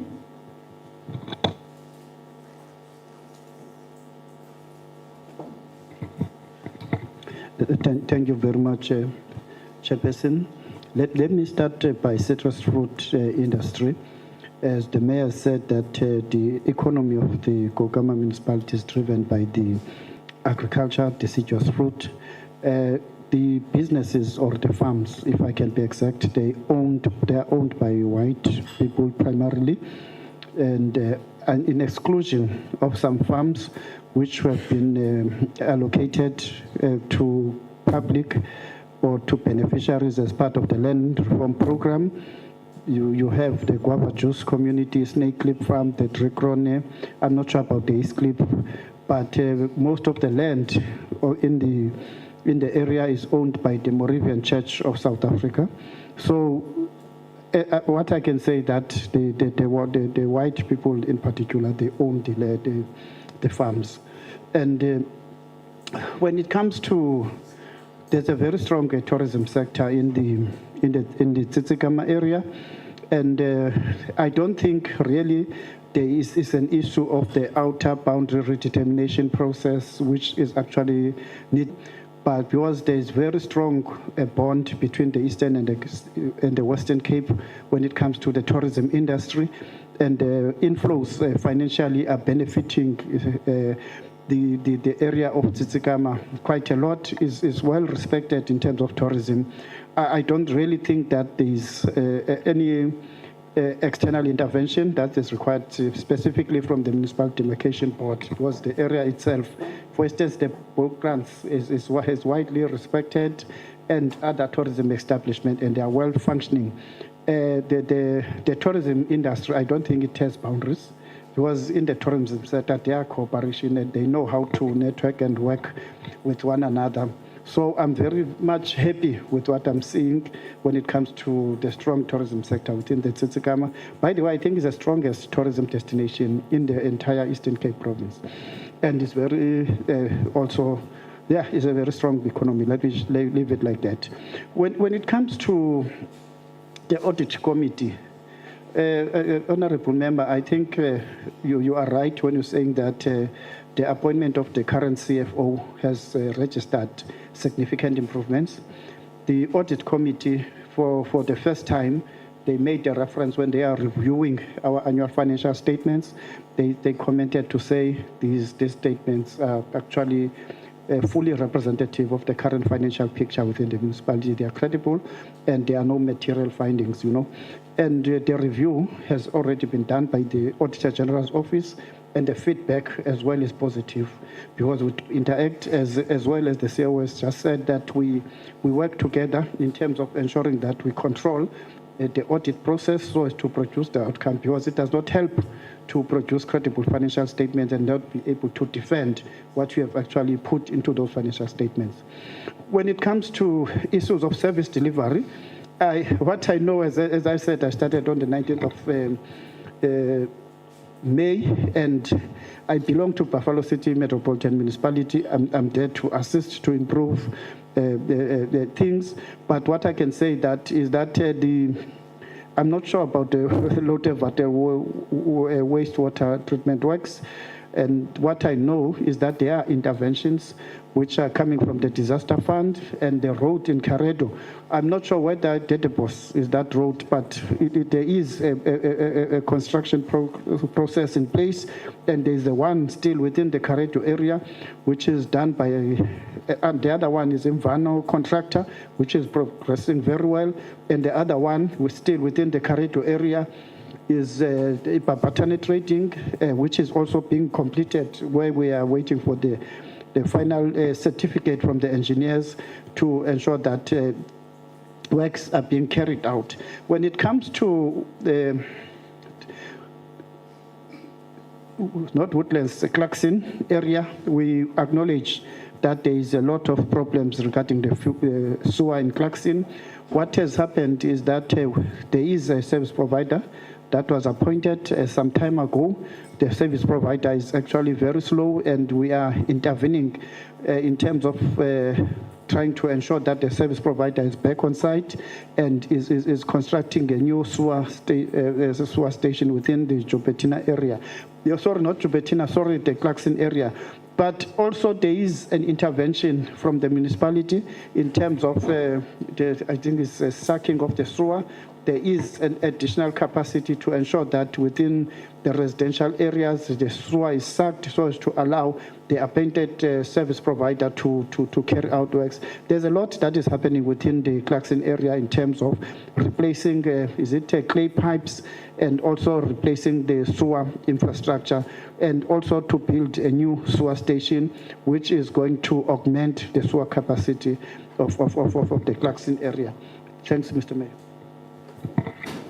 Thank you very much, my acting MM. Just to elaborate more to that issue, especially in Clarkson, that's why I was talking of water and sanitation. The design there, it has been more than years. It's not only Clarkson, it goes to Woodlands, up to Coastream, even Karedo areas, using the septic tanks. Those septic tanks are not lasting, they collapse. That is that reason you find a lot of sewer spillages. That's why in my helicopter overview raising that, I'm asking an assistance so that to deal with those matters. Because the contractor that is there as the municipality employed is upgrading the main line because the internal lines are 75 millimeter. They cannot carry the load. Now you find these blockages, you find the collapse of these septic tanks because those matters of septic tanks were there for temporary measures, but the beauty plan is there for the municipality to change to waterborne system. That was the first phase that we are talking about of Clarkson. The second phase should be the waterborne system, but the issue is, where is the money? So in all of that area, especially Tsitsikamma, you start from Clarkson up to Coastream. You need to redo that waterborne system. Going to Karedo, as I understand in Karedo, as well in New Rest, we've got a challenge of sewer spillage. Sometimes they touch the areas where we can be taken to court as the municipality. That is one of the service providers that the MM is talking about, is going to give just a relief in that problem. It's because this municipality don't have money because we have to deal with these matters. As I've said that the underground infrastructure circulating of water, you work through asbestos. If there is a crack on asbestos, you cannot patch it. You need to change it to PVC. So that is that kind. The issue, I'm not sure. The issue of Choportina, you talk of water treatment works, Honorable. That is that reason I've raised to say key people were suspended for a period of 7 months. No one was attending. And in those key people, the PMU manager was the part. So there was no one who was looking after that. You must look at the service delivery. As well, internally, the municipality, you must make order. So we had those kind of challenges that the contractor itself don't perform very well. And I think the acting then, Mr. Clay knows the story that I'm talking about, where we have decided that rather let's terminate. That is that reason when I get in looking at this, we've terminated the contractor in Clarkson, we've terminated the contractor in DLTC because there was no progress. So that is the issue there. In Woodlands, if you see, that is exactly, it falls to this challenge of Clarkson, of these septic tanks, as well as the new thing now that came to the municipality. It's a new synonym, which is, I don't know where it's coming from, vandalism. Our water treatment works are being vandalized daily. Our wastewater treatment works are vandalized. That is the kind of assistance that in this portfolio committee I would ask, whether it's a fencing assistance or whatsoever. Because municipality don't manage, because we've got 11 big nodes. Each and every area got its own water treatment works, got its own wastewater treatment works. So it's not on one bundle. So that becomes a challenge. We've recently, Honorable, fenced the wastewater treatment works in Mesrend, because those erotic pumps that are driving and doing that work, I'm not technical, were being vandalized. It's same as that area is surviving on boreholes. We installed 5 boreholes. As I'm speaking with you, there are 3 boreholes. 2 boreholes have been vandalized. When I was here last night, I was found in the area where I was coming from. The community couldn't have for 3 days water. The pumps that are extracting water to a water treatment works has been vandalized. That is the new animal that now we are facing as that municipality. I think I've covered Mesrend Clarkson. Yeah.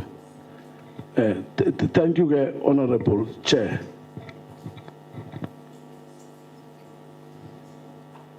Thank you.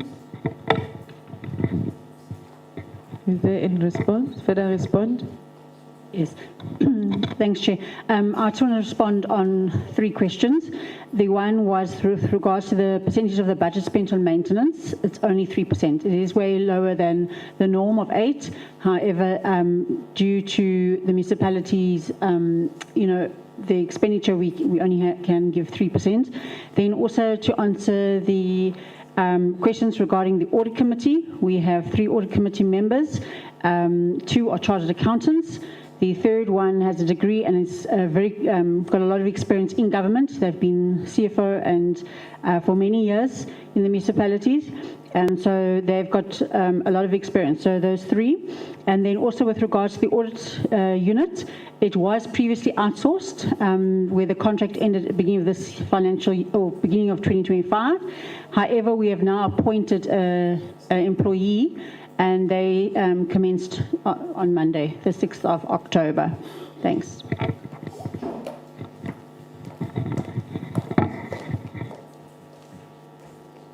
Honorable Member, is there any follow-up or clarity, further clarity from Honorable Van Dyk? Thank you.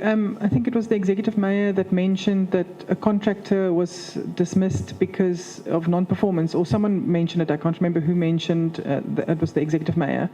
Was that contractor reported to COGTA in the province so that that contractor can be blacklisted? Because you said he was dismissed because there was no performance from that contractor. Thank you.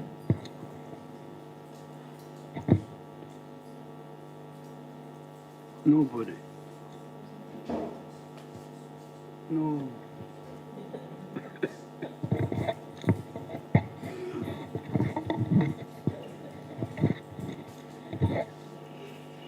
Thank you, Chair. So if the tourism sector is well respected in this municipality, who owns it? The infrastructure, and is it not benefiting you? Because you are now creating an impression on that end. Mayor is saying we rely on grants and so on, yet you have a best performing tourism sector. You are creating an impression that, which means you don't own it, somebody's owning it, and the money is not coming to you. And also you don't see an opportunity in tapping into the resourcefulness of the best performing tourism sector that requires infrastructure, that creates opportunities, people who produce goods and services, hotel facilities to sleep these people. You are letting all those opportunities to pass you, the traffic of those people, if they are best, unless this best is on paper, and then you don't see it. It can't be tangible. You can't feel it. That's why I'm following up to say, what are you then saying? You can't be crying on the other end, yet you have something best performing. Something is not right then there. I wanted to then also say this political instability. Yes, that's what I noted. Who benefits for destabilizing a poor municipality? Because then it makes me to think there's a third force that has an interest in you being unstable, so that they come in with a regime change. Because who has an interest in some institution that is struggling, but you guys are fighting? What are you fighting over? Who destabilizes it? And I would be interested whether is this across racial or is intra-black infighting? Because if it is intra-black, it's also now another suspicious thing. But it is also racial, then I would also understand, which means there's contestation between racial groups to take over that municipality for their own ends. Thank you. Thank you, Executive Mayor and the team.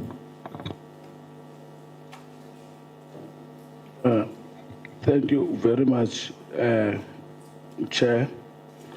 To respond to Honorable, I might not respond quite correct, that those contractors that were terminated have been as well informed COGTA in the province. I am not sure about that, MM. Then the issue that Honorable Tetwa is raising, this politics, and we all know that we are going to local government elections. There's already that vibe of election fever. We can't be running away. There will be concerned group deliberately that they plan their own things. Let's frustrate the municipality in this way. Honorable, I would like just to stop there because that's what we've observed. You know, that's what as well I've said, because that doesn't end there. It comes to the administration, then you will get sabotages. When you have given instruction that things to be done, it will take a year. For what good reason? Now, that's what I say. Thank you very much, Honorable Ted. Thank you, Mr. Mayor. What I just want to say, I said the tourism sector is very strong. There is a very good partnership between Parks, the tourism sector, industry around, the wind farms, as well as the agricultural farming community. If you've noted at the beginning of the slide, it was indicated that that municipality, by the way, is full of farms. Those who know the terrain very well, and also people who are there, they are there to seek opportunities, and the tourism sector, the wind farms, synergy, as well as the agricultural farms or deciduous fruit, they're providing much more needed opportunities. And for your own information, even us as municipality, the households cannot service their accounts. And we are really, really benefiting even to pay salaries for employees on the commitments which are made by the tourism sector. We have regular meetings with them, as well as the farms. In terms of the MPRA, which is Municipal Property Rates Act, there is some, these discounts, they called, what do we call them, CFO? Rebates, which we are giving them for them investing into communities. And there are lower levels of education there. If you've read that, people are only 35,000. And all those people, they are being serviced by those industries. There's a lot. They're not doing for the municipality, but they are serving the communities.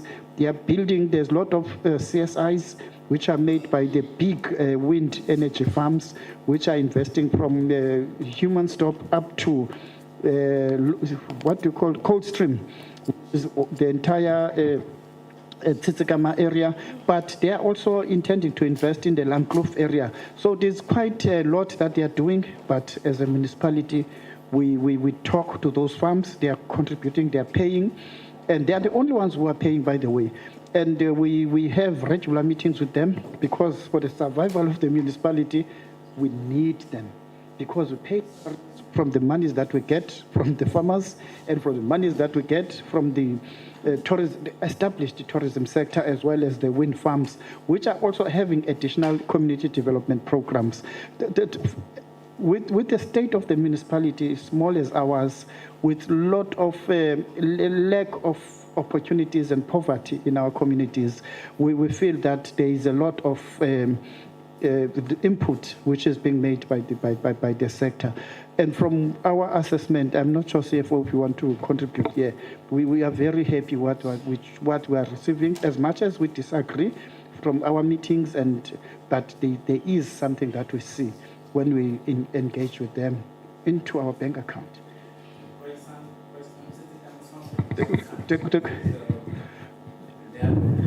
Can we please allow the municipality to respond? Let us not interject them. Yeah, as we wrap up. Thanks, Chair.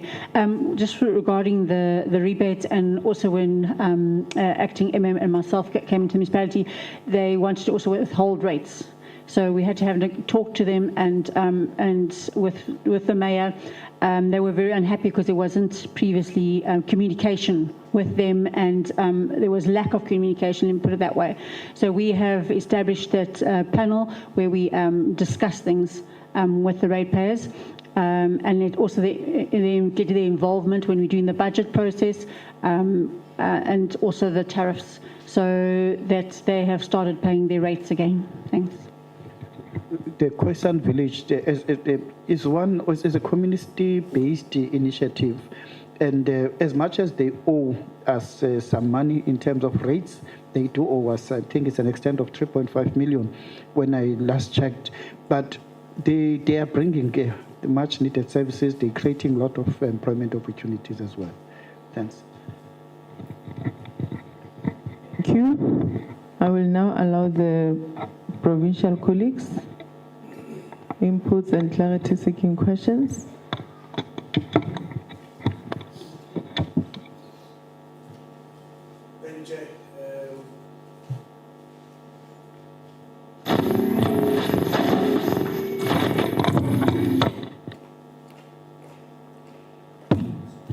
Thank you very much, Chair.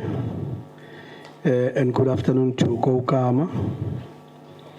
Just one or two questions. In the presentation, there's a mention of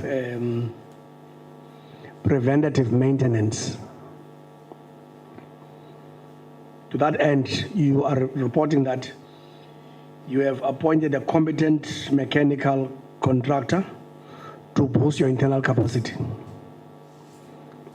For how long is that agreement or arrangement? And is this intended to be a long cost sourcing agreement that will remain within the municipality, or is just an interim measure to augment the needed capacity? The last point, I may have missed the number of the total population of the municipality, but I see that I might have missed the total population of this municipality.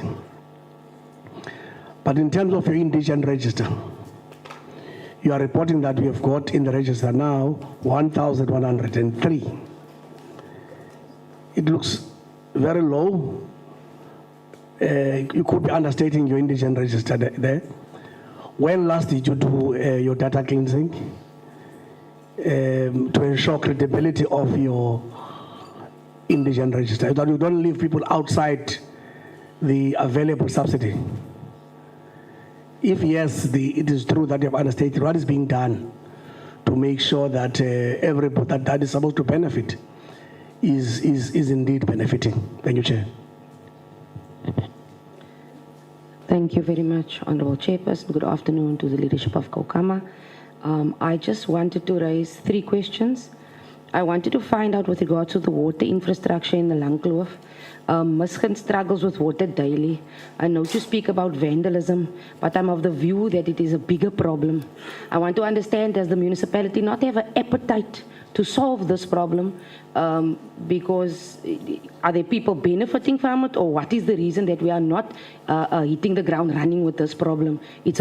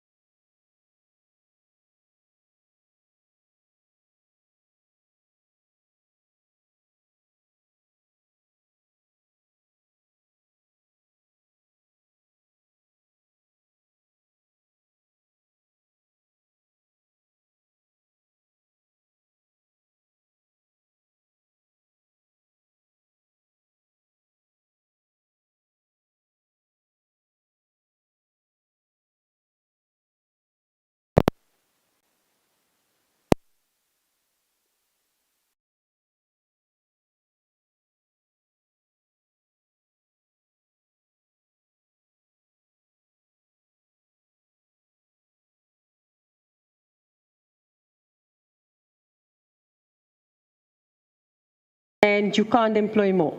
So it seems as if you've reached your ceiling. So I just wanted to, that's why the question of the organogram. Thank you.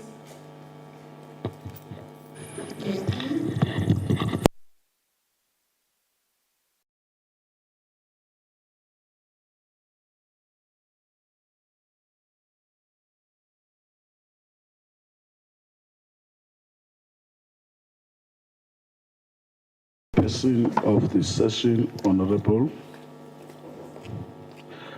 I will respond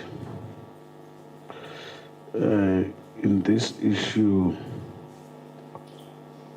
of water. Let me again go back, especially in the upper Langkloof that Honorable was talking about. Most of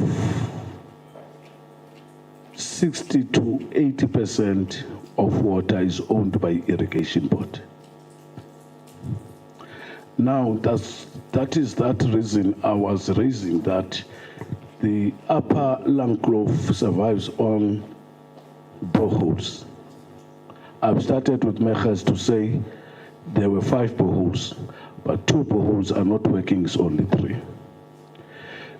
The negotiations then were between the municipality and the irrigation board is to extend the dam so that once we extend that dam, we have a contract with him, then supply the people of Mesrent on daily basis with water. But there were some aspects that were being looked at to say, we do this, then definitely the government have to have contribution as well on your side. You are gone, what is happening tomorrow if your children chase us out on that dam?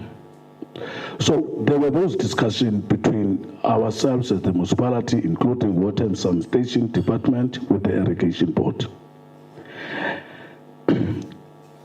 The plan, the second option, was to say, we do have rivers in the Tsitsikamma side, there is a lot of water.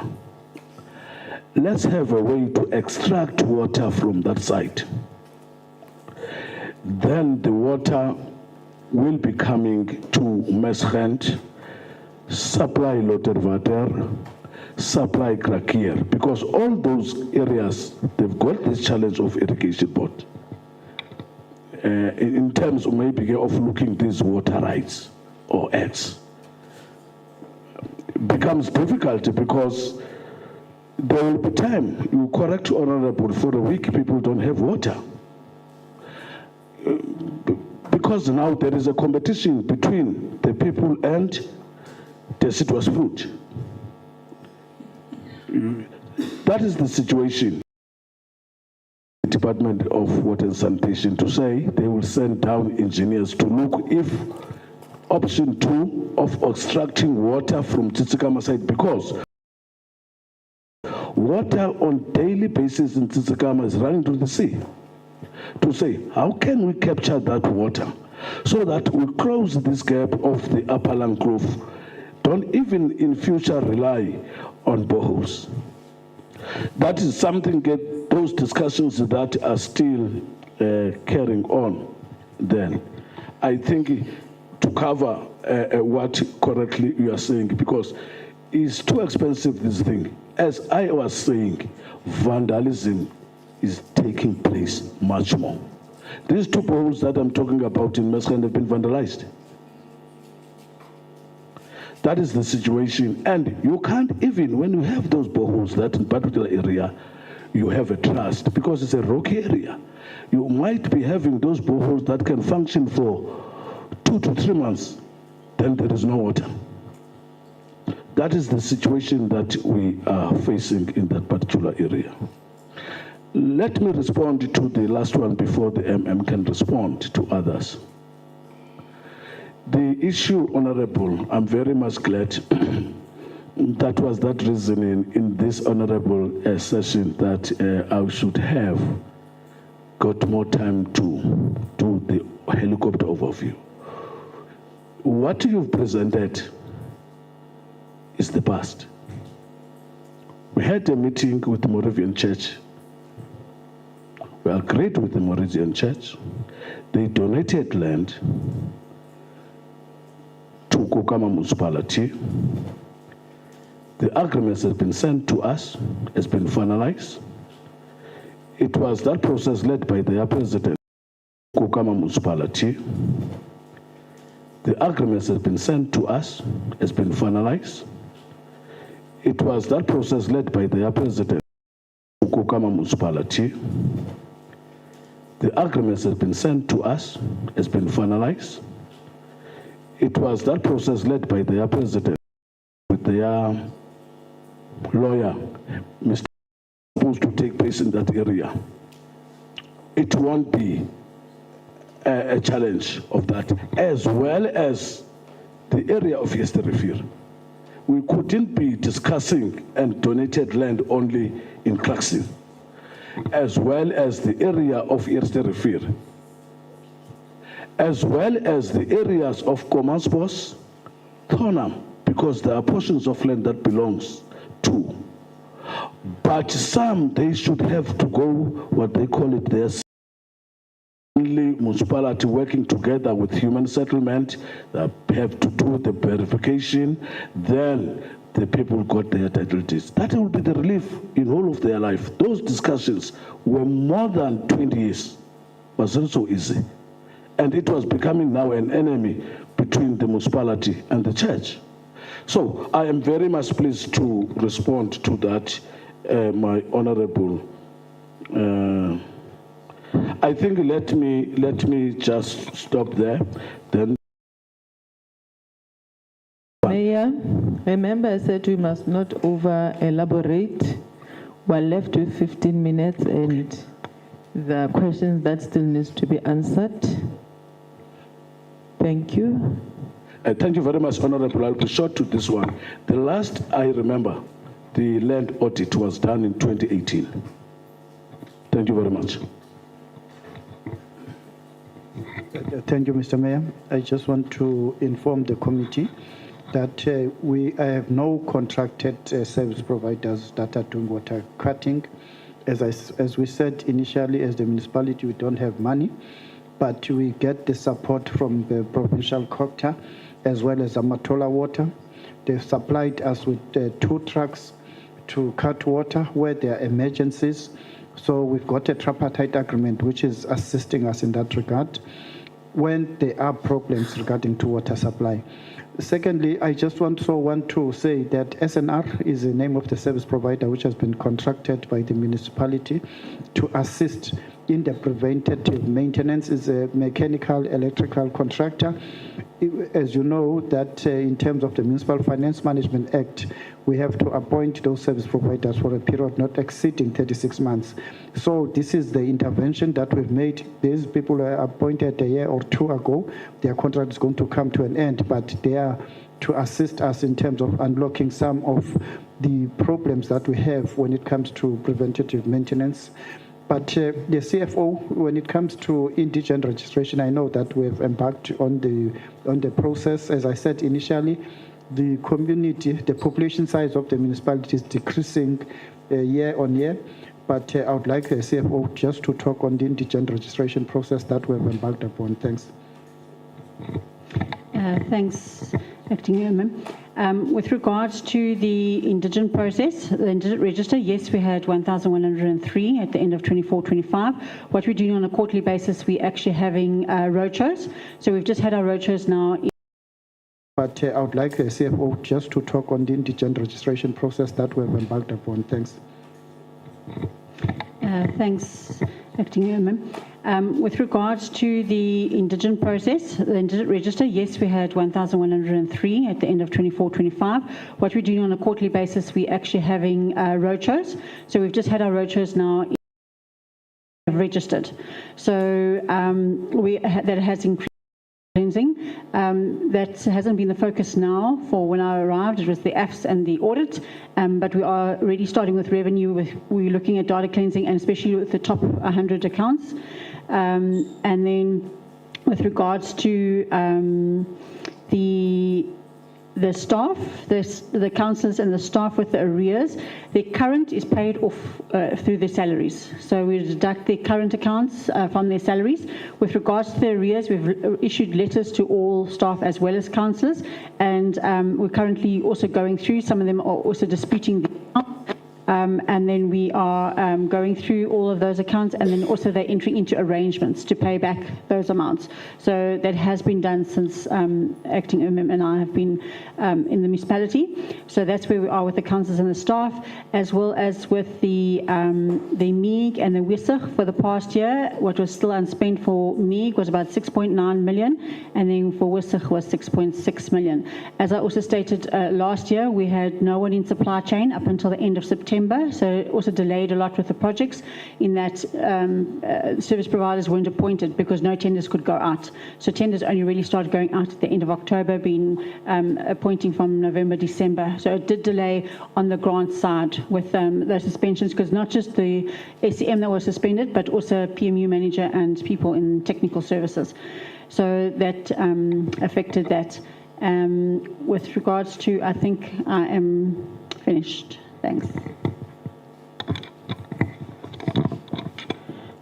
Thank you. Colleagues, is there a follow-up or yes? Is it a new question or is it a follow-up? Okay.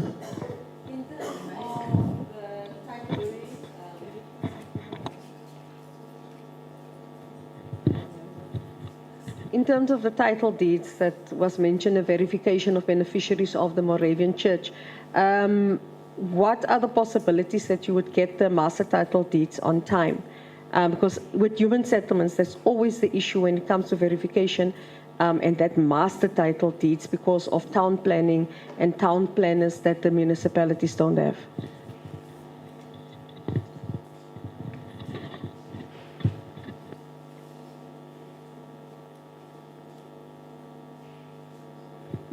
Thank you very much, Honorable Chair.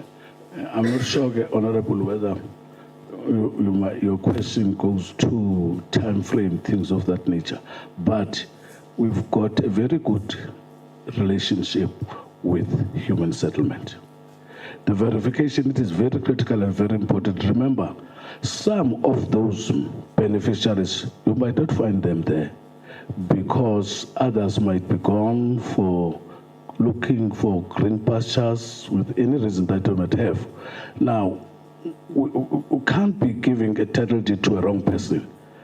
There will be processes even in that verification so that to make sure that the community, this is the right person that stays in this house. So all that plus minus 600 houses have to get their title deeds. But in terms of the time frame, as the processes have to move, I'm not sure, but we've earmarked when we talked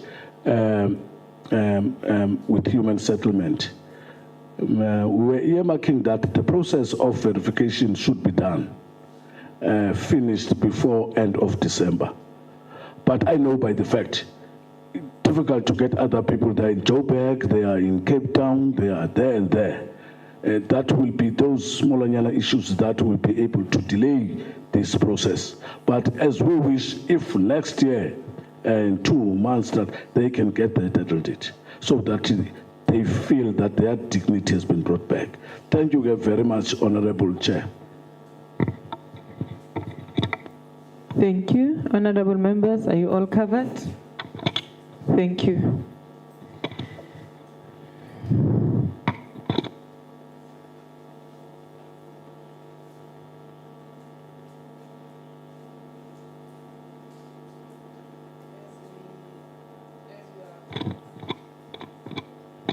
As we are about to conclude our discussion, I must also mention that we know the fact that most of you are new in the office, and unfortunately in local government, when you enter that space, all the challenges of that particular institution becomes yours. Whether you are there or not, you become liable for that. So even the request audit opinion, it's your baby from now on going forward.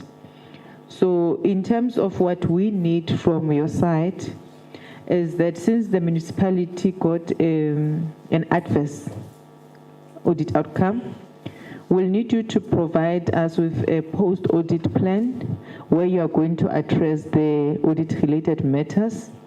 And that audit outcome must be an ongoing document which will be monitored every quarter. So we must get that report.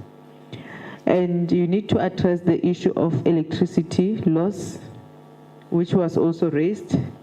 And we need you to come up with a new strategy of ensuring that you attract skills in order to fill up the vacancies, because you can't function while you still have high rate of vacancies. And we understand your situation in the municipality, but you need to find a way of ensuring that you fill those vacancies, because where the vacancies are high, there's a possibility of administrative instability. And that on its own is also creating challenges. And we also need you to come up with a revenue enhancement strategy so that you can increase your collection base. And even on the issue of the councillors and employees who owes municipalities, you need to make sure that they sign the debit order where you collect the money, because you can't expect communities to pay for services while those who are working in the institution who understand the importance of paying services are not paying. So we also need a report in terms of that. And we also need you to strengthen your MPEC. It must start working. We need to see results. And the importance of paying services are not paying. So we also need a report in terms of that. And we also need you to strengthen your MPEC. It must start working. We need to see results.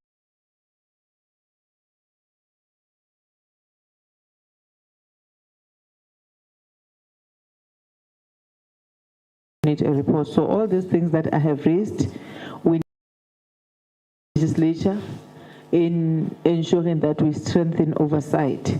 So when we call you here, we call you of the matters that are of concern, and they will follow those matters up together with the Parliament. We'll then get report from them, and we will do follow up as and when there's a need. So we really appreciate your time, your participation, and I must also indicate that since we've been here, this is the first municipality to be praised despite of our honorable member who's very strict, who's dealing with AG. He did indicate that based on your presentation, there's hope. So we believe that what you have presented here is not just on the paper. It will be something that you will implement, and it will be a positive. Much for your time. You can then be excused so that we can allow another municipalities to come. Thank you.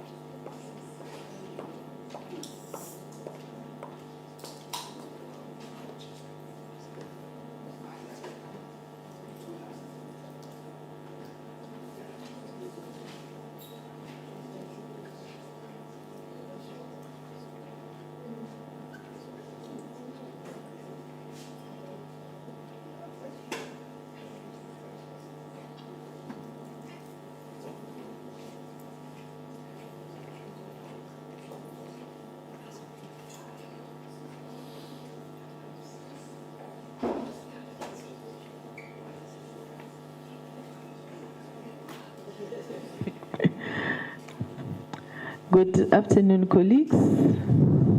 You are welcome to our joint oversight visit meeting.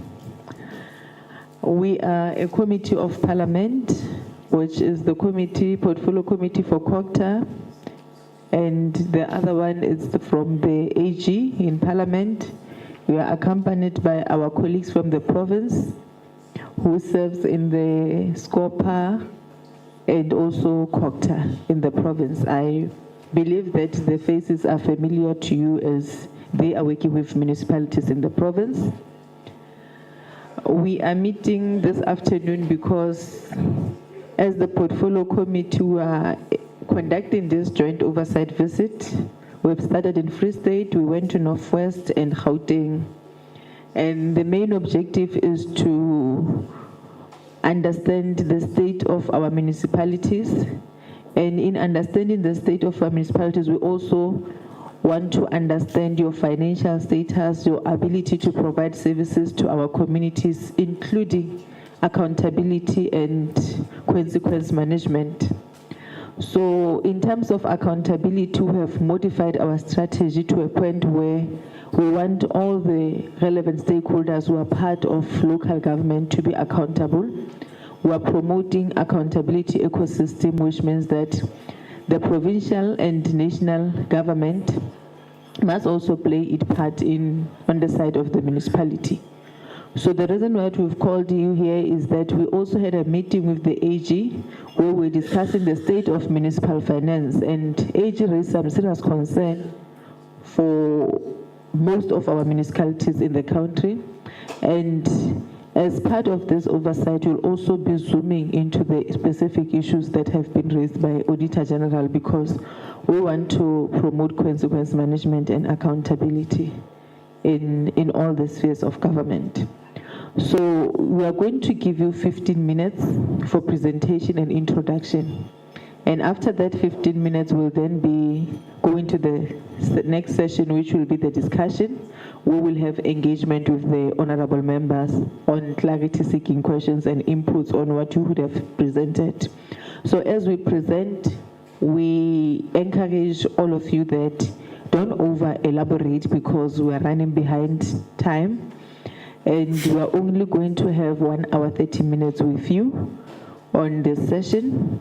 So we need to get as much information as possible. So if you over-elaborate, it simply means that we'll get little information compared to what we could have got if we were to work on time.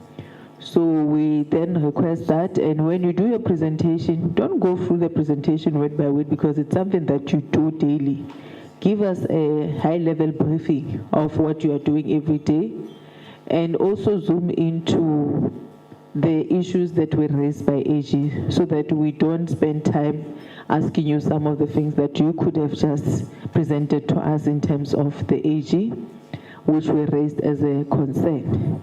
So the portfolio committee that is here is COGTA and AG. We are with the leader of delegation, which is the chairperson of COGTA, Honorable Dr. Zweli Mkhize, and I will be assisting in chairing this session.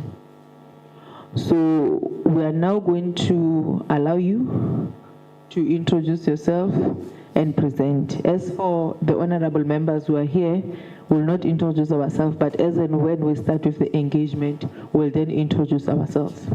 So it will be better that when each and every member is introducing herself or himself, you know the question and you respond to the specific question of that particular honorable member, so that we avoid a situation where we'll just answer haphazardly and at the end of the day, we have to go back to you again with the questions that are not answered. So we'll need you to pay attention to details so that when you respond, you are all sure that you have responded to all the questions so that we save time. So I will now allow the executive mayor and the team to do the introduction and the presentation. Thank you.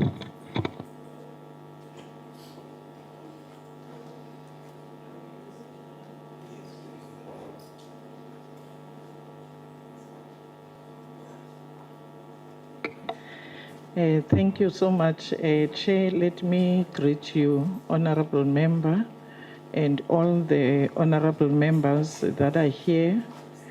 Greetings to everybody that is in the house. Maybe quickly, let me just introduce that I'm Zonke Noncedo, the Executive Mayor of Inqobayethemba Municipality. Next to me, it's Madam Speaker, Councillor Mbotya. Next to her, it's the Chief Whip, the Whip of the Council, Councillor Liena Davids. I'm with the Municipal Manager next to me, Mr. Mbebe, and the CFO, Mr. Fokasi. Thank you so much, Chair, for this opportunity. We are going to take the time stipulated that we should use. We have submitted our report on time, actually a day before the time that was stipulated. We just need to talk on one thing on that report because we don't want to see as a municipality that will be associated with plagiarism. Our report was submitted a day before, but fortunately or unfortunately, it was shared with other municipalities for a template that those municipalities must use.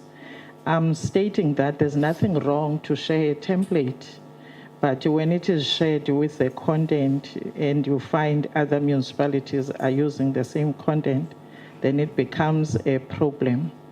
We want to outline that what we submitted is our report. Inqobayethemba municipality is a category B municipality that is within the district municipality of Chris Hani, and it's constituted of Craddock and Middleburg as one of the units that are constituting Inqobayethemba. On governance matters, Chair, we have a delegated framework that we are following, and it is implemented accordingly. We enhance the harmony of making sure that there's no political interference in the administration. On the staff establishment that we're having in the the senior managers, the only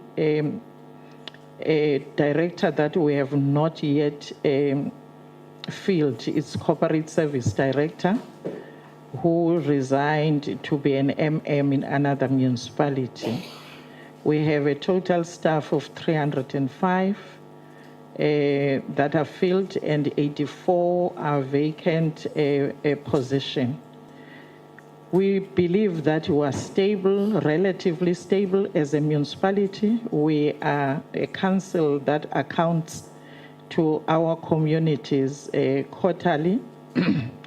The last accountability that we have done to the community was on the 10th of September, where the office of the executive mayor and the executive was giving account of the performance of the municipality service delivery that we have done. We're taking from 2021 up to now.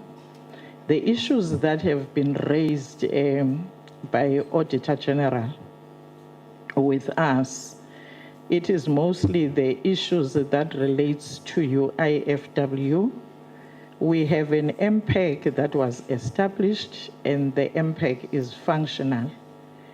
Unfortunately, if we are looking at that, UIFW is coming from 2010 up to this administration that we are leading, meaning that 2 administrations before. It is this MPEG of 2021 that started to do something in investigating the UIFW, and our MPEG has managed to write off, which is also reflecting in the annual financial statements, the 482.9 million, which we're having in total on UIFW, 1.3 billion. The remaining balance of this 15 years UIFW is 819 million, which we believe that working hard with our MPEC, we are going to make sure that it is also reduced. Investigations are done. And most of the investigations have been approved by council for write-off. Some of them you find that since they are historical, it is difficult to find the people that were at council at that time. Some of them have passed on, but then what has been done and communicated with Treasury and AG is to check those projects, whether they are there on the ground and the quality of those projects. And the council find comfort knowing that these projects that were investigated, they are on the ground and the quality can be confirmed. We are also using a team to assist us to look and assess the quality of those. So therefore, I'm trying to say that we are working very hard on the issue of UIFW. The ward committees, let me come to the issue of consequence management. We started the consequence management with the former municipal manager. I must tell the committee that it is not easy to do consequence management in the senior managers. They are highly protected by law. And if you miss something in terms of process, you might find them coming back because of the process that has not been followed correctly. But I can indicate that we did that successfully. But when we are doing consequence management as a mayor, it is left with you. After you take a decision in council that you need to take a manager on board on issues of DC, other councillors will then raise issues of sympathy to the individual, and it will be left with you. Therefore, you must be a mayor that can be able to stand the test of time, because you will be alone when you are continuing with the issue of consequence management. But all other matters that were investigated, they were not, they didn't need any consequence, but it was matters that were given to us by MPEC for approval. The ward committee's functionality is there, and as we are this municipality that is having 9 wards, all 9 wards, 9 ward committees in these wards are functional, and they are working on the current IDP, and the IDP reflects projects that are coming from these wards. What we are busy currently with is the ward operation plans that they are supposed to be working with. It's a process that we are developing those for. I know it will be for the next ward committees, but they do bring issues that are coming from the wards. Those matters are processed through the council, and the managers has to respond to such. The Council of Ingoba has been obtaining unqualified audit outcomes since 2021 until the last financial audit. And the ongoing implementation of the audit action plan that we agreed upon, but the council in its strategic planning resolved that we should also have an audit improvement strategy, because it has been too long that we've been on unqualified. And what stands between clean audit and us as Ingoba, it is ESCOM debt. Because if we can deal with that debt, will be able, therefore, as this municipality, to make sure that we are getting out of unqualified to clean audit. We are owing ESCOM plus minus 800 million, and this is an historical debt that is coming from 3 previous administrations. The ESCOM billing to the municipality, it is incorrect, and we have been raising this matter for many years, that ESCOM is charging the municipality on a night shift save tariff, which is a tariff that should be charged on metros, because we don't have mines. We are a small municipality, but we have been continuously for all these years charged on that night shift save. Instead of them charging us on mega flex tariffs, this has put the municipality in a very dire situation and a strain in terms of us being unable to pay the current account. One of the reasons we are collecting, if you look at our financials, we collect most of the time more than 80%, but we are collecting on 60% of our constituencies. There are 3 wards at Auditor-General that are being serviced by ESCOM. We are unable to implement credit control in those wards, because when we implement, we leverage that on electricity blockage to encourage consumers to pay. But in an area that is being served by ESCOM, we are unable to implement the credit control. And that is an area that is having the most population of Auditor-General that would have covered us and saved us in the revenue that we are supposed to receive. We also have some distribution losses that we are working on. In those, we have to buy smart meters and reduce the distribution losses. Some of those are the decaying infrastructure, which INEP is trying to assist us a lot in making sure that our infrastructure is being improved. The cost supply was submitted to NERSA, that was showing through the research that Auditor-General is trading electricity at a loss.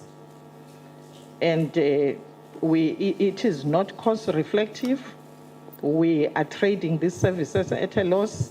The results are showing that in that research, when we're requesting NERSA that we're supposed to increase our tariffs by 16%, for us to be able to pay ESCOM the current account. But because the wards that are serviced by ESCOM are just across the street to the wards that we're servicing as a municipality, when NERSA was giving tariffs of 11.30%, ESCOM increased it to 12.74%. Then as a municipality, we are unable to go to a level that will then give us what we submitted with cost supply research. We had to also just put 12.84%, which still remains that we are trading this service at a loss. Hence, it is very difficult for us, whether we're making agreements to pay ESCOM, but we are making agreements that are not affordable to the municipality of Auditor-General.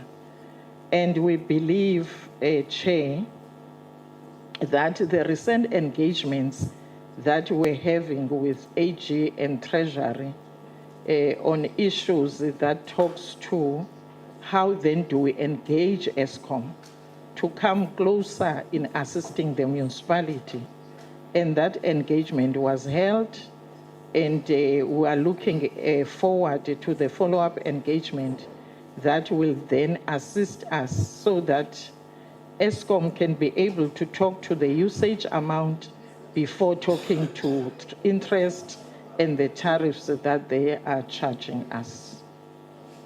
We are also experiencing an issue that when ESCOM is distributing, there's this national demand where most of the huge facilities are not serviced by us. If you are talking the technical college of agriculture that we're having, the factories that are there, they are being serviced by ESCOM because they will say that because of the national demand and the amount that we're owing them, we are then unable to be approved on those. We've tried to reduce, Madam Chair, the issues of making sure that we are saving on electricity through the efficiency demand management program that will change the electricity street lights to be in a mode that will be able then to save for the municipality. But that is the elephant in the room with us. It is the ESCOM account that we are facing. On the issues that relates to financial management, I've already said that we're on unqualified and the ongoing implementation of the audit action plan. When Auditor-General get to our site, he comes and he will see that we have implemented to try to rectify issues that were highlighted in the last audit, the findings that are raised as per section 131 of the MFMA. We are also making sure that we do that, and when they are on the site, we make sure that all the costs that they are asking for from the institutions are being responded to on time, because we don't want that they should have long time in the institution. And then on issues that relates to revenue, that was also another question that was asked. The reports are showing, even section 52D reports are showing that the average of 85% of collection is what we are able to collect as a municipality. As I've already said, it is in few wards. There are wards that we're not collecting from Executive them. Mayor, as you try to wrap up, yes, you are left with 3 minutes. All right. Okay, thank you so much, Chair. I've said a lot. Then there was a question that was talking to the material irregularity, which is, I've spoken to it. It talks to UIFW, it talks to ESCO. On the state of maintenance of our infrastructure and electricity losses, I've already spoken to that, Madam Chair. Service delivery mandates. We've prepared a book here, because when we were together with communities on the 10th, we have done a wide range of service delivery audit mandates that are documented. We are going to leave you, Chair, with such, because we don't want to talk to all of them at once. The indigent register that we're having, that was approved for as a register that will be implemented. The write-off was done to an amount of 68 million, which is talking to indigents from 2022 up to 2025. That's what we managed to write off.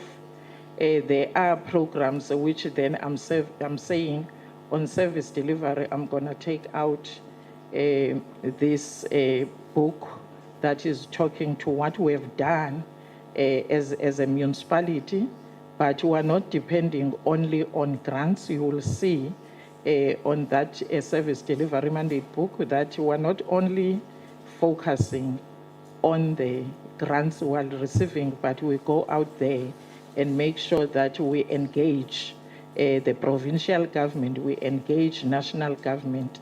Some of the projects in our own space that has given a lot of jobs, it's coming from provincial, national, and also including our own projects. Thank you so much, Chair. Thank you to the Executive Mayor and the team. I will now allow honorable members for discussion, clarity-seeking questions.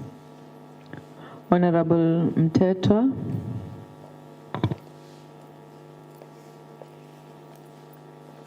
Thank you, Chair. As the Mayor is speaking, I was trying to locate this municipality. Is it not far from Sterkspreid? Sterkspreid, how far is it from you? Very far. But I just wanted to check whether am I correct in my thinking. But as you are speaking, something is coming up very strongly in terms of the structural nature of our economy on how it impacts the performance of the state. In the wide regime order, the control of the economy was central to government.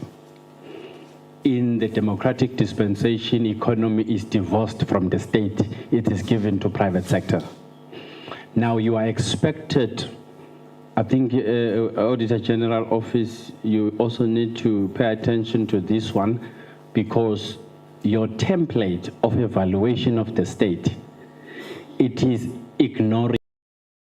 You should have reviewed your approach on how you evaluate the state, because your template is still sticking to the old order as if the current state owns the economy, whereas the current state is no longer owning the economy, it is owned by Rupert and Oppenheimer. Now, on the basis of that, that's why we have, in 94 we had 42 million population. 2025 we have 62 million population.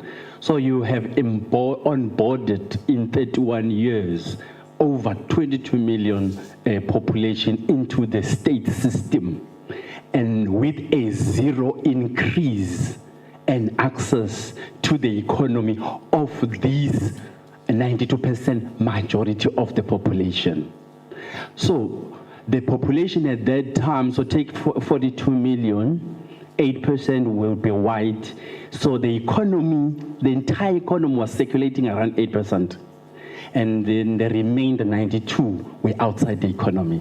That's why you are sitting with this problem, unfunded mandates in terms of budget.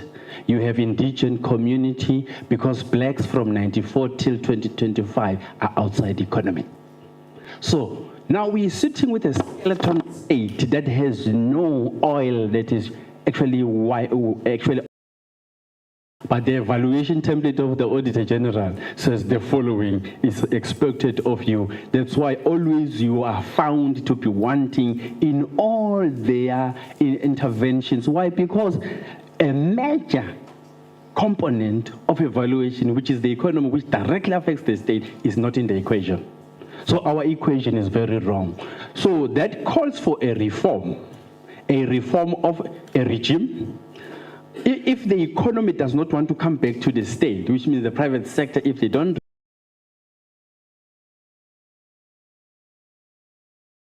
change in terms of the institutional arrangement, change in terms of the institutional arrangement, change in terms of the institutional arrangement, how do you deal and manage with this 92% with no economy?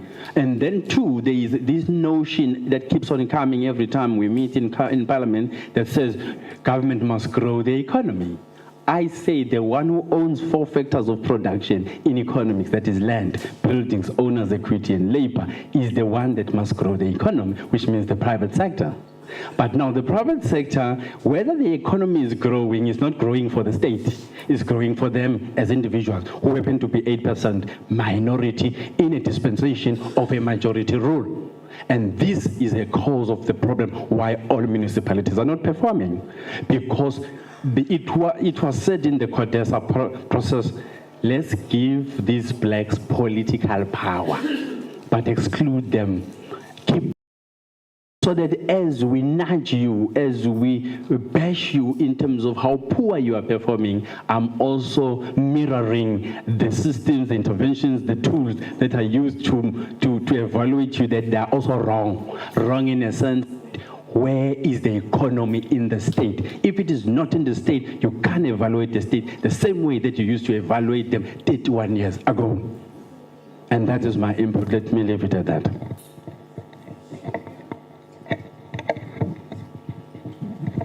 Thank you, Chair. Maybe before I say anything, I think it's worth commenting that it's very encouraging to see 2-3 ladies. This is very rare, so it's very nice optics. Congratulations in terms of gender parity. I beg yours.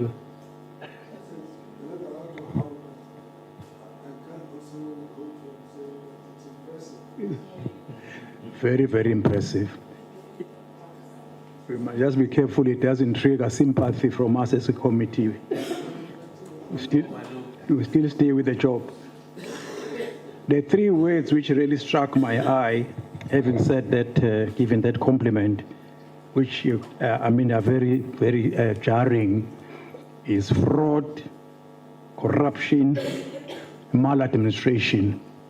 And then there's a case number that was given here, which I won't get into details because I'm sure you know about it.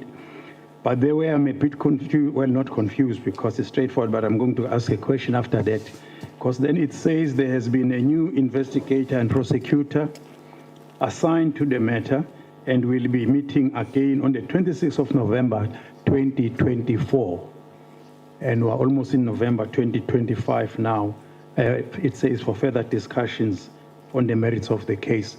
Maybe I just want to know, was it under your watch, all of you? I mean, we don't know the 10 years of being in the council. Was it under your watch? Maybe even if you don't answer now, because that will be very, very important. So, but then flowing from this, I think just to touch, give us just a flavor of what nature with these.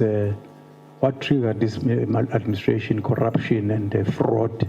And besides the case, what have you done or you're doing internally to avoid a repetition? For me right now, I think that's a question I would like to ask. Thank you, Chair.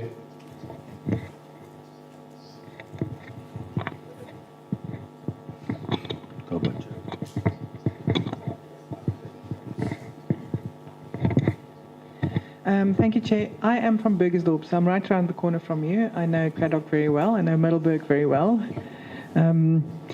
I wanted to find out, because I know the area, I know the roads is very bad, especially in Craddock, not so much in Middelburg, but the road infrastructure is very bad. And I do understand there's a lot of trucks, there's a lot of manganese trucks. We all know the situation. What is your plan to refurbish your roads infrastructure within the town of Craddock, especially? Then your Eskom debt, like the mayor has alluded, is quite high at 800 million. Are you able to settle your current account?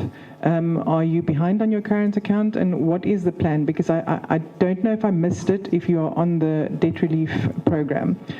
Then any overseas trips. Has any overseas trips in the last, say, 3 years happened? Who has gone on those overseas trips? Who paid for it? The cost of it? Why did you go if you did undertake overseas trips? And the same with performance bonuses for your and the Section 56 directors. For the last 3 years, has any performance bonuses been paid out? Bonuses for your and the Section 56 directors. For the last 3 years, has any performance bonuses been paid out? Assuming that it is up to date and updated yearly, as it should be. Then your councillors and officials. Is there any councillors or officials that owe the municipality in rates and taxes more than the stipulated legislated 3 months? And what are you doing about that if that is the case, because that's against the law?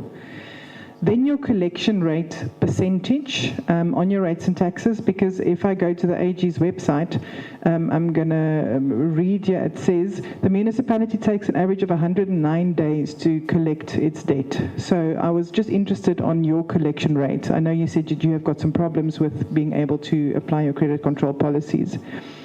Then the last thing I wanted to raise, and the AG has said this, it says the municipality takes an average of 1,329 days to pay its creditors. That should be 30 days. That is unbelievable that it's 1,329 days. I mean, is anyone still willing to do business with the municipality at that rate? Thank you, Chair. Thank you. Honorable Moal. Thank you, Chairperson. I just want to check with the one, firstly, this audit outcome of unqualified with findings is not a clean audit. It's unqualified with clean audit. It's not clean audit, though. Yeah. It's supposed to be clean audit with no findings.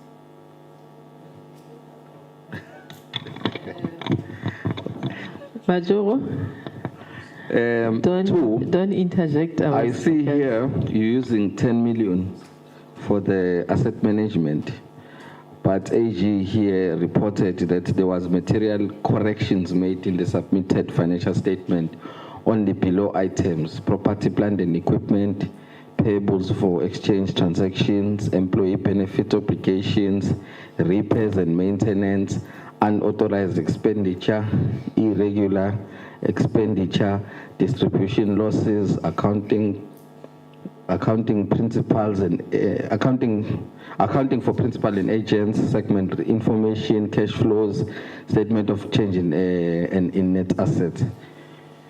Then we can agree that there's no value for money for that asset management if this PPE note is still incorrect.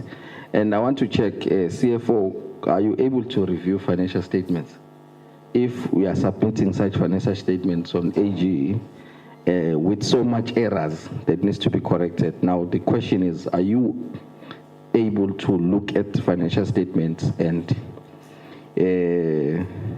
two, do you use a consultant for preparation of financial statements, or are they prepared in-house? If they are prepared in-house, still CFO, before they go to AG, they pass by your hands. So are you able to look at financial statements?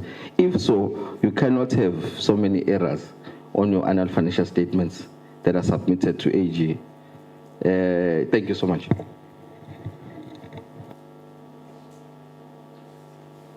Thank you. Let me come to the side of the province so that when the municipality responds, will then respond to all our questions. Okay, thank you, Chair. Let me greet everybody that is here. I'm Nomasiki Konza, the chairperson of COGTA. Chair, if we had as the provincial COGTA, if we had identified in Temba for within the 7 municipalities that we called in April, May, one of the criteria that they would have fit in most is the one of the redundancy in the improvement of the audit outcomes. That as much as unqualified might be better, but they have stayed in it for so long. And what we would have asked from them would be, why not go to what stops you from getting a clean audit? And hoping that the results that are busy being now assessed by the Auditor-General are going to give us that. Because honestly, I can't see why you are not there. We would have called you for that. The second thing that we would have called them for would have been around the use of consultancy in the financial systems. And to check if then they are talking about transfer of skills, that how do they measure the impact of the success of that process of transferring skills in the current time? What can they say they have benefited from the from that particular, or from achieving that. The last thing would have been around the issues of planning, and I want to be corrected here or to be convinced that I am wrong, that if your targets, you meet your targets at 87.2%, and yet you spend about 104 in sort of achieving those. To me, you have overspent but underperformed in your targets. That can either be because of the issue of poor planning, or it might be because of the issue of capacity. Now, what I want to check is to why this case was, because with you being assisted by a consultant in that aspect, and also the level of the vacancy rate that to me is not high, what then makes the municipality to spend, to have more, to spend more whilst the targets are not achieved? So those are the issues for me, and also appreciating the gender parity issues. We have been seeing a lot that was not pleasing to us as we are sitting here. Thank you, Chair. Thank you very much, Chairperson, and good afternoon to the...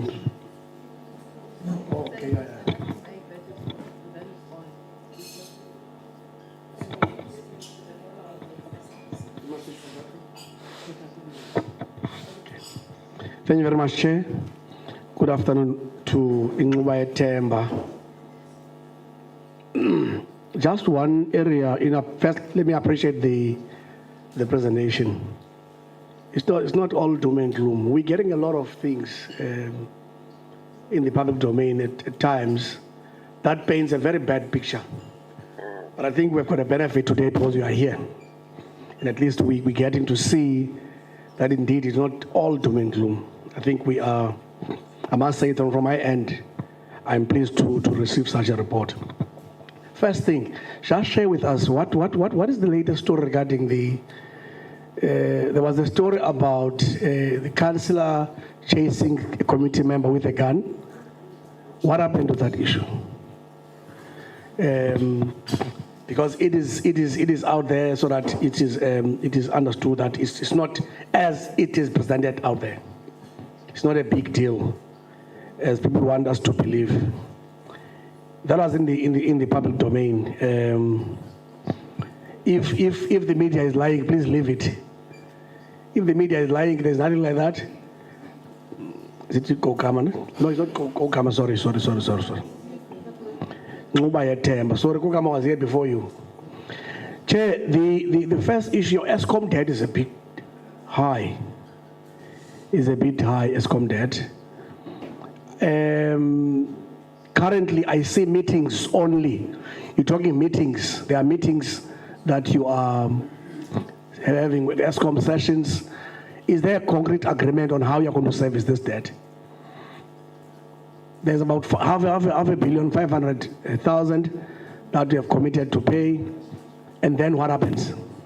Have you done so? And if yes, how are you dealing with that? The other issue is with regards to the landfills.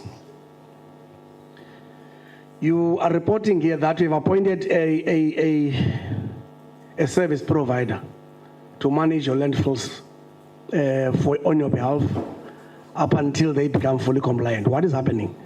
Because that is not clear. Are they not compliant legally in terms of environmental requirements? And what happened? Why were they allowed to be, the licenses to expire?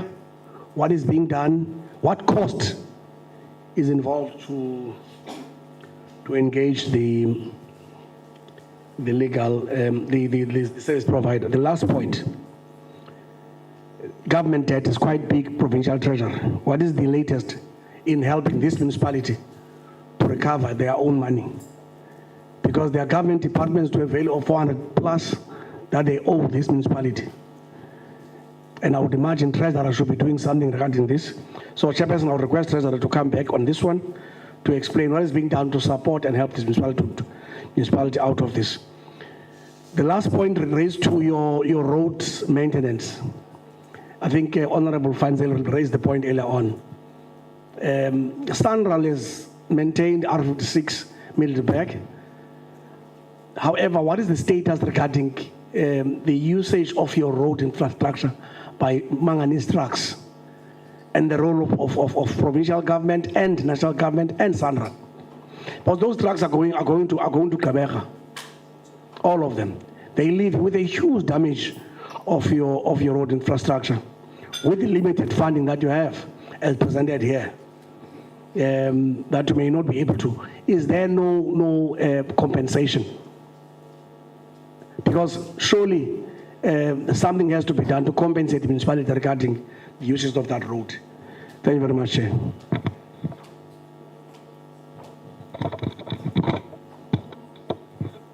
I'm covered.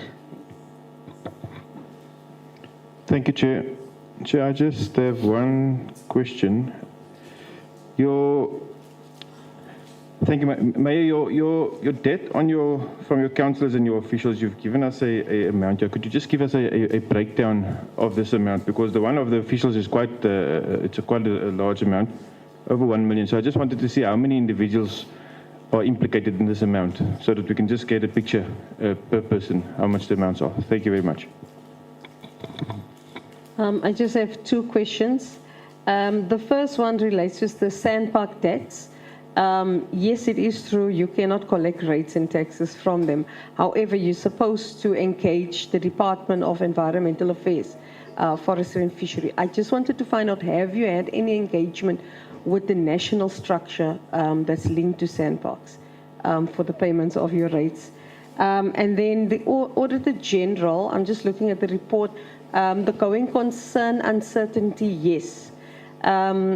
You have received an unqualified audit with findings, but the Auditor-General raised that concern.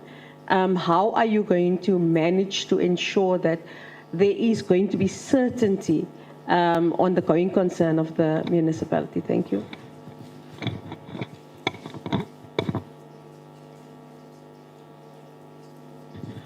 Thank you. The executive team.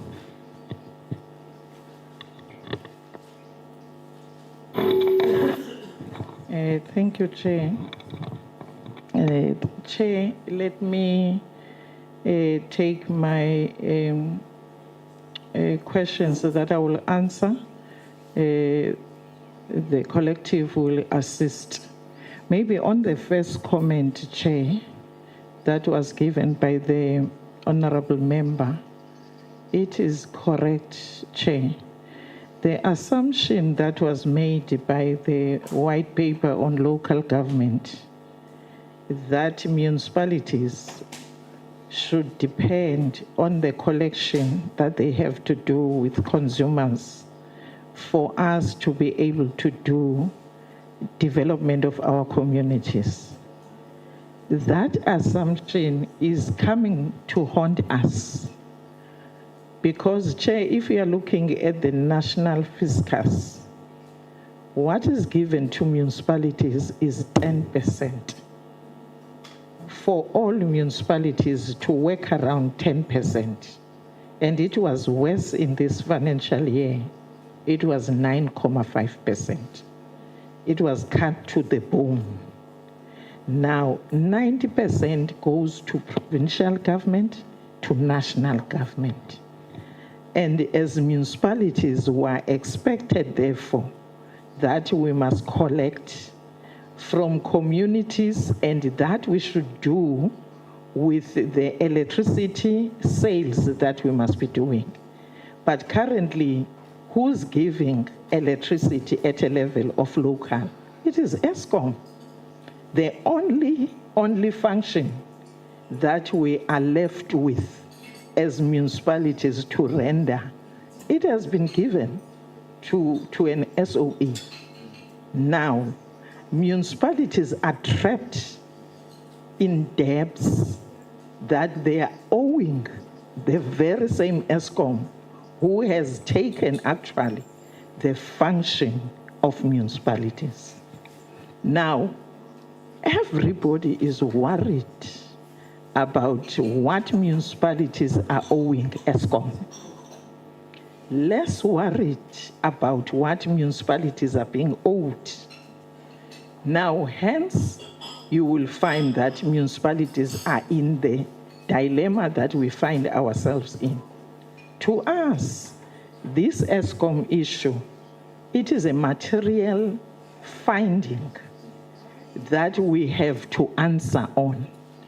And if we are looking at the tariffs, this issue that I was highlighting, tariffs charged by ESCOM to municipalities are unaffordable. Unaffordable. Now, if the only service that we are supposed to have revenue on is not with us, how then do we expect municipalities must survive? Hence, Chair, it is important, this issue of the reviewal of the white paper, to take away those assumptions, to allow local municipalities to be able to survive. Yes, it needs reforms to be changed, to be reviewed. Otherwise, whether who goes to a level of a municipality will never defeat the challenges that we are facing currently. On issue of a fraud, corruption, maladministration case that is highlighted by honorable members, as Ngobaye Temba, we don't have such a case.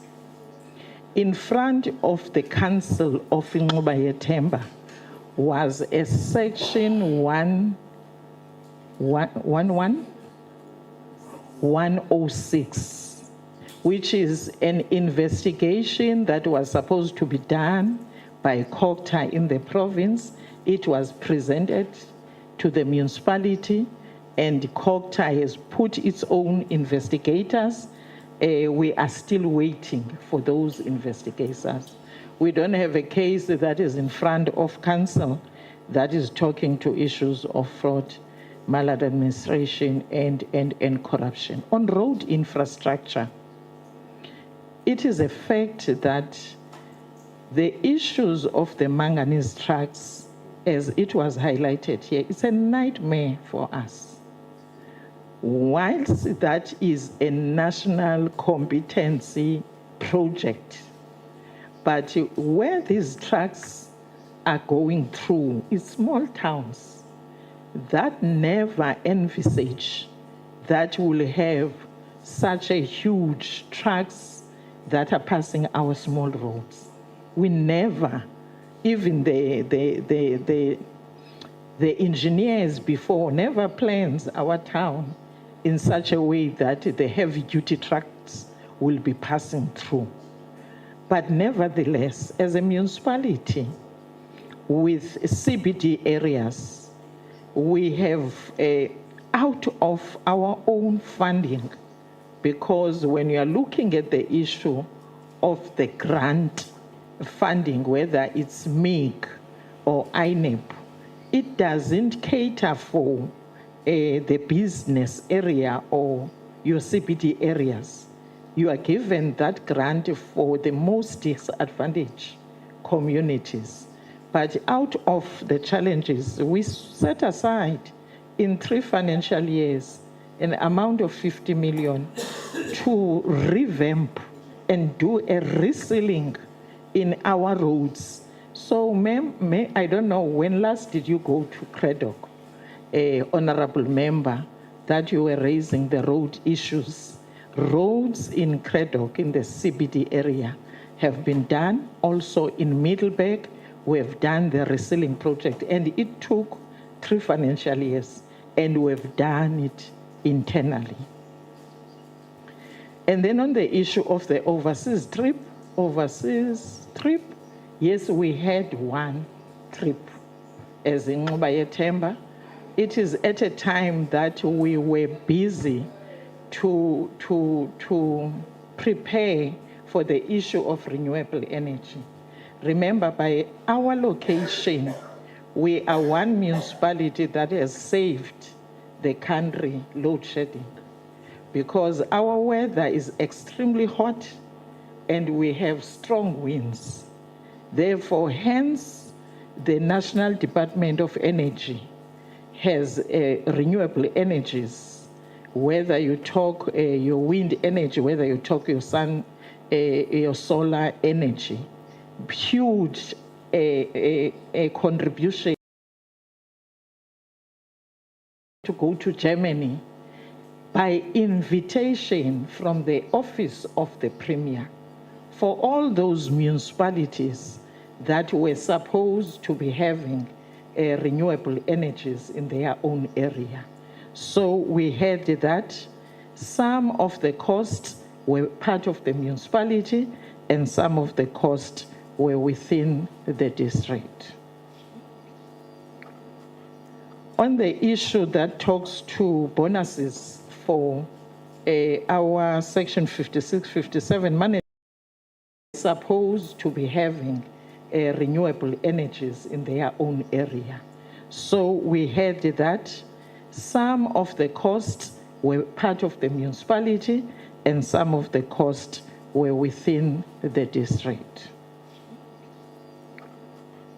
On the issue that talks to bonuses for our Section 56, 57 managers,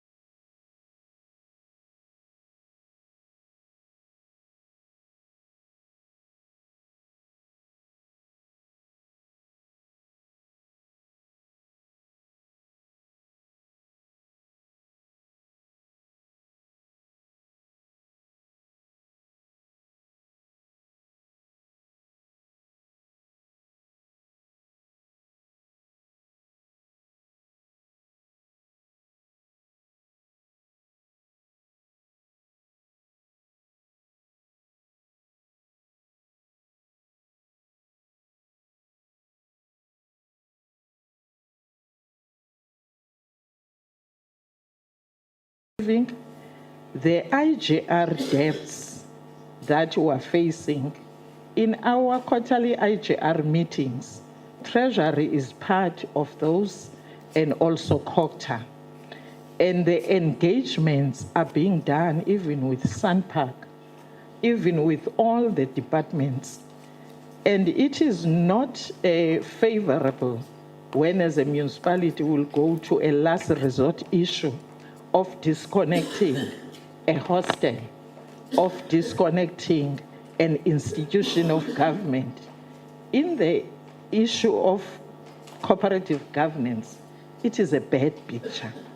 But sometimes we are forced to go to that extent, because if we don't do, we're allowing government departments to use money that was set aside in their own budget to pay municipalities. The going concern issues, I will give them to a CFO and MM to talk to them. But on consultants, I must indicate, I know that every time when we're talking about consultants, how we wish all of us we might not have them. But with small municipalities, we are unable to attract, in the most of the time, the skills that you would need, because no one wants to go to a small town of 9 ones whilst they've got scarce skills themselves. So it might be better for metros to attract skills, but it is not. We don't have a luxury as small municipalities. Therefore, from time to time, for us to maintain this unqualified audit report that we want to improve, from time to time we have to have these consultants. On landfill sites, yes, we did engage Department of Environmental. We even submitted a proposal that was talking to issues of non-compliance of our landfill sites. But the unfortunate situation is that the criteria they are using and what they expect to be on their proposals. It has made us not to be approved, and how we wish that government departments should also support municipalities. If they've got a business proposal that needs certain elements, municipalities must be supported in that. Hence, then we decided to do it in-house because we had no choice but to do it in-house. Otherwise, we would have continued with a landfill site that is not compliant, and it will be always an audit query. But we have submitted many a times. We thought when we were receiving the awards from Department of Environmental, twice nationally, as a municipality that is #1 on greening and cleaning, twice in the province, we thought those things will encourage them when we are submitting our proposal for approval, but it didn't work to our favor. By the way, we are one municipality also that has no luxury of not spending the grants. For the past 10 years, financial years, we have been spending on our grants. Hence, in the Indaba of COGTA, we receive an award of the municipality that has been consistently spending grants without fail, because we don't have a luxury of not spending. Let me give over then to CFO. There were direct questions to you. Thank you. Thank you very much, Executive Mayor. Greetings to honorable members. I just want to make it a disclaimer. Firstly, Executive Mayor, around the issue. I was appointed in March 2022. The issue of performance bonus, it was a discussion, but I just want to remind Executive Mayor, I suggested that let us not consider it, not even a single one received the performance bonus.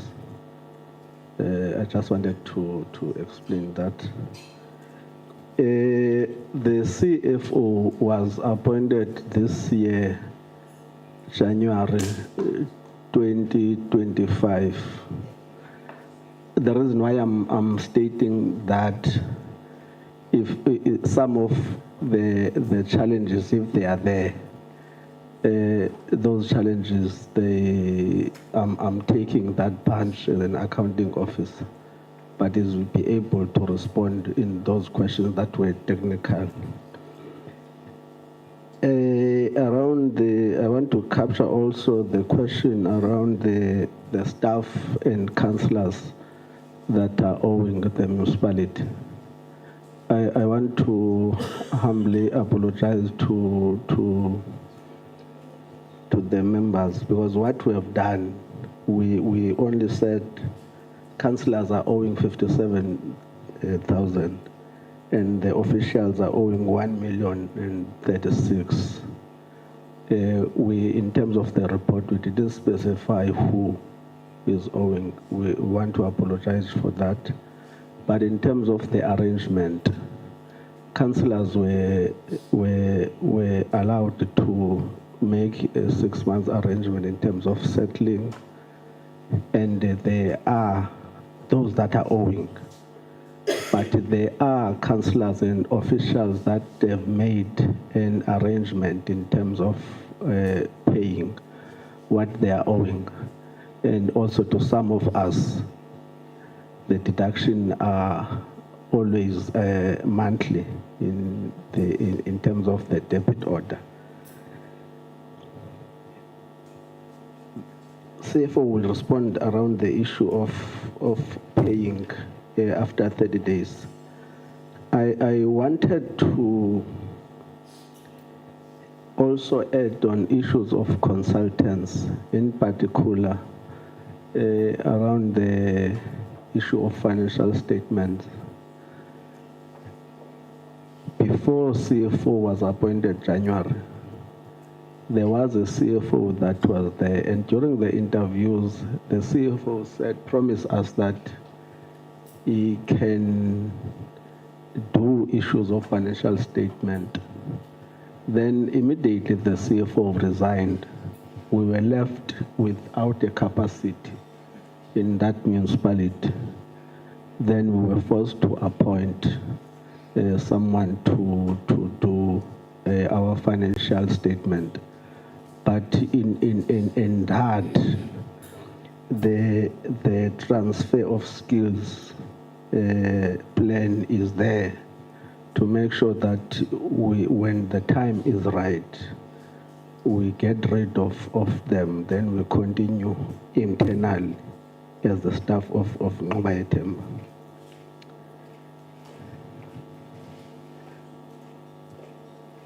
The government debt, it is also a challenge, although COGTA, it is assisting us as a facilitator, because now there are government departments that are not paying. Then COGTA is helping us. And really, that also is assisting.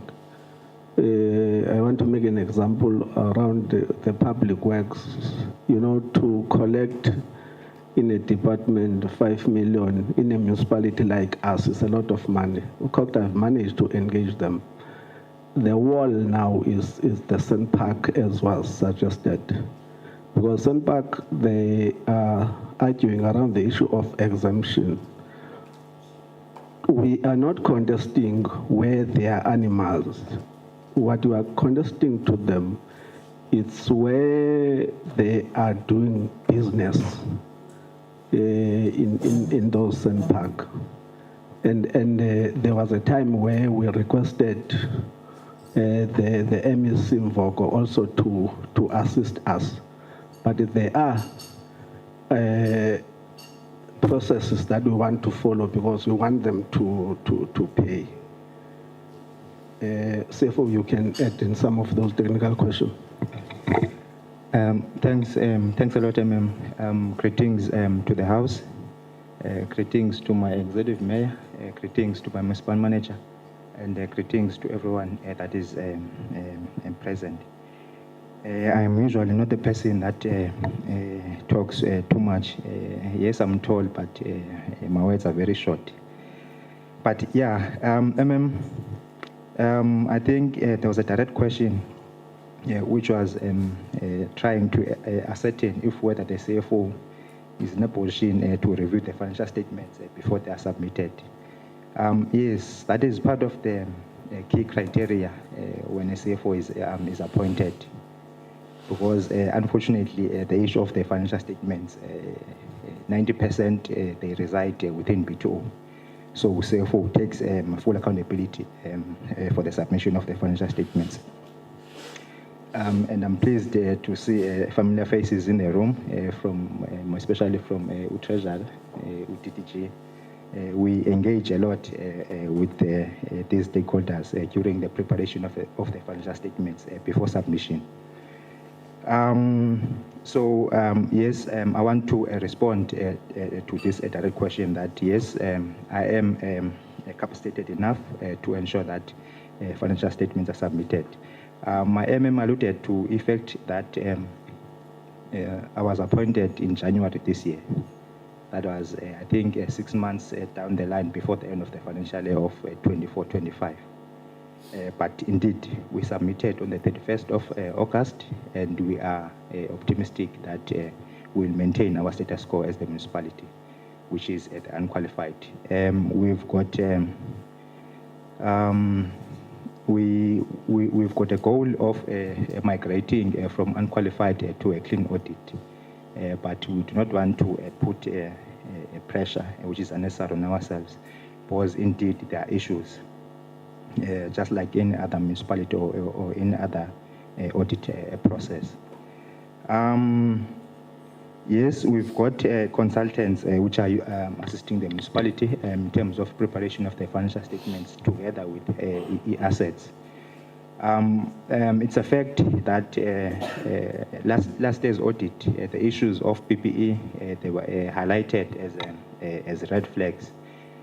But as part of the strategy that we have employed under my leadership before submission this year, we tackled all the restatements relating to PPE, and we had engagements with AG prior to the submission, wherein we were submitting the restatements, supporting schedules, lead sheets, and the simulation of how the outlook would be before the submission.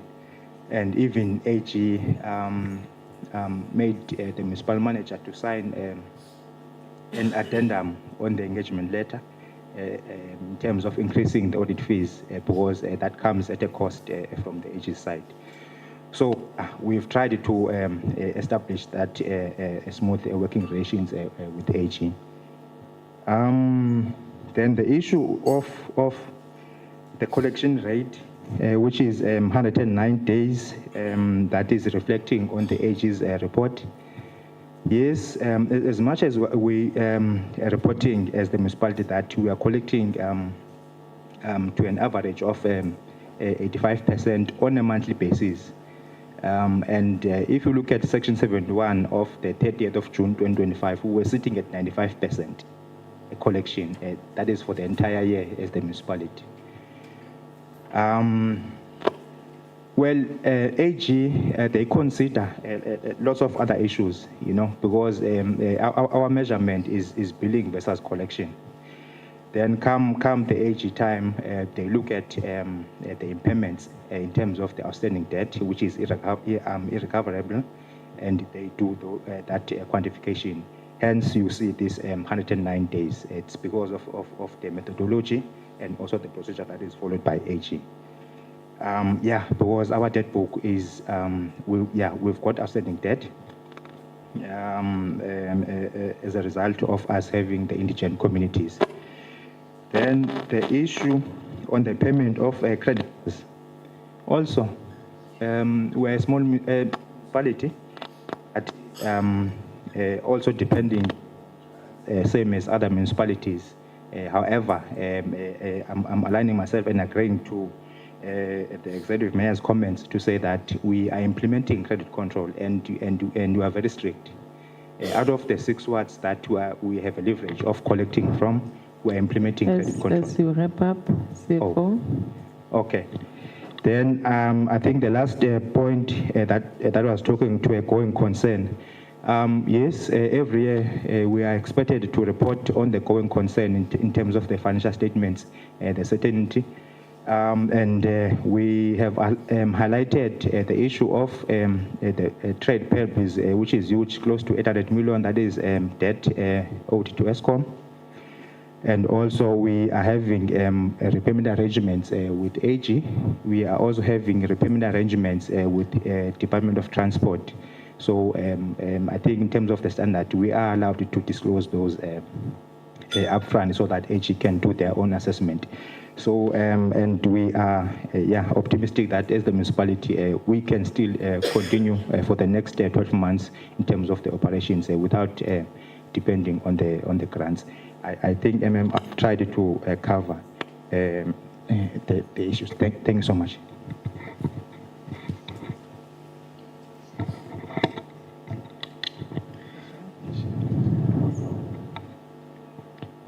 Two minutes. All right. Thank you, Chair. There's a question that was asked by Honorable Matiwana on the agreement with ESCOM. Yes, we do have the agreement. Part of it talks to areas that we're having and the current account. That's what I was explaining on the non-affordability on the current account. And I was saying that MEC Mvoko is having an engagement that will assist municipalities. They are charging us on wrong tariffs. And if we are looking at the current account, it also encompasses those incorrect billings, which small municipalities now are burdened to be paying those. but with the area account, because it was also a court judgment. At a time, ESCOM wanted to put lights off.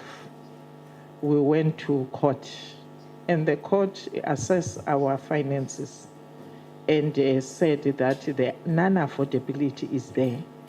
And the 500,000 and 400,000 for another unit was a court judgment that we are paying without fail. But the current account, it is a problem that we have elevated to a level of the provincial treasury to assist us. Thank you. Thank you, the Executive Mayor, honorable members. You are noted, Honorable Mwali, to be followed by Honorable Fanzi.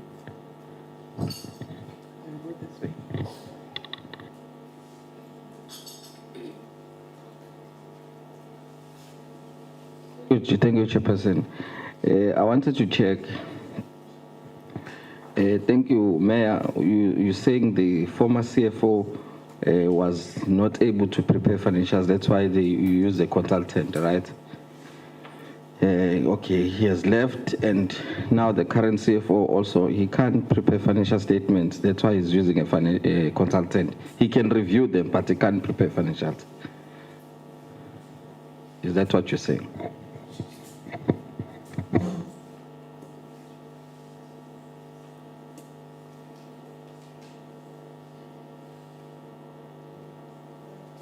Thank you, Chair. Just quickly, so the Executive Mayor said performance bonuses was paid, but the MM says it was not paid. So I'm not very sure if it was or was not paid. If it was paid, the performance management agreements, we'd like a report. And if it wasn't paid, then please tell us. Then, Chairperson, if we can also get a total costs of the Germany trip and a report on that. I would like to know about that.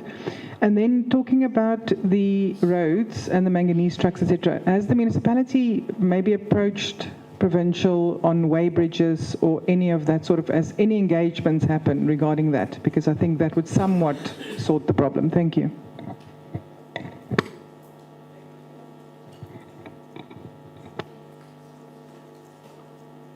Thank you. Mine is on an unanswered question that I asked around the disparity on the 87 vis-a-vis 102 budget targets vis-a-vis the budget spent. I've not been responded to there.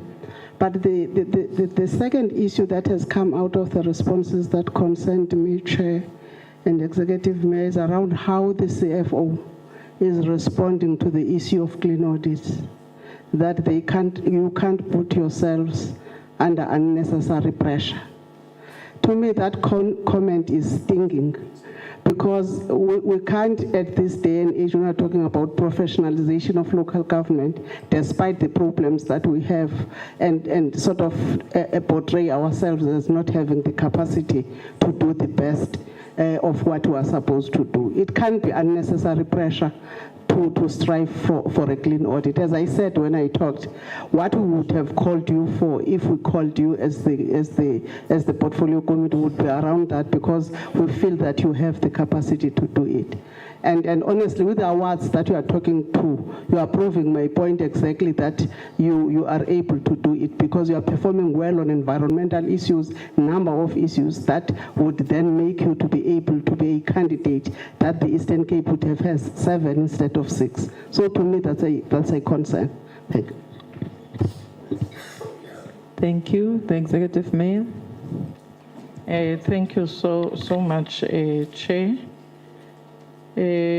Chair, apologies to what the CFO said. It is not, because the Council of Nqubayethemba has done an audit, as I was alluding to that, and we should have a strategy to turn around our audit.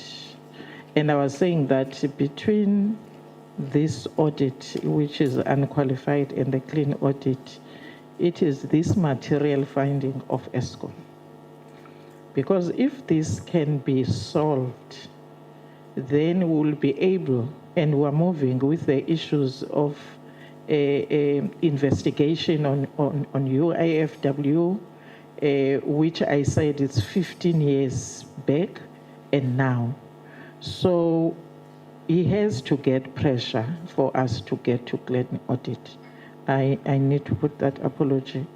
And maybe clarifying, maybe I didn't answer correctly on the issue of the international trip.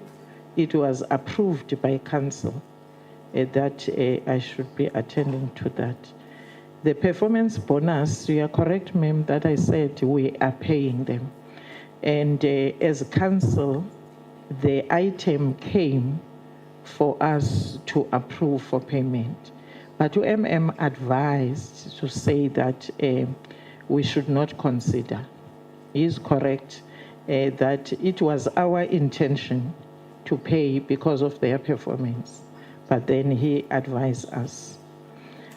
On the issue of the road infrastructure with the trucks, yes, we already engage our provincial Department of Transport. There's already a project of a way bridge, which started already on the first phase of electrical phase. Now it has to come to the issue of civil works.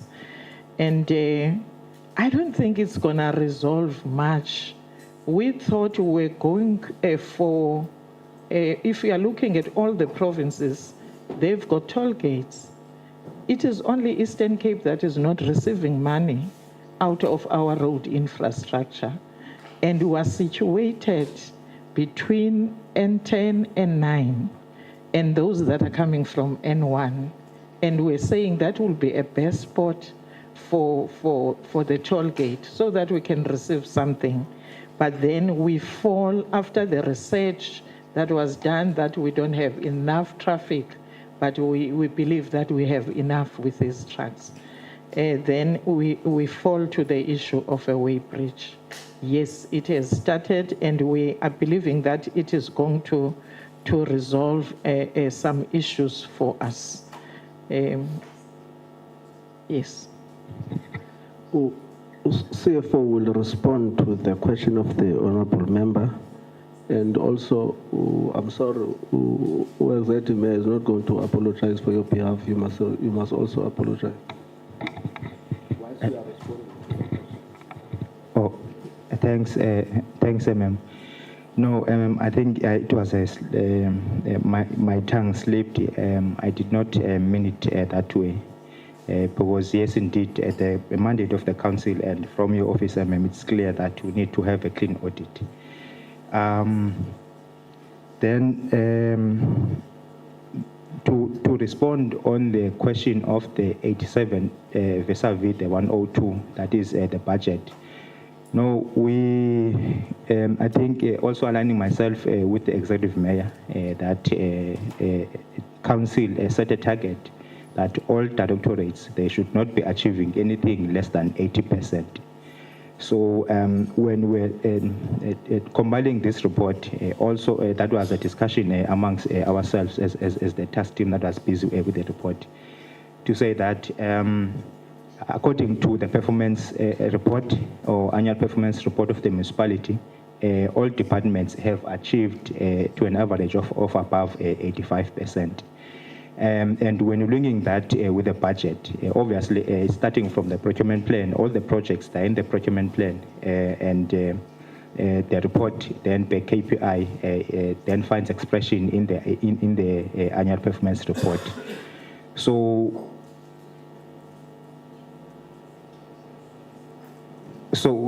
we are saying the budgeted projects, all of them were then achieved. And they've got a matrix that is used in terms of measuring those on the APR. Thank you very much, Amen.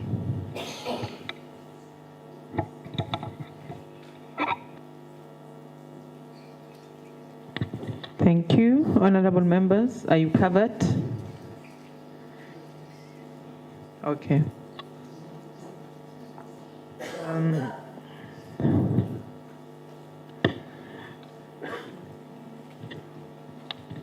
Okay. Honorable members, I believe that looking at the audit outcome of this municipality is not that bad, but it's not what we were expecting as the committee, because we're expecting you to get a clean audit, regardless of whatever is there. We are expecting you to get clean audit. So as part of the things that we want you to look at, there's an issue of road infrastructure that have been raised. So we need your maintenance plan it should be ongoing, because your road crisis it's something that is there and it's gonna take time for you to fix those roads. So we need your road maintenance plan, which will have to be submitted to us within 3 months. And it must also be an ongoing process. We also need your payment plan for your creditors, because there was an issue that was raised of you paying your creditors for a very long time. You must give us a strategy as to how are you going to pay your creditors and ensure that you pay them within the prescribed time. And then there was an issue of errors on financial statement. I believe that you have already submitted for the previous financial year, but we'll also request that in the future, as much as you have utilized the services of the consultant, it is also your responsibility, together with Treasury, to verify everything that you are submitting to AG. And there's an issue of performance bonus, where it was raised by honorable member, or you are covered. You don't want a written report, okay? And then the other issue is on the review of white paper, where you raised some concerns. We understand that local government is highly regulated, as it's always been said, and there's a narrative that we must push through the review of local government funding, of which we believe it is important. But however, how do you find people who are unable to utilize the funds as expected? You get to a situation where people are being given money for MIG, and instead of spending that money to the project that it's supposed to go to those projects, they then use it for salaries. And when they're supposed to account for that money, they're unable to account, and then their money goes back. So as much as we are saying we need to review the funding, the municipalities must also come on board and show us that they are able to utilize those funds. At some stage, we're dealing with the disaster here in Eastern Cape, where the National wanted to give the municipalities money for disaster, but they were unable to release the money because the municipality was seated with the amount of money which was meant for different projects, but they never utilized that money for such. So it was a problem. So, however, we understand that we need to look at the review. And lastly, I know that the CFO has apologized, but one thing that we need to understand is that as the public reps, whether you like it or not, when you subscribe, when you sign your contract, you are then putting yourself under pressure. Our communities have expectations in terms of what we are supposed to provide. That is why even if you can buy your own car with your own money, when you pass there, they will make comments that, okay, this one is busy stealing our money, buying cars while we are suffering. It comes with the pack. So even with you, the CFO, even if you can get unqualified audit opinion with only one material irregularity, we will still tell you that is not good enough, because we want you to get a clean audit. And lastly, you've also raised the issue about the ESCOM debt, which contributes to you not getting a clean audit. We need you to also come up with a payment plan between you and ESCOM, and then we'll also monitor that. I know that there's a ministerial team that is supposed to work with the municipal debt, and what we also need to do, as much as you are also paying these entities of government, the provincial government must also come on board, because provincial government is one of those departments, is one of the contributing factors to the collapse of municipality, because provincial government is a bad pay. So they are not paying municipalities. So as much as you are dealing with your revenue enhancement strategy, you must also be able to engage the Premier and the MEC of Public Works and MEC of COGTA and Treasury in terms of the payment agreement on the municipal debt. So that will also assist. So far, I would say that in terms of the audit outcomes that we have looked at so far, yours is promising, but it's not good enough. And we really would like to thank you, and we believe that as much as we are producing this a bit better audit outcome, should also be able to strike balance between the funds used and the services that are provided to our communities. It can be that when we look at the paper, you are able to balance the funds, but when you go to the communities, they are nothing. So it must also strike balance so that at least we can be able to say, as much as they are achieving this, we can also see those things on the ground. So thank you so much for your time. We really appreciate your patience because we're supposed to be here earlier and we delayed due to some of the things that we could not avoid as the portfolio committee. You are officially released. Thank you.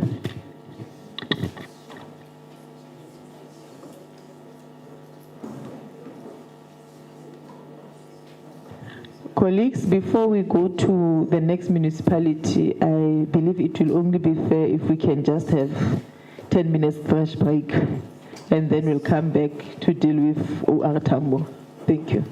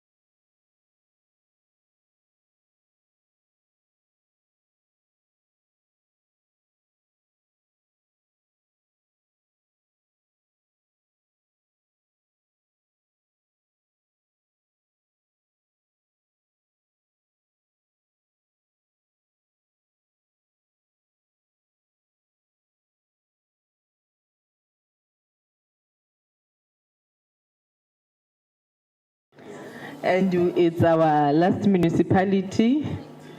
It's around 5:15. We'll have enough time to discuss. You are welcome to our meeting, and I must also appreciate the fact that when we called you earlier this afternoon to come and present, you did come irrespective of the date and the time that we have given to you. Colleagues, this is a joint oversight visit committee meeting. It's a combination of the provincial and national committees, the Committee of COGTA and Standing Committee on AG in Parliament, with our colleagues from the province, whom I believe that their faces are familiar to you because they're working with you in the province.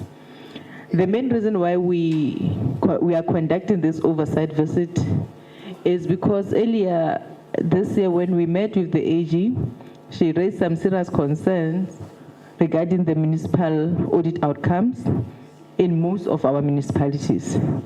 And secondly, we then realized that it will be important for us to modify our oversight visit and ensure that we emphasize more on consequence management, accountability, and good governance. And on accountability, we then also agreed that as part of accountability, we must ensure that we bring along all the role players in local government, such as the provincial government, especially on the executive side, because they do have a role to play in ensuring that they support municipalities, in ensuring that our municipalities are providing services to our communities, despite the fact that we are three spheres of government with different roles and responsibilities. So this afternoon, we are going to have a discussion with you, whereby we're going to give you 15 minutes for introduction and presentation. And on the presentation, we'll prefer if you could just give us a high-level briefing on issues that were raised by AG. I believe that you received a communique from the Parliament which was specific on what is expected from you. So we'll therefore request that you go through those issues and you also give us a brief background of the municipality. And thereafter, we'll then have engagement with the members. As and when we engage, we'll then introduce ourselves. And in terms of our delegation, the head of delegation or the leader of delegation, it's Honorable Dr. Zolim Kisa, who's the chairperson of the Portfolio Committee of COGTA in Parliament. And I'm Dikiledi Direko, I'm assisting and chairing. So that's how our session is going to be. And I must also indicate that we've worked with many municipalities. Remember that we're working with all municipalities in the country. And as much as some of us are not from the province of Eastern Cape, we have an idea as to what is happening in some of your municipalities because we have councillors who are working in your municipalities. We have the research team from our side in Parliament. So what we need from you is for you to give us a true reflection of the state of your municipalities, because we're not going to play a big brother where we'll be pointing fingers at all of you. But what we need is that let's hear you out. What are your challenges? How best can we assist each other? But where there are issues that needs consequence management, we'll then advise that on this one, the laws that are guiding local government are then directing us to do 1, 2, 3, 4. That's how the engagement is going to be. We don't need you to give us that rosy picture of you having a municipality that does not even have a pothole, municipality where your high mast light are working, municipality where everyone has tap water. We need to understand where are your challenges and how do we assist you. That's what we want. And where there's a need for the intervention from the province and the national, we can also recommend so. So this session is all about that. Fixing where things are wrong and ensuring that we move forward smoothly. So as a result of this, then I will then give the executive mayor and the team to introduce yourself and then do the presentation. Thank you.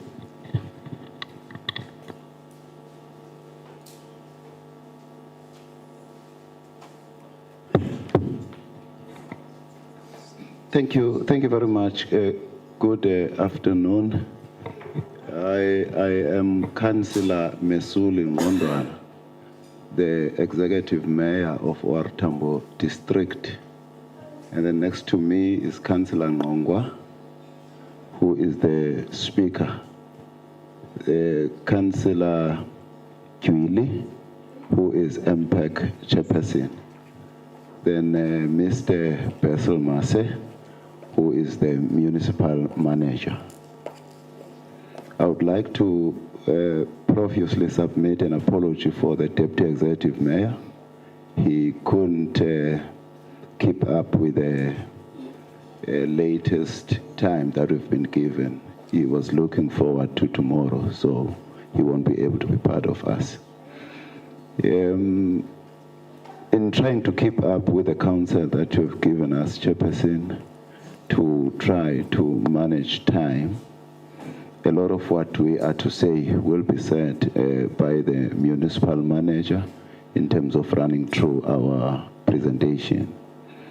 I would only just want to mention that we think that as an organization that is OR Tambo District, we are trying our best to turn the corner to become a better institution. I can say in all the years we have been seated on qualifications in terms of audit, but in the last 2 financial years we've come up with an unqualified audit opinion and we're striving towards a clean audit. A lot of work has been done, I can say, by our MPEC, because their investigation as in terms of the current political administration, they've had to take their work back from 2017, 2018 to do all those investigations up until now. This is the work that they've successfully done and been in a position to significantly address issues of unauthorized irregular expenditure. So we are under Section 139. We will be giving you progress in terms of what we have achieved so far, and we believe again we are on our best and we are on the what we consider to be a correct path. We do have challenges in terms of our ability to provide clean running water to all our citizens. I must mention that there's quite a variety of reasons, including how some of our former projects were designed, but we will be pointing you to a direction that we're taking and pointing you to achievements that we think make a lot of sense in terms of new communities that we've given clean running water that did not have it initially. So with your leave, Chairperson, I will hand over to the municipal manager to take us through. Thank you. Thank you very much, sir. My name is Basil Mase, as said. I am the municipal manager of the district. Good afternoon, Honorable Chairperson, honorable members. I wish to observe the protocol without risking to leave anyone outside. Special salute to members of the provincial committee that I see in this session. We will do the presentation following this outline. We will, of course, take counsel from what has been said, that we don't have to be too much in detail, but rather run through. This is a 83-slide presentation, but we will run through it as directed by the chairperson. We, of course, have prepared this report for the purpose of the Oversight Committee, following the guidance that was provided by the committee to us. I then wish to start here. The leadership sitting here took positions in the elections of November 2021. Everybody knows that our council was dysfunctional at the time. So that to face a reality of turning an organization into a much more better position, a working organization. You will remember as well that our organization at the time was marred with political and administrative instability. This led to the municipality's failure to execute its mandate and deliver the services as was required. National and provincial government at the time invoked Section 1395 of the Constitution due to the failure of the municipality to meet its financial obligations. You will also remember that at the time the municipality could hardly pay its creditors, it could hardly deliver the services as required, it could hardly spend the grant allocation. You will also remember that in August 2023, a gazette was published, which formally meant that we were under Section 1395, and therefore we had to implement a mandatory financial recovery plan. The financial recovery plan that was developed and given to us by Treasury had 237 targets.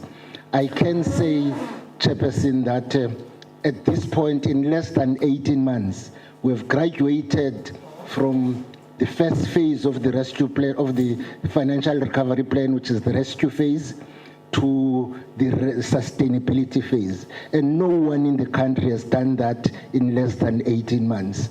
I then list all these achievements we have been able to strike in just that period of the FRP. Our council is stable and very functional. We approved a new organizational structure that got to reduce positions from 2,700 to 1,600.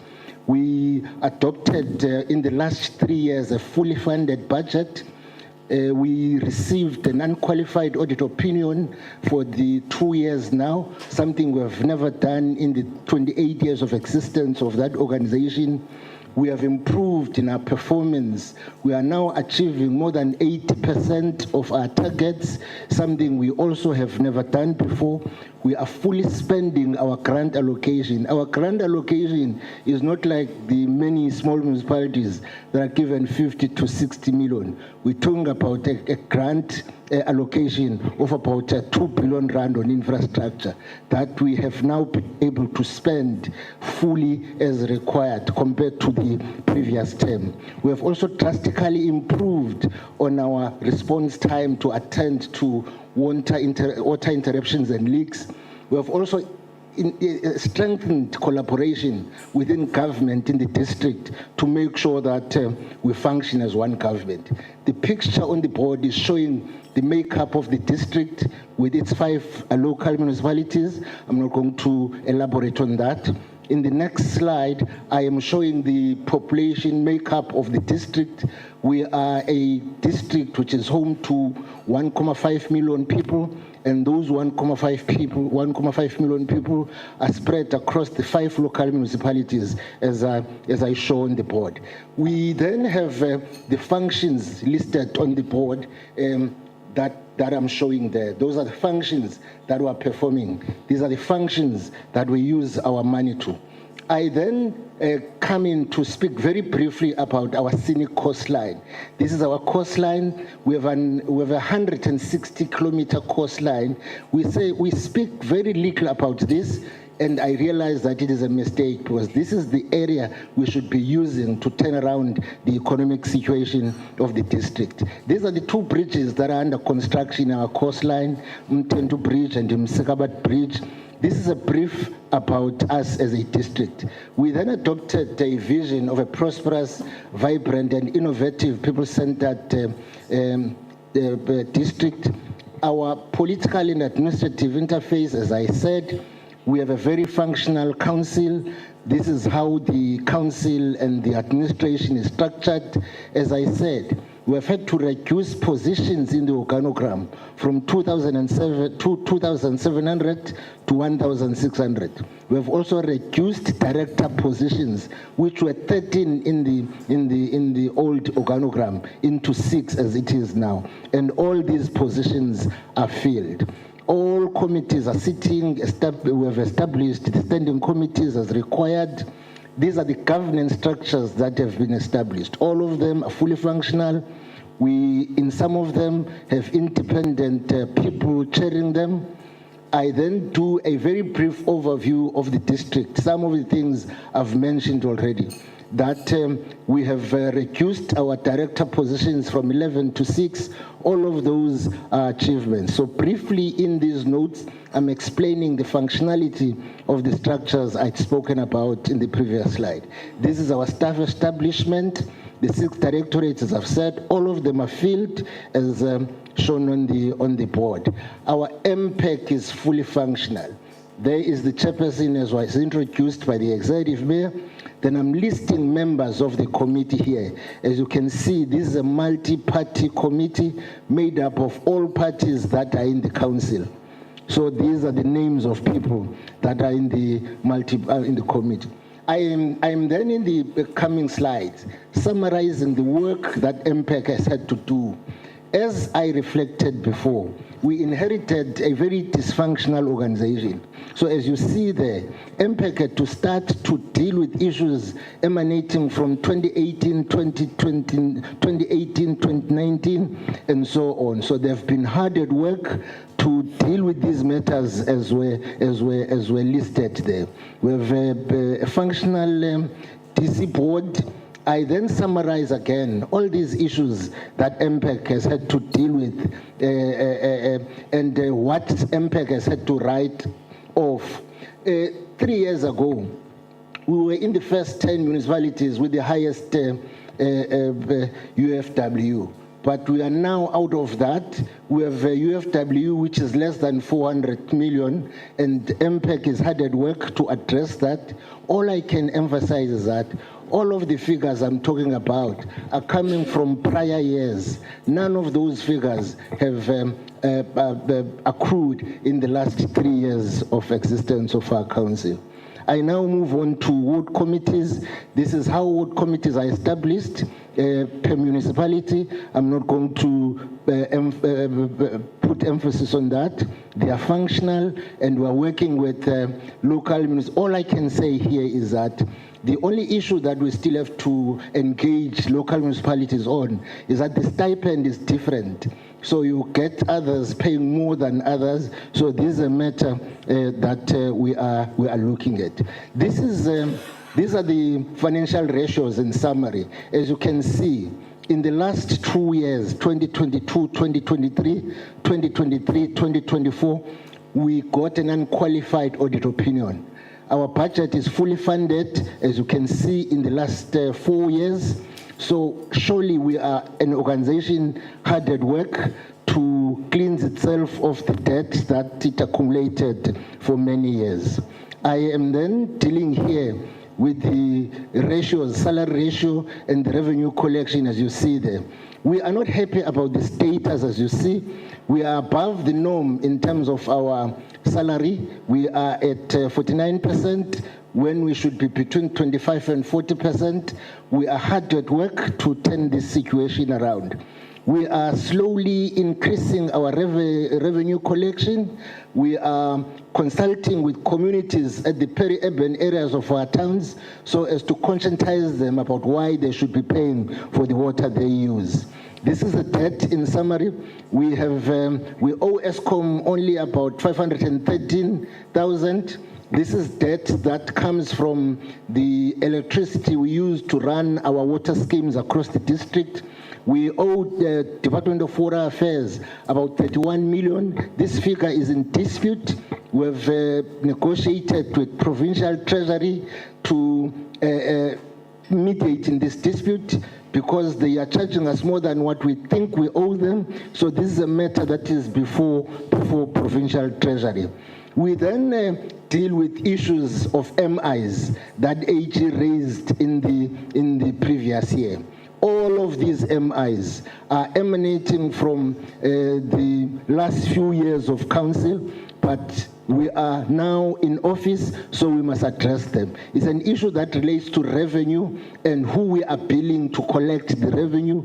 It's an issue that related to employee costs, where the municipality between 2020 and 2021 paid danger allowance, which AG felt it's something we shouldn't have paid. We are recovering that money from employees. It's an amount of about 11 million. About 620 of that money has been paid back. We are going to court for those employees that are not committing to pay. So we are hard at work to make sure that we address that. On infrastructure, this is where AG picked up that there was an overpayment in one big project of Nsonyeni. We are addressing that. We are briefing AG on a continuous basis about what we are doing. On infrastructure assets, this is when around about 2013, 2014, some reservoirs were built, and those reservoirs were not energized so that they produce water for communities. So AG takes that as a wasteful expenditure because reservoirs are there, but they were not utilized to produce water.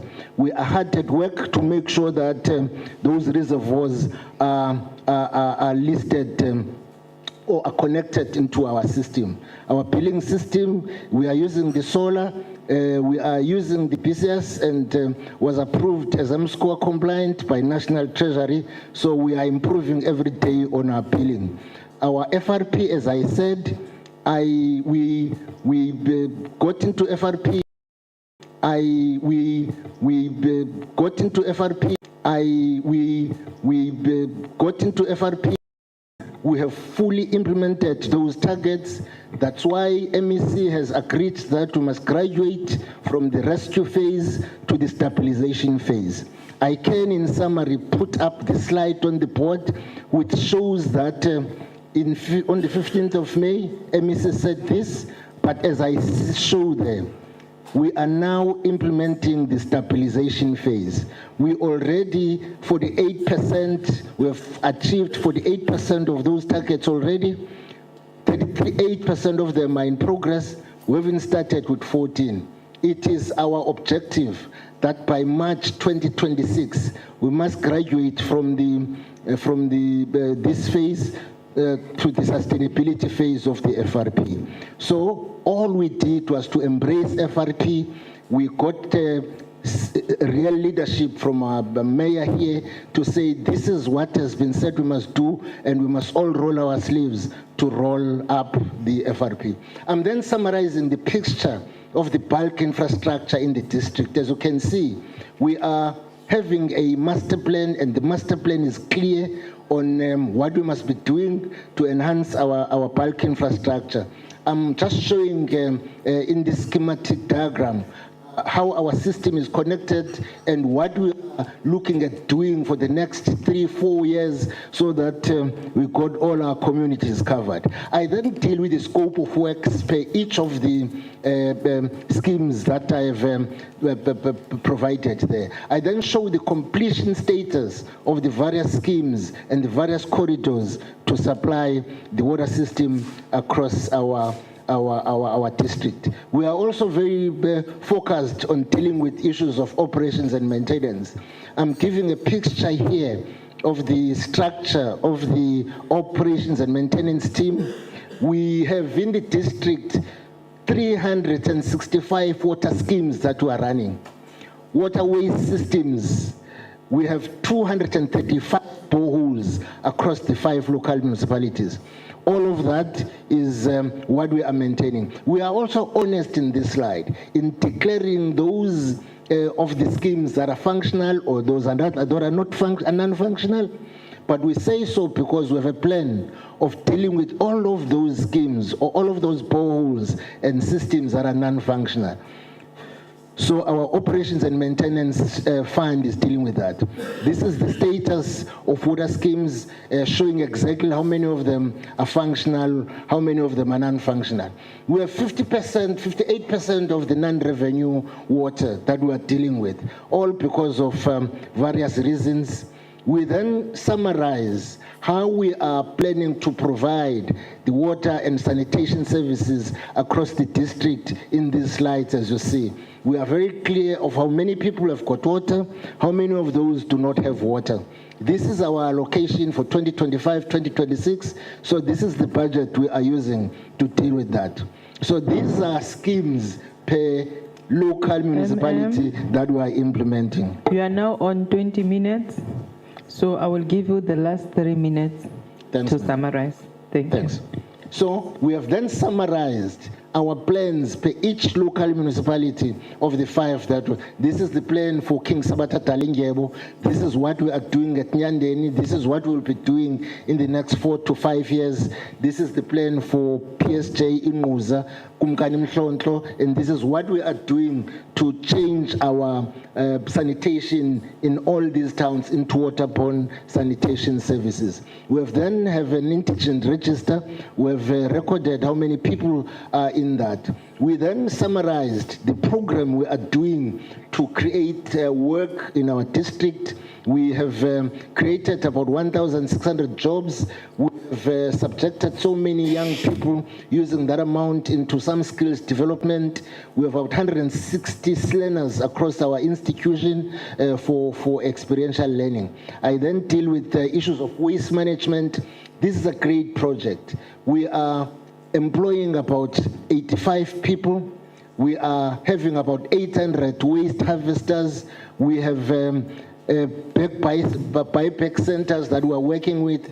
This is a great project. We are turning waste into something that generates money for our people. A summary on human settlement, and then these are the issues that AG raised, and all of them are being addressed. I can start by saying in the financial year 2023-2024, AG had 37 findings. We have addressed 34 of those. We just have 3 that we couldn't finalize, but this is a summary of the findings and what we are doing in terms of the Auditor-General. I can just say that we are an organization hard at work. We have no doubt that we are on an upward trajectory. We have turned that organization around. We are becoming a better organization. We are very optimistic about the future, and our people will be served better than we were doing before, and we are looking forward to servicing them. Thank you very much, Chair. Thank you. I will now allow honorable members to participate in the discussion process. We'll start with Honorable Van Zeen. Thank you, Chairperson. Thank you for the presentation. I saw very briefly, it was glanced over the councillors and officials owing. I saw there was amounts, but it was very quickly glanced over. Are you collecting from the councillors and officials? Has everyone agreed to the payment schedule? Then has any performance bonus to your MM or Section 56 managers been paid in the last, say, 3 years to your MM or Section 56, 57 managers' performance bonuses? Has anything been paid to them? Then just on water infrastructure, what is the current percentage of households with reliable access to potable water across our Tambo district, and how does this compare to the provincial target? Then, given that only 18% of Ingluza Hill residents have water access, and even this is often disrupted by pipe bursts, pump failures and maintenance delays, what emergency plan is in Ingluza Hill for stable water supply? Then why are residents in towns like Mthatha and surrounding villages still relying on water tankers? We know the water tanker is a mafia, there's a business. Or how many water tankers do you make use of? Then something that was not touched on the slides or even in the discussion is the issue about firefighting services. The district has a firefighting function that's in your schedule in the Constitution. Have you got any firefighting trucks that are in use? How many is functional and how many is dysfunctional? Because we do understand that even if people in Ingluza Hill has a fire 4 hours from Mthatha to get a fire truck there. So explain to us the situation with the fire trucks. Don't be defensive, just make us understand, please. Thank you, Chairperson. Thank you. Honorable Ndamase. Thank you very much. My name is Pumele Ndamase. the member of the Portfolio Committee on Cooperative Governance. I'm suspecting that this is a special municipality. My first question is in relation to material findings. Are there material findings on performance report? If yes, why? And the AG also talks about material misstatements, which eventually were corrected. That's what the AG is raising. In the situations like that, if AG can become AG and not give an allowance of correcting the misstatements, that would be a disaster in relation to yourselves. Why? Then, is there anybody that can be held accountable in relation to the misstatements? Then the financial consultants, they cost 4.1 million for asset management. My interest is since when? And this money seems to be growing. And my question is this not an irregular expenditure through the window? Then there is a reference to, by the Auditor-General, there is a reference to oversupply. Okay, I will come back to that. There is a reference to overpayments. Are there overpayments in relation to employees or contractors, as alluded by the Auditor-General? There is Nsonyini Dam. Nsonyini Dam and overpayment. Can we get this as the real story behind the Nsonyini? The Auditor-General is also saying the mayor did not adequately monitor service delivery. Speaker, what are you doing about the mayor that does not adequately monitor service delivery? They go on to say the accounting officer did not address all the internal control deficiencies. Has he been taken to task? Then there is SIU investigations. Proclamation R8, I'm not sure now, 80 Rand of 2022, and Proclamation 172 of 2024. Is there an update in relation to those? If there is any, can we just be briefed? There is an unauthorized expenditure of 267 million, and it is growing from 104 million. Can we get clarity in relation to that? Finally, what keeps you awake at night, Mayor? What keeps you awake at night, MM? Thank you.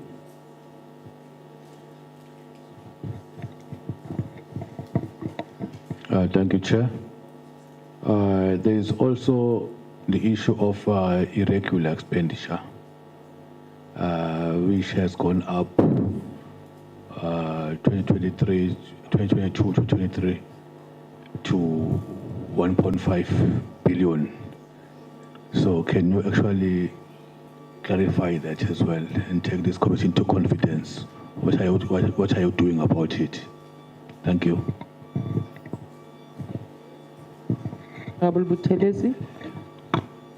Thank you, Chair. Thank you for the presentation. And if you could just please throw some light for us.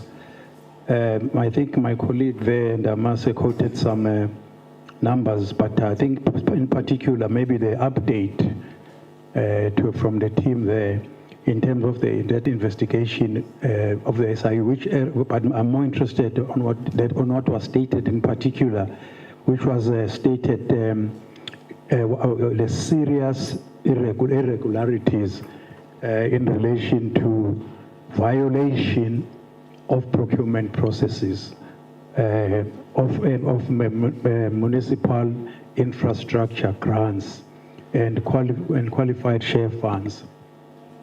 Secondly, apparently the irregular 70 million rand contract which was awarded to a consortium for projects with initial budget of 20 million. Please help us understand that gap.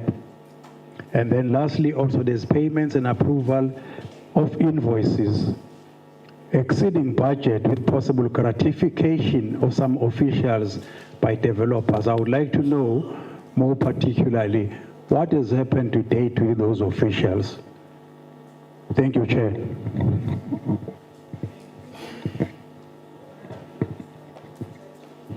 Thank you, Chair. In accounting, we judge you by your check counterfoil as to whom are you spending your money on. So when you sign a check, the check gets taken by the one you're signing it to, but the check counterfoil, that small strip, it tells you that the check was issued to so and so. Now, I'm looking at the 2 billion grant which is given to this municipality. Out of that, how much of it has gone to black hands, black companies? Because the reason why I'm asking this question, we are doing something which is an unintended white empowerment, whereby if you are not intentional to empower black companies, if it means upgrading them from 0 to 8th grade and 9, because the intention is to empower them. If somebody questions you about that, that's what apartheid did. Apartheid, they made sure on the infrastructure development spend, it would be their Afrikaner companies, besigheid, and maak seker dat nie swart mense is daar nie. But in our case, we take all the 2 billion to white companies. So whites are sitting laughing their way to the bank. Blacks have received an expenditure of 2 billion in terms of the output, but in terms of the spend, money spent, they have 0. Now, that's why I'm asking this question, because then we are joking if so much money, we couldn't be excited about the expenditure of so much huge monies, but all of them are like in a funnel. You put it this side, it comes out the other side, but it's going back to where it was. Then I want to understand the Amakosi spread in your district. How many? What is their state? Are they rich? Are they poor? Infrastructure-wise, their land claims, are they restored their land?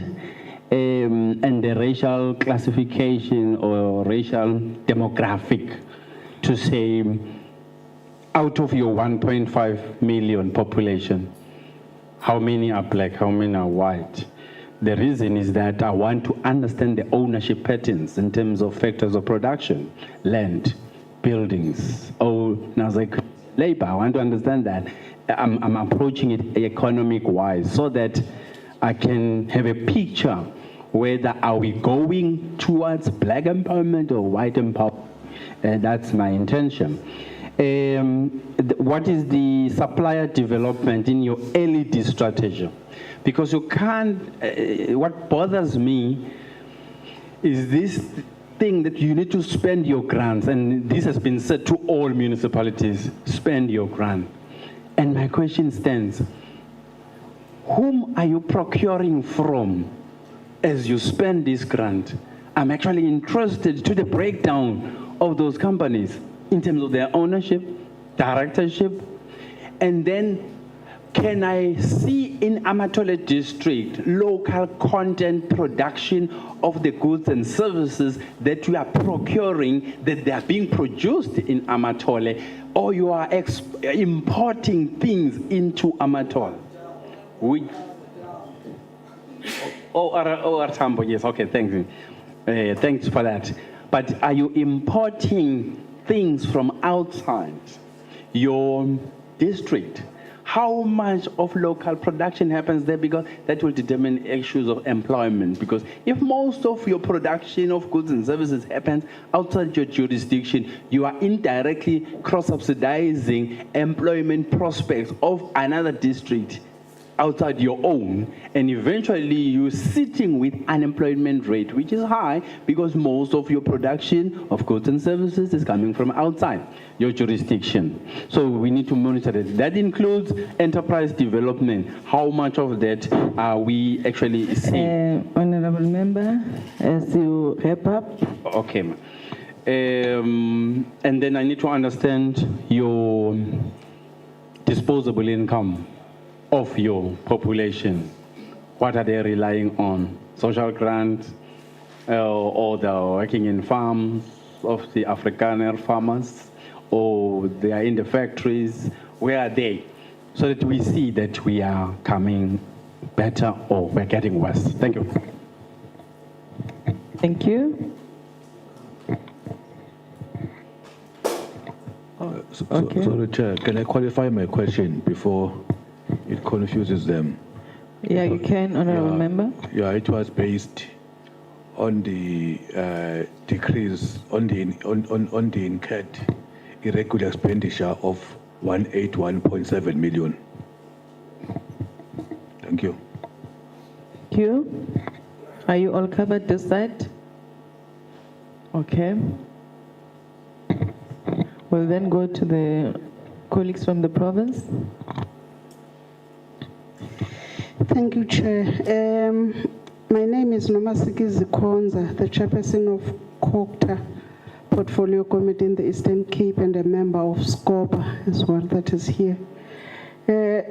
Chair, one has to first note, as the executive mayor was saying, the municipal manager was saying, I think also the executive mayor, the history of where OR Tambo comes from and where it is now.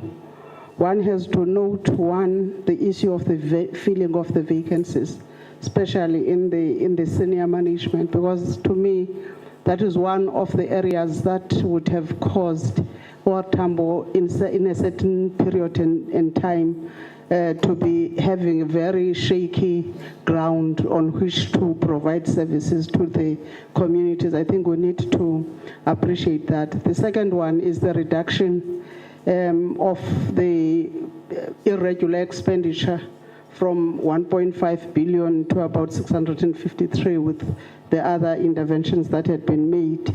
But I think the concern as well that is still too big. And honestly, there needs to be a way of dealing with that in relation as to putting the municipality in the right path.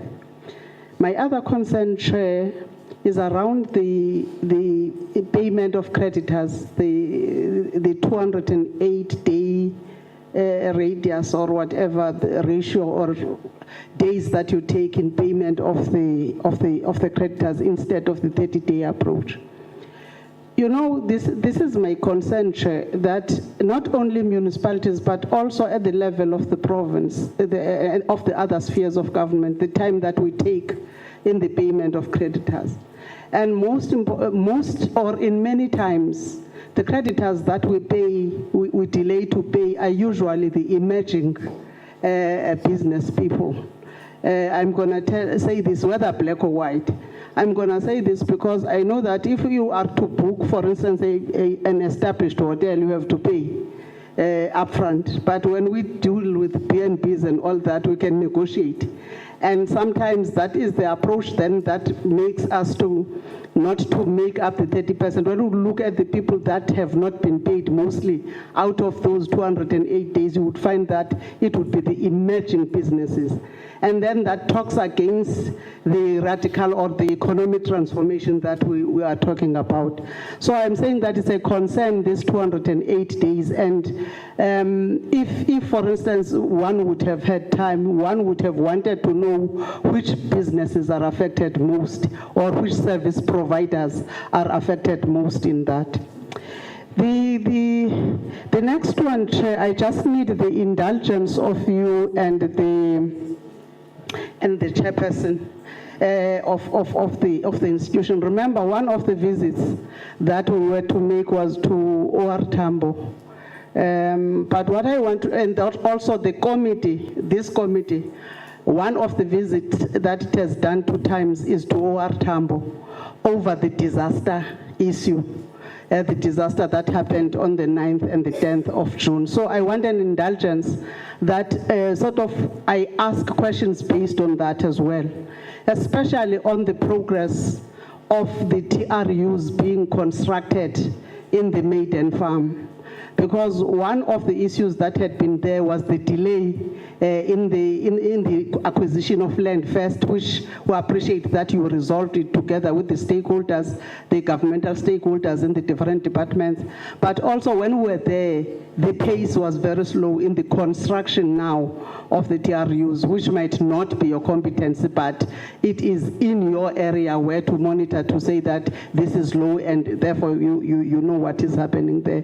How many TRUs have been built now? And out of those, how many victims have been allocated or relocated? Because many of those that were there, the TRUs about 100, they were saying that there were about 75 when we were there. Many of them were not occupied yet. People were not relocated there. How is the pace on that? But lastly, there were also responsibilities that were for the district to deal with, the water provision. For the people that are in the TRUs. There are stand pipes or stand depths that are there that were not having water at that stage, and the municipality was working on that.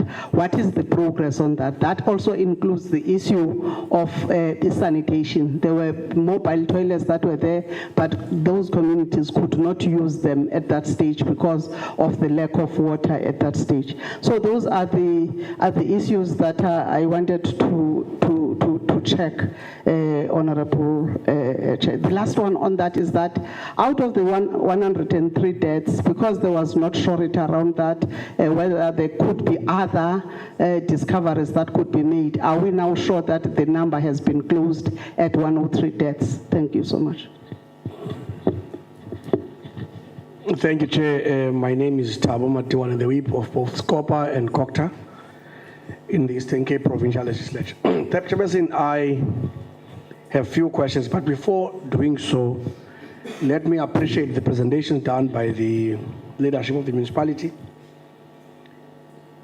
Yeah, you know, we have interfaced way before this term, I think in the 6th administration with this municipality quite often. They were characterized by a number of challenges.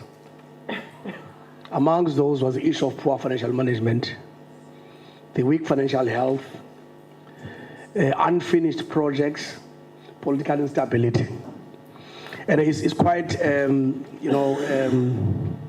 heartwarming to get a picture different to that one that some of us were made aware of before this term of administration. So I must say that both to the mayor and the leadership and to the department, there's been a great deal of work that has been done to date. And I think we appreciate the improvement. Suffice to say, there are still challenges that still lie ahead, as honorable members have raised them. I have the following questions. One is the issue of the previous MIs that were issued to the municipality. One being the issue of Amatola water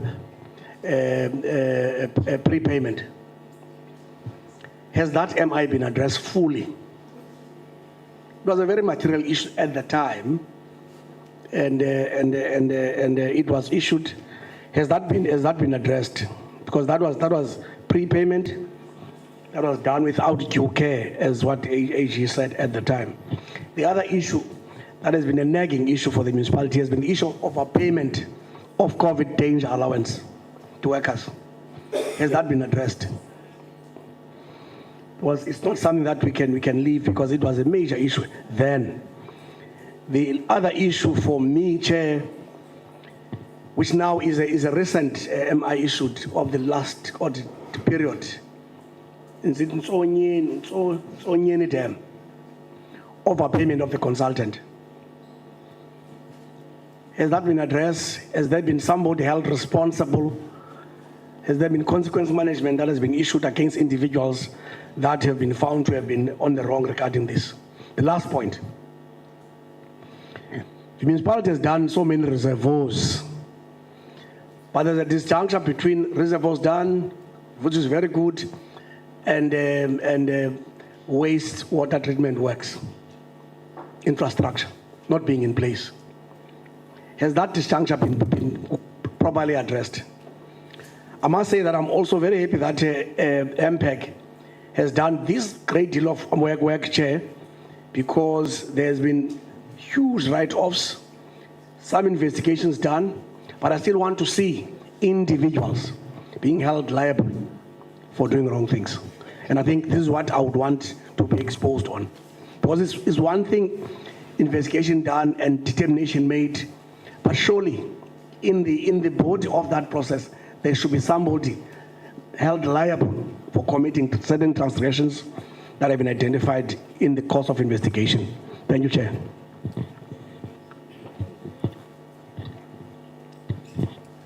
I only have two questions with regards to bulk infrastructure projects.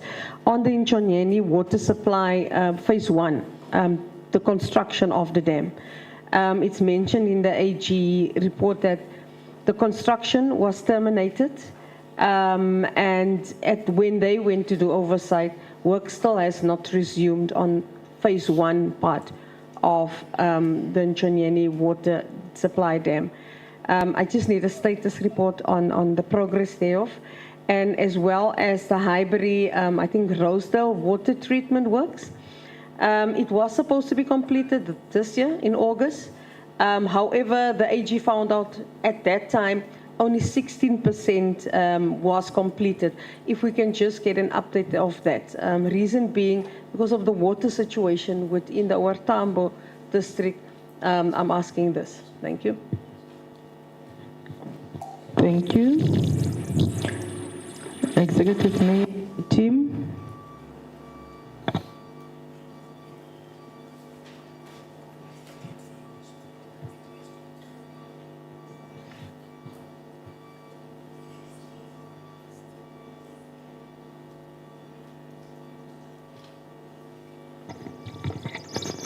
Thank you very much, Chairperson.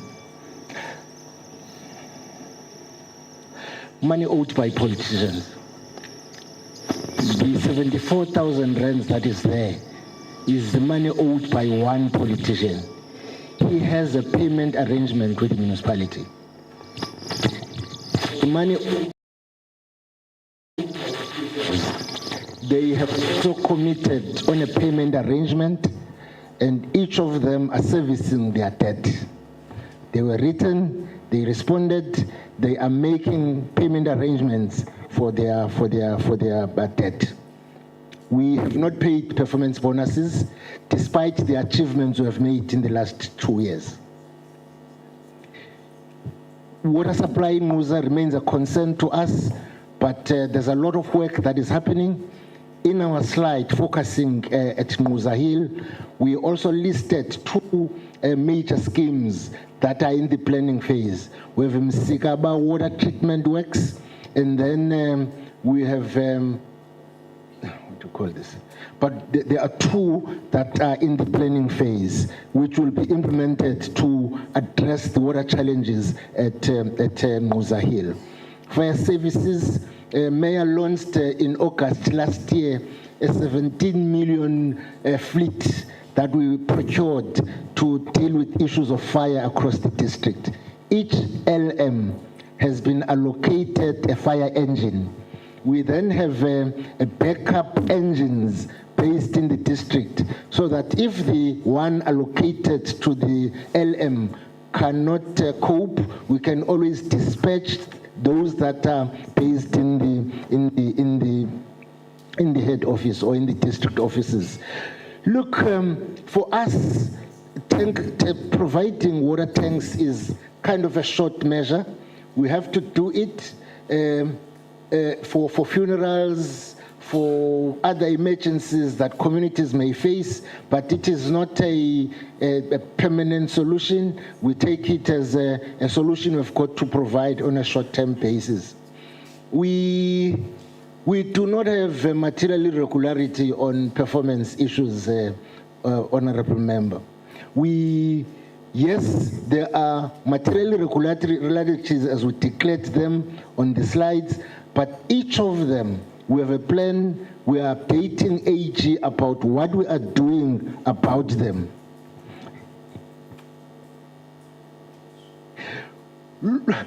As I said, most of these MIs come from prior years. Most of those officials that were there, that were party to this, are no longer part of the organization. So we have no relationship with them, so we may not be in a position to do anything with them. Look, it is our belief that looking at the asset portfolio that we are managing, we are not having the necessary capacity as yet to be able to produce proper registers for that. Hence, we are using consultants from time to time so as to be able to record our infrastructure assets. Overpayment at Ntsonyene, this was also done 5-6 years ago, but we are updating that MI on a monthly basis with AG.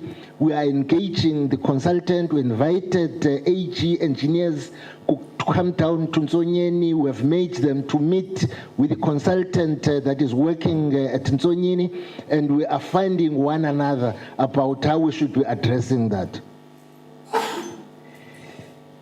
The SIU investigations remain a concern to us.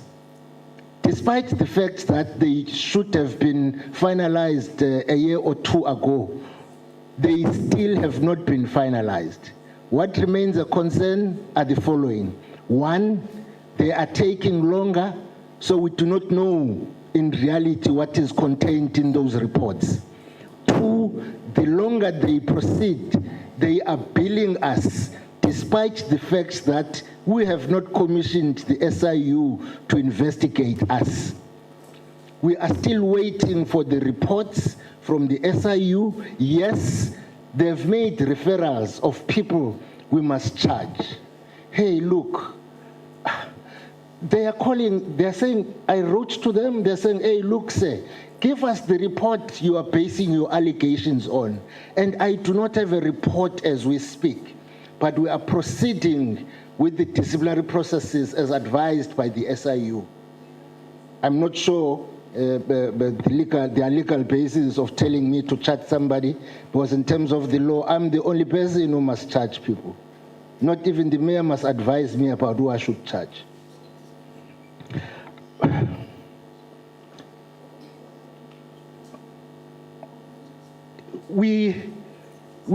You see, as I said on the SIU investigations, we wish we could get the final report, but we are proceeding with the disciplinary inquiry on the 11 employees, 12 in fact, that were referred to us.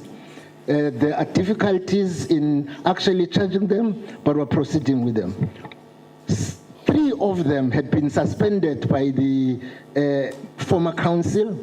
They then challenged the report that council had conducted, and the Grahamstown High Court said that report must be set aside and must be taken as an unlawful. So if that report was the basis of charging them, then there was no reason, therefore, to proceed with charging them. They were then reinstated by the council. We cannot again suspend them or charge them on the basis of what the previous council had already done. That will be tantamount to double jeopardy.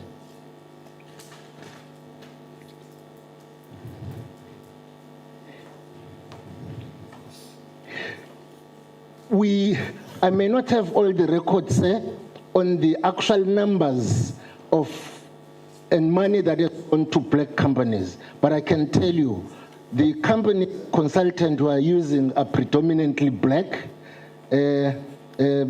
Forgive, I won't risk being racist on this matter, but they are predominantly black, and we look at the capacity and the potential. We continue to engage with them, but it's going to be hard to take somebody from grade 1 to level 8 without going all through the necessary steps that must be done by them.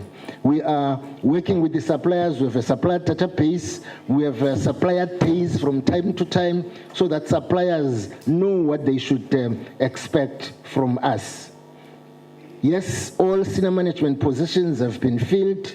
We are hard at work through the chairperson of MPEC to deal with the UFW, and the record speaks for itself. I'm sure, Honorable Konza, you are referring to a report that was issued by AG 2-3 years ago of the average of 208 days. The recent report, or the latest report, it's 103 days on average for the following reasons.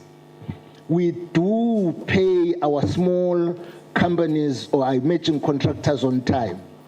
But the problem with us is with the big players like ESCOM. ESCOM issues us their bills already with an interest on the day they issue the bills. So that causes the irregular expenditure to increase. The DWS, we have this amount that keeps on rising on their side, and we have requested the provincial treasury to intervene, because in our view, what they claim we owe them is not what we in our records we owe them. So they continue to charge us the interest, hence the irregular expenditure that has been growing. But we are dealing with that. All of these things. Or the third problem is with the Department of Human Settlement. We are having an agreement, a funding agreement between the Department of Human Settlement and ourselves. We are implementing 18 projects. In terms of the funding agreement, there's an amount of about 101 billion rand we are using to implement these. No, it can't be 101. It's 1.1 billion rand, my apologies, Chair. So with this funding agreement, we are using what we call value creation. We first build, or contractors first work, they then submit invoices to us, we submit invoices to Department of Human Settlement. Department of Human Settlement does not service these invoices on time as required. Whereas contractors are contracted to us, we can't pay them. We must send invoices to Department of Human Settlement. So when the Department of Human Settlement does not provide money to service those invoices, the average payment of 30 days is definitely spoiled in that process. So all of those are reasons that are causing us to be using the average of days as shown by AG. We are at a better financial health, chairperson, as we said, from a zero balance to more than R1 billion in the bank.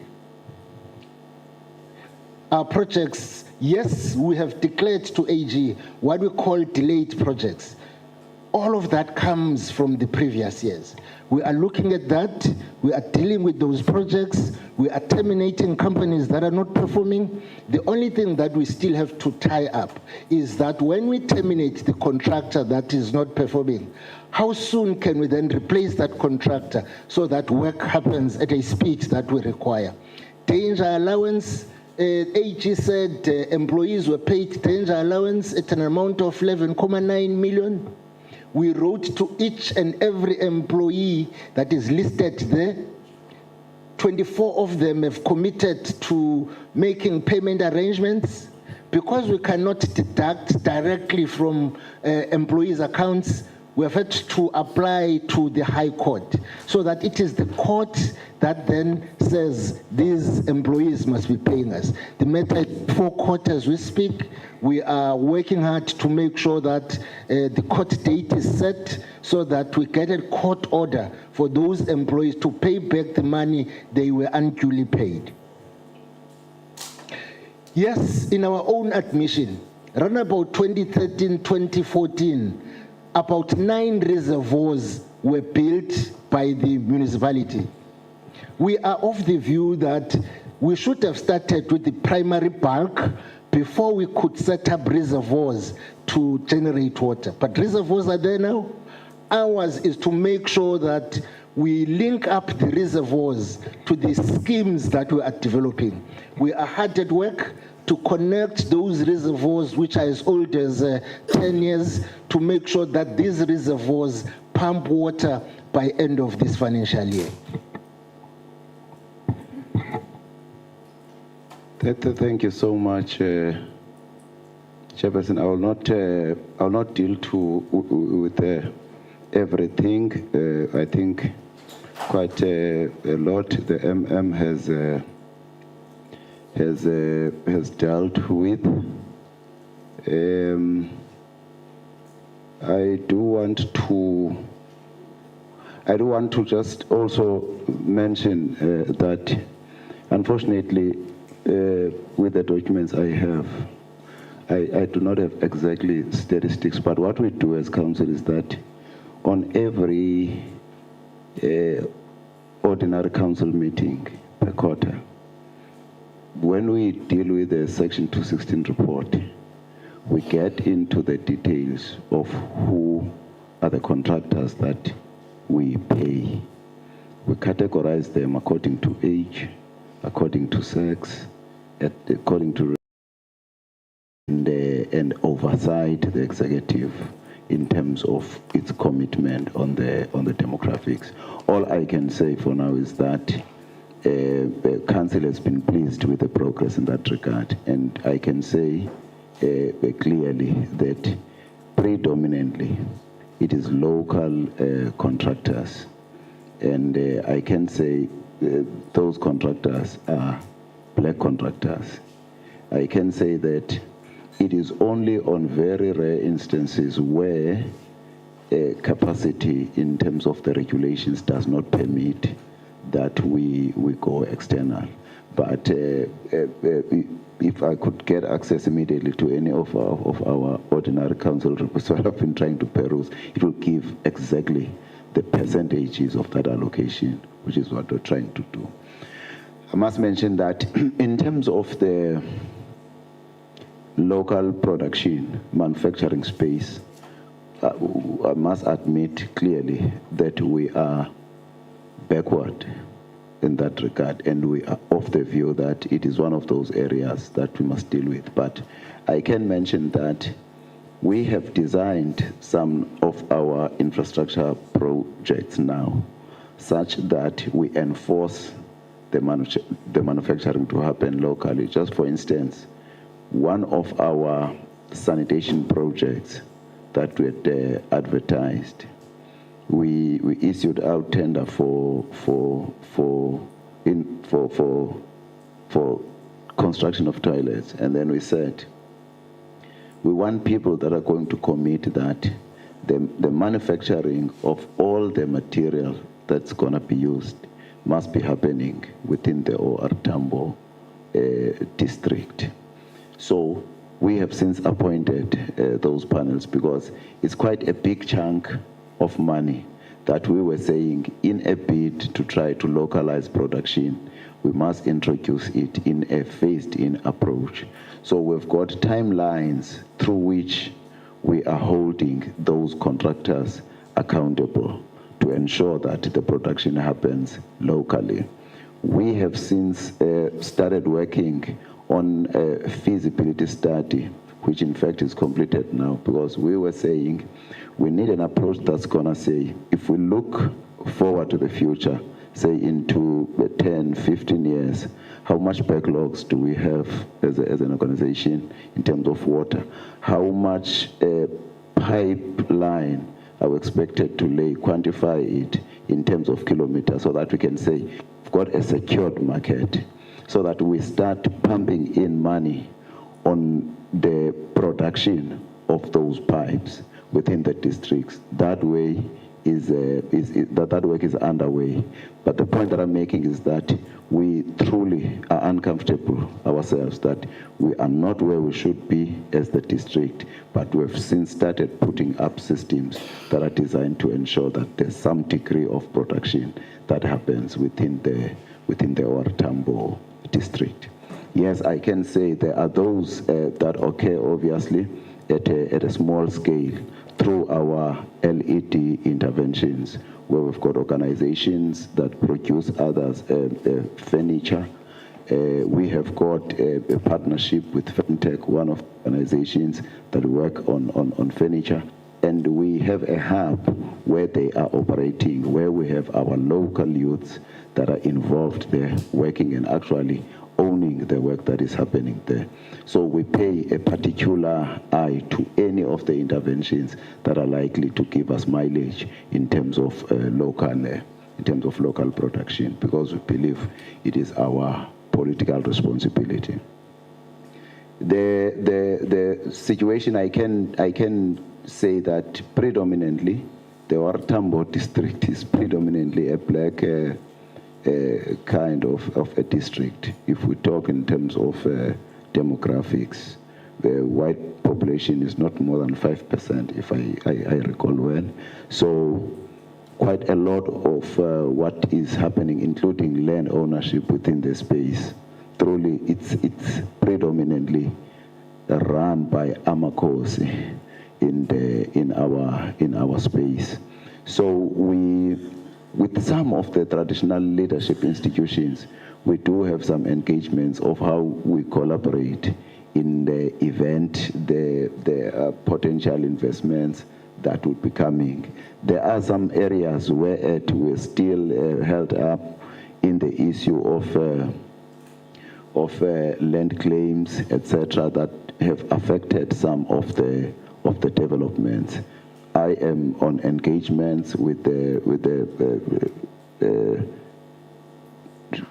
Minister Nyonzo's department, land commissioner, to resolve some of those matters.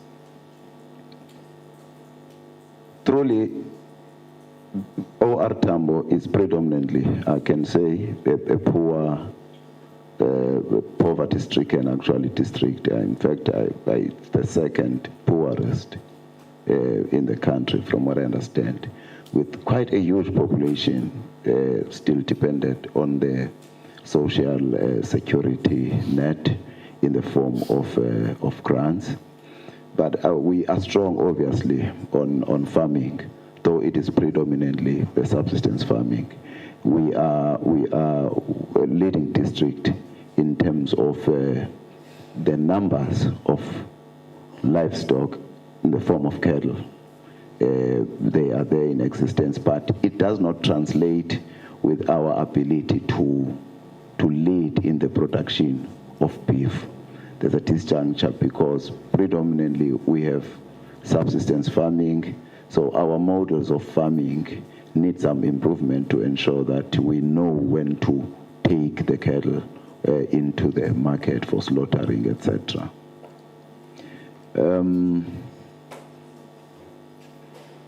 I must mention on the issue of SIU investigations that it's a matter, fortunately, it's a matter we have raised with SIU.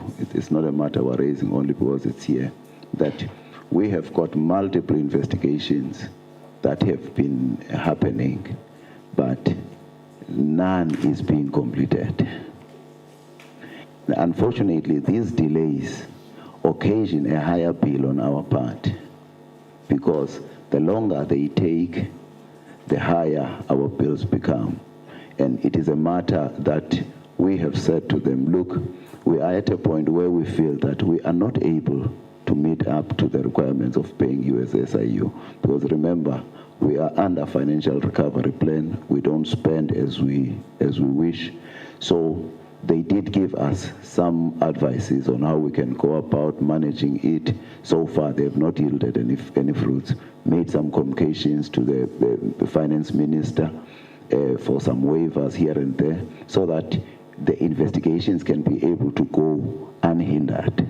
But what we can commit on clearly is that we make it a point that as the investigations happen, they get full cooperation in terms of all the kinds of information that they require from the administration, and we get periodic updates in terms of what would be happening. Around the issue of water cutters, I do want to say there was also obviously a crisis, because at some point as an institution, we also made use of private cutters. And at some point we felt that it contributed to some dysfunctionalities in our system, because we would feel that sometimes the system would be sabotaged because there are business interests around it. So we suspended using private cutters. We sought to strengthen our fleet internally as the organization, so that where we need to bring water, we use our own water trucks, so that we don't create a parallel economy that is in direct contrast with what we are seeking to achieve as the institution. As things stand, we do not use private cutters. We've suspended it. We fully use our own fleet as the organization. We, in line with what the MM has spoken about, we want to remind members that we work on the basis of what was then called the KSD Presidential Intervention Project, which came with a design that spoke on certain reservoirs to be being put huger pipelines transporting water from areas like Mthatha, Libote, Mkanduli, Ngeleni, etc. But part of the problem is that the project times of various components of that system, we think were not necessarily properly aligned, because you would get a point where a reservoir at a further stage would be completed, whereas a reservoir closer to the source is not yet completed. So meaning which we have got infrastructure that is ready for use, but it is not connected to the source of the water. So this is what we're trying now to turn around. But we have also said, because we have got the High Barry water treatment works, that is quite a huge investment, but it's delaying and taking a bit longer. So what we did was to say we must augment the capacity of the Thornhill water treatment works, so that in the interim we can connect that system to the Thornhill water treatment works, so that at least whilst we are finishing up work in the High Barry, there is work flowing through that system, so that villages can get water. Then once we are finished with the High Barry, we will reconnect the system to that High Barry treatment. So there are those things that we are trying to, but part of the problem now is that as we begin to bring in water through the system, you find out some of the pipes already have some leaks and problems, because they've been lying there for the longest of time. So in those incidents, we still have to also work on maintaining those pipes and seawater, but we see quite a lot of progress in that regard, which is partly why the Auditor-General was saying there's infrastructure that has been completed with, there's reservoirs, there's this, but there is no water. So we said we'll augment the source, we'll drill in boreholes to augment the supply, so that meanwhile we can make use of that infrastructure. That is what keeps me awake, Honorable Ndamase, at night, because if at one point I would be able to complete that system, I wouldn't have any problems any further in terms of water supply. We are trying, having said, to tweak the system now to rework it so that we have proper, consistent supply. Once we do that, we will be sleeping a peaceful night. Thank you. Thank you very much. Can I go ahead? We are only giving you 5 minutes to wrap up, and thereafter we'll give members an opportunity to do follow-up questions.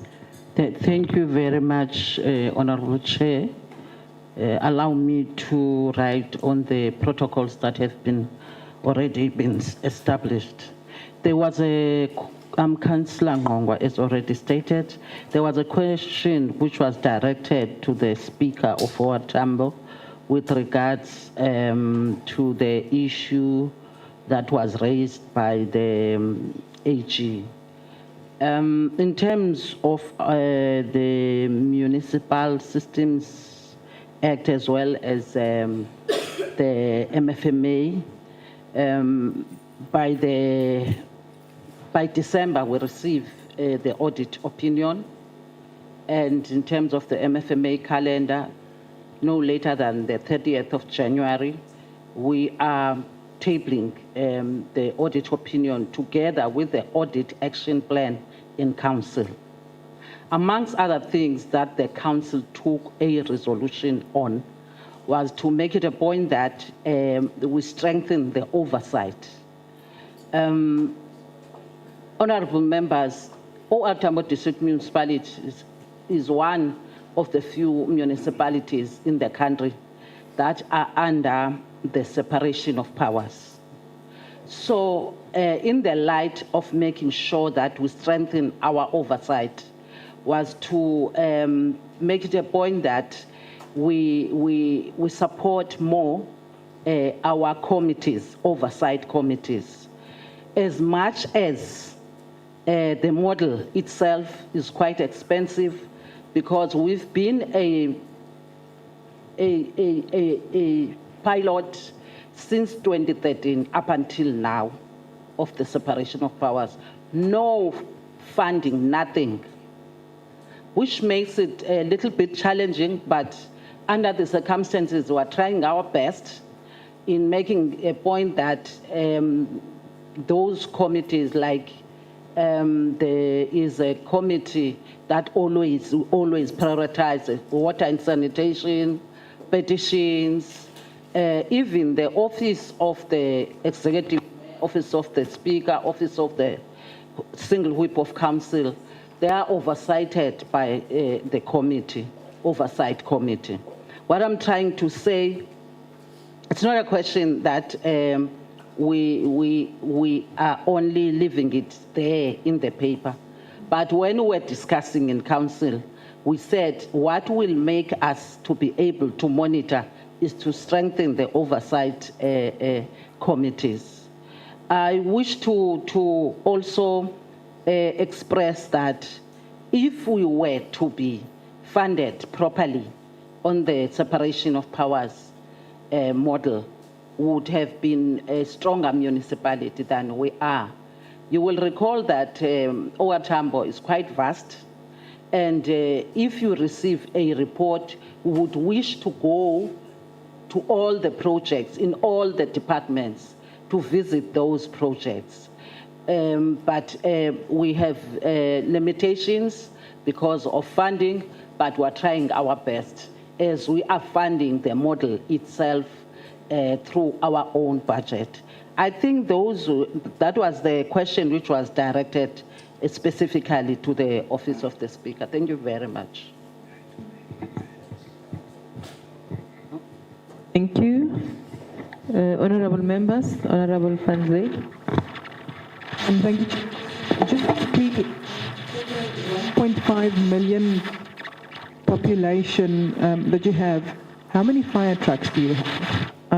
Because it was said there's fire trucks for each LM, etc., etc. But I want to know, for the 1.5 million population that you have, how many fire trucks do you have that's operational? Then just latching on to something that Honourable Matiwane had said about the danger pay. I was late to that story, but one thing that it sparked with me is that someone had made that decision to allocate the danger pay or to pay the danger pay. What has happened to that official? What consequence management has happened to that official? Because obviously it's costing the municipality and you had to go to the High Court, so there's lots of litigation fees, etc., etc. What has happened to that official that said, yes, let's pay? Thank you. Thank you very much, Chair. I would like to first start with the issue of the SIU. If that kind of a relationship with the municipality and the SIU is as the mayor and the MM are articulating, I think as the committee we must also be able to get accountability from the side of the SIU, because it can mess other things there. If I was part of those that are subjected to disciplinary hearing with what the MM is saying here, I would use that information and win the case. Then secondly, on the consequence management, MM, I have no reason to believe you, especially if we have not, with the reports that are in front of me. And therefore, Chair, I would suggest that on the issue where the MM is saying, in terms of implementing the consequence management, because those issues arose a number of years ago, they are unable to take them to task because they are not there. Can we be able to go to be scientific now, allow the MM or the municipality to submit a report that is going to be able to distill who exactly is still in the municipality and who is no longer there? Because I cannot just accept to say that all of them, they are no longer there. Let's see it. Then the issue of Nsonyini. Because Nsonyini has been raised also by the Auditor-General recently. Can we also attach it to the issue? That project. Can we also be able to say, can we get submission of an extra information that is going to be able to shed light on that? And the last point is on the development agency. I get reminded when the mayor is talking about their contribution in agriculture as part of the economy of the area. Can they also help us in understanding what is actually happening in relation to their development agents? Thank you very much.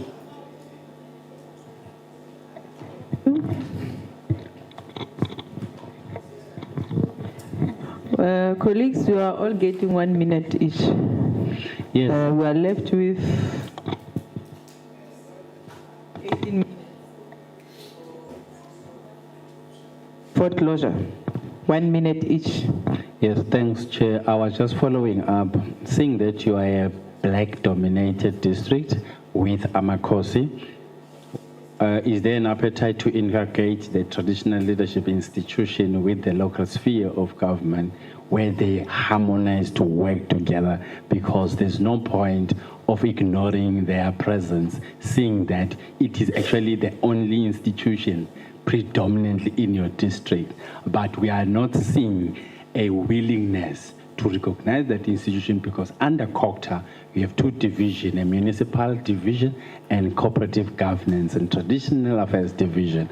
But you have an opportunity to pilot this and perfect a seamless work togetherness of Amakosi with local government, and you give us a model, seeing that you are a piloting separation of power. In the context of the piloting of separation of power, include the traditional leadership institution and see what a beautiful picture that can come out of in our yes, district. Thank you. The pilot. Thank you, Chair. It's a pilot over pilot. Chair, I just one issue for me, which I think the mayor might have forgotten to respond to, is the prepayment for aid for Amatola water. That was the issue. And lastly, to you, Chair, MM, I think there's a mistake there, because the question Honorable Consul was raising unless you are saying the discrepancy, is on page 11. The 208 she was referring to is on page 11 of the AG's report. Is on page 11 of the AG's report where she said 208, and you said no, it's an old one. It's 208 of 2023-24 of the AG's report. That's page 11. I can see here she wants to come and say, no, I'll handle it, I'll just raise it at that point. Change it. Thank you. Municipality, you have 5 minutes to respond to the follow-up questions. And before we give to municipality, honorable members, when we engage in this platform, we know that we are protected by Parliament, but let's try by all means not to divide the House. We know that the issue of land is a serious matter, but some jokes regarding the race are really dividing the House. Let's try to raise our point, but not in a way that will reverse the gains of democracy. Thank you.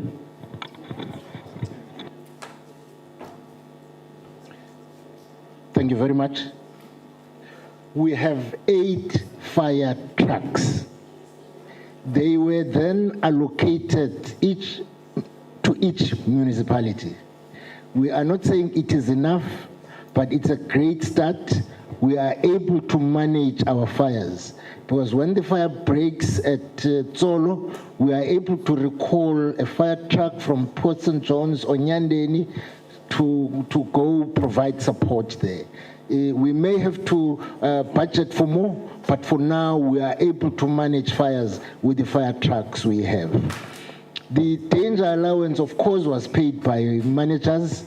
The MM who was there at the time is deceased. He is no more. The chief financial officer who was there, his contract came to an end, so he is not part of the municipality. The corporate services director who was there, his contract came to an end. He is no longer in the municipality. So all the 3 key officials who were at the center of the danger allowance are no longer in the municipality.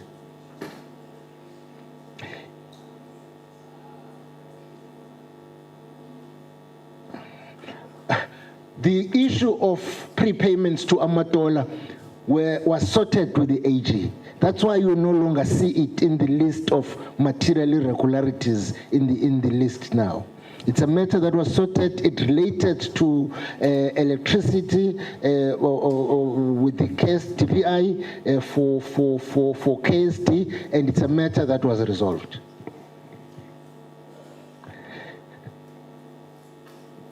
The development agency is coming up well, is at the center of running the farms, it's at the center of running the abattoir, it's at the center of working with our local farmers to purchase or sell cattle. So they are really at the center of turning around the economic special space in that area. We have a house of traditional leaders. Apologies to interject. You said a special what? Not a special municipality. We are not about to claim. We are not about to claim that. So I heard something about a special, and it's a district. So it then reminded me of a special municipality. We may be a bit special, but it's not going to be claimed by us. On the issue of fire trucks, I would also just want to add that the fire function is also still being exercised as well by the local municipality, that is KSD. So there is a fleet that is based there, except for the one that we're accounting for. I may add that the 8 trucks that they are only the trucks that are part of the 17 million investment that MM was talking about. But there's a few other trucks that are older trucks, which are not very reliable by reason of age, but they are also functional so far. They have not been decommissioned. I think it's about 4 of those that there have been. And We think the review of the white paper on local government will provide us an opportunity to look at the structure of our governance system in the local space as far as it relates to Amakosi and their role, because we think at this point for us to attempt to be coming up with a model would in some way seek to kind of compete with the process, because in terms of the review of the white paper, we believe that that's a process through which we must bring all the solutions that are going to bring all our people in one place. That would be elected, democratically elected individuals, Amakosi, and all other leadership circles within society. So we would not be encouraged at this point to jump to pilot, at least as the municipality. We're looking at a number of reviews in terms of what is happening in Dinga. As you'll recall, we had 7 farms that we are running, but our evaluation has recently made us to consider reducing that number, because not all of them are as productive as they ought to be. But at the same time, while they are not as productive, they are eating on our shoulders as the institution, because there are overheads that we have to pay as an organization. So we said there has to be an interaction between the board of the entity and the executive mayor to make a review of what transformative steps that we need to take. But there are trading activities that are happening successfully. You talk about the fruit and veg market. You talk about the aperture. That's where we're making some bit of money. But at the same time, there are departments that engage us to facilitate, to do some studies on some of the agricultural related activities. And through those fees, we're able to make some fees. But overall, I can say we're still worried, because there's still more that we pump into the entity than we think we should, because we believe at some point it should be able to run itself. Thank you. Thank you. Colleagues, we have come to the end of our session. It's been a very long and exhausting day. And on the side of OR Tambo, there are matters that I believe that you need to also take into consideration. As we've indicated that we are on a process of modifying our oversight in all the spheres of government, especially local government. So the presence of provincial colleagues is also to assist us in dealing with matters that we are unable to fully address in this gathering, which means that there will be matters that we will have to refer to them, and they will have to work with the executive and report back to us in the next coming 3 months. So on your side, I also want to highlight the issue of the Amakosi, whereby Amakosi plays a critical role in our society, and we would also appreciate if you maintain a good working relationship with them. And on the programs of local economic development, we'll also appreciate if you make them part of that program. And on your development agency, what has always been challenged in most municipalities that do have development agents, especially at the district level, is that instead of development agency creating its own revenue, it then takes from the district.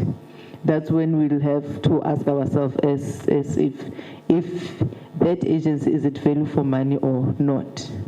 Because when you establish the agency, we establish it under the impression of it being able to sustain itself, it being able to serve as a coordinating structure for the locals. So which means it should be sustainable. But if it takes from the district, then it becomes a liability. So you'll have to relook at the economic strategies that will ensure that it becomes effective and profitable.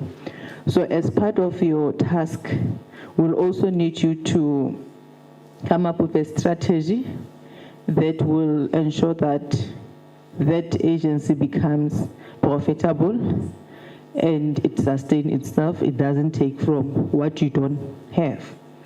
And then there's an issue of water challenges in your area. We need you to come up with a stable water supply plan that has the long and the short term, which means that you will have to work also with your Department of Water and Sanitation to ensure that you deal with the long-term plan of your access to water for all your communities. We need you to have an ongoing service delivery, monitoring and evaluation tool. The reason why we are saying that is because there was an issue that was raised in relation to you monitoring the services that you provide. So we need you to have that plan that is ongoing, and you must also submit that within 3 months. And there was an issue about the SIU investigation. You can send us a report on that investigation in terms of how far is the SIU. However, even on our side, because we do have access to SIU, we'll also follow up on it. And on the irregular expenditures, it goes to the MPEC. We need to get the state of your MPEC. So you must also give us a report that gives us the state of your MPEC, and also how are you strengthening it in order for it to be able to investigate the irregular expenditures that are there. We also need a post-audit plan, action plan, where you will also be able to address material irregularities. And then there was a report that was requested by Honorable Ndamase on, I can't remember, it's all, yes. Can we please also get a detailed report on that? And yeah, I believe these are the issues that we have with you. So we'll appreciate if we can get those documents within 3 months. You can submit them to the portfolio committee in the province and also to us through our secretariat office. And we will also appreciate that. Honorable members, we have come to the end of our session. However, tomorrow when we start our session, we'll request the honorable members that when we discuss, please try to channel your inputs and questions to the subject at hand. And there are matters that are of constitutional matter which we can't resolve in this platform. As this portfolio committee will have to have our session where we'll also have to look at those matters. And if there's a need for you to make proposal in terms of what needs to be changed, we can do it through the private members bill or any other avenues that are there in Parliament. And we also need to try to be considerate of our material conditions as all members that are part of this meeting when we raise our issues. Colleagues, the meeting is officially closed. Thank you so much. I will also appreciate your presence because I know that you're not scheduled for today, this afternoon. You're scheduled for Thursday, but you managed to come and present. Thank you so much.